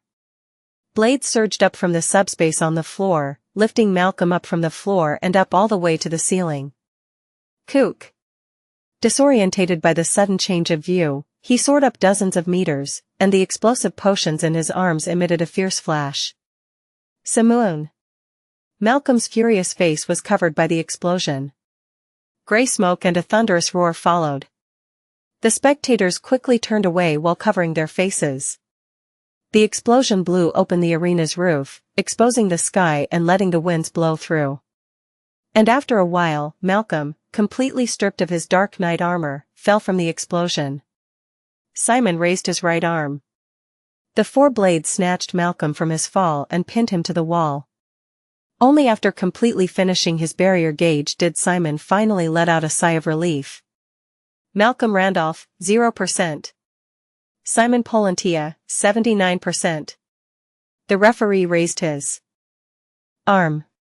The winner is Simon Polantia from Class A. What? Cheers erupted like explosions from all sides. How overwhelming. The special admission number 1 this year is also something. Search *the novelfire.net website on Google to access chapters of novels early and in the highest quality. Is Kizan some kind of a fountain that never dries up? It's amazing how monsters like that pop up year after year. And he's that good at 17? He's giving me a reality check. Nobles talked frantically and laughed as they reviewed the game, and scouts frantically moved their quills or turned on their communication crystal balls and spoke with their headquarters. I think you need to change your recruiting priorities right now. Are you guys not gonna do your job right? You said he's a student who didn't do prior studies. Yet he used fucking bone armor, you crazy bastards. An all-time prospect, no, a new star has appeared. Ha, Malcolm, that bastard Tisk. The number 1 is giving us a huge loss. Betting is also a thing of luck. Kaya ha ha ha. The second year gave a bittersweet smile and accepted the betting results, and when the money comes in, I'll treat you to something, Simon. Simon. You were so cool. The members of Group 7 waved in the direction of Simon and shouted. Simon also smiled and waved back. We'll prepare for the next match. The servants began clearing the arena floor, and Simon returned to the waiting room. He received a brief check from the medical team waiting nearby and returned the barrier equipment. Then, as he left the waiting room and took a few steps down the hallway. Simon ran into someone wearing a Kizan uniform. He bowed his head. Hello, senior. It was Nobles Club president and the third prince of the Dresden Kingdom, Andre. He was trembling, the redness in his face reaching all the way to his ears. Hey, do you realize what you've just done? Yes, I just finished my dual evaluation. Andre punched the wall with force. The pristine wall cracked, and the windows around it got chipped. How dare you beat up the Black Knight, the symbol of the Dresden royal family, in such a vulgar way? I don't care if you're stronger than Malcolm or whatever. But shouldn't you read the room when Malcolm put on the armor of the Black Knight? No, don't you understand that the Dresden royal family is supporting Malcolm? You didn't forfeit or lose but won? What a crazy bastard. Is it that hard to suck up your pride just once? Do you not know how to get on in the world? Are you a fucking noble or what? Andre's eyes went bloodshot as he shouted. You contempt the royal family. I'm sorry? Simon scratched his head for a moment and shrugged. I cannot understand you with any kind of common sense. What?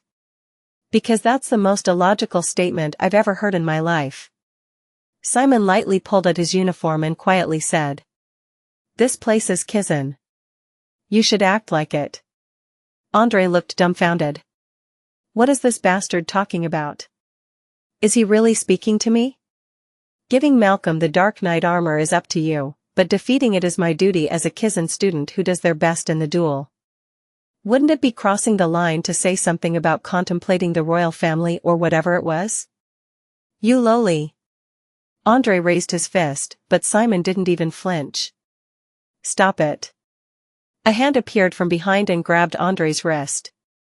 It was a small and slender hand, but Andre's eyes were shaking as if under tremendous pressure. How much more will you disgrace us, brother? It was Princess Molly of the Dresden Kingdom. Andre stepped back in fright, then forced a laugh. Molly. When did you come to Kizan? Ha ha ha. You should tell your brother if you are. Just as I suspected. She put her hands on her waist and glared at Andre. Stealing the armor of the Black Knight, the symbol of the Royal Knights, to pass it on to the son of a criminal group, and acting as if it was your own power? It seems you're the one who contempt the royal family, brother. Simon blinked at the unexpected sight. The third prince couldn't even say a word to the youngest princess. Do you even understand what kind of punishment the Black Knight received for losing his armor because of you? Besides, exposing this kind of shameful conduct in front of the elders of other countries, I'll report this incident to father. Andre freaked out and grabbed Molly by the hem of her dress. Molly. Have you forgotten who I am? I'm Andre. Your brother, Andre. You clearly know what'll happen to me if you report this to father. Please. Then you shouldn't have behaved like this. As she signaled behind her, someone quietly walked up to her. Andre's face trembled as if he had a tic when he saw that person. You're living quite a nice life, brother. The one who showed up was none other than the female student wearing the maid uniform that Andre treated like a housekeeper. How dare you do this kind of thing to a Kizan student?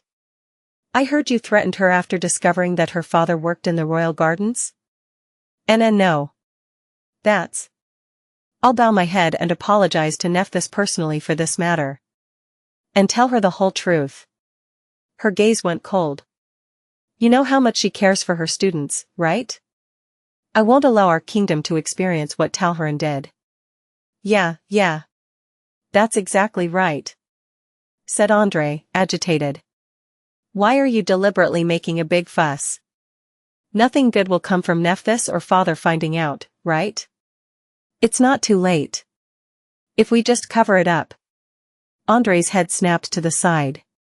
Simon, who was observing quietly, and the female student in the maid uniform couldn't help but be surprised. Still not getting it and blabbering on.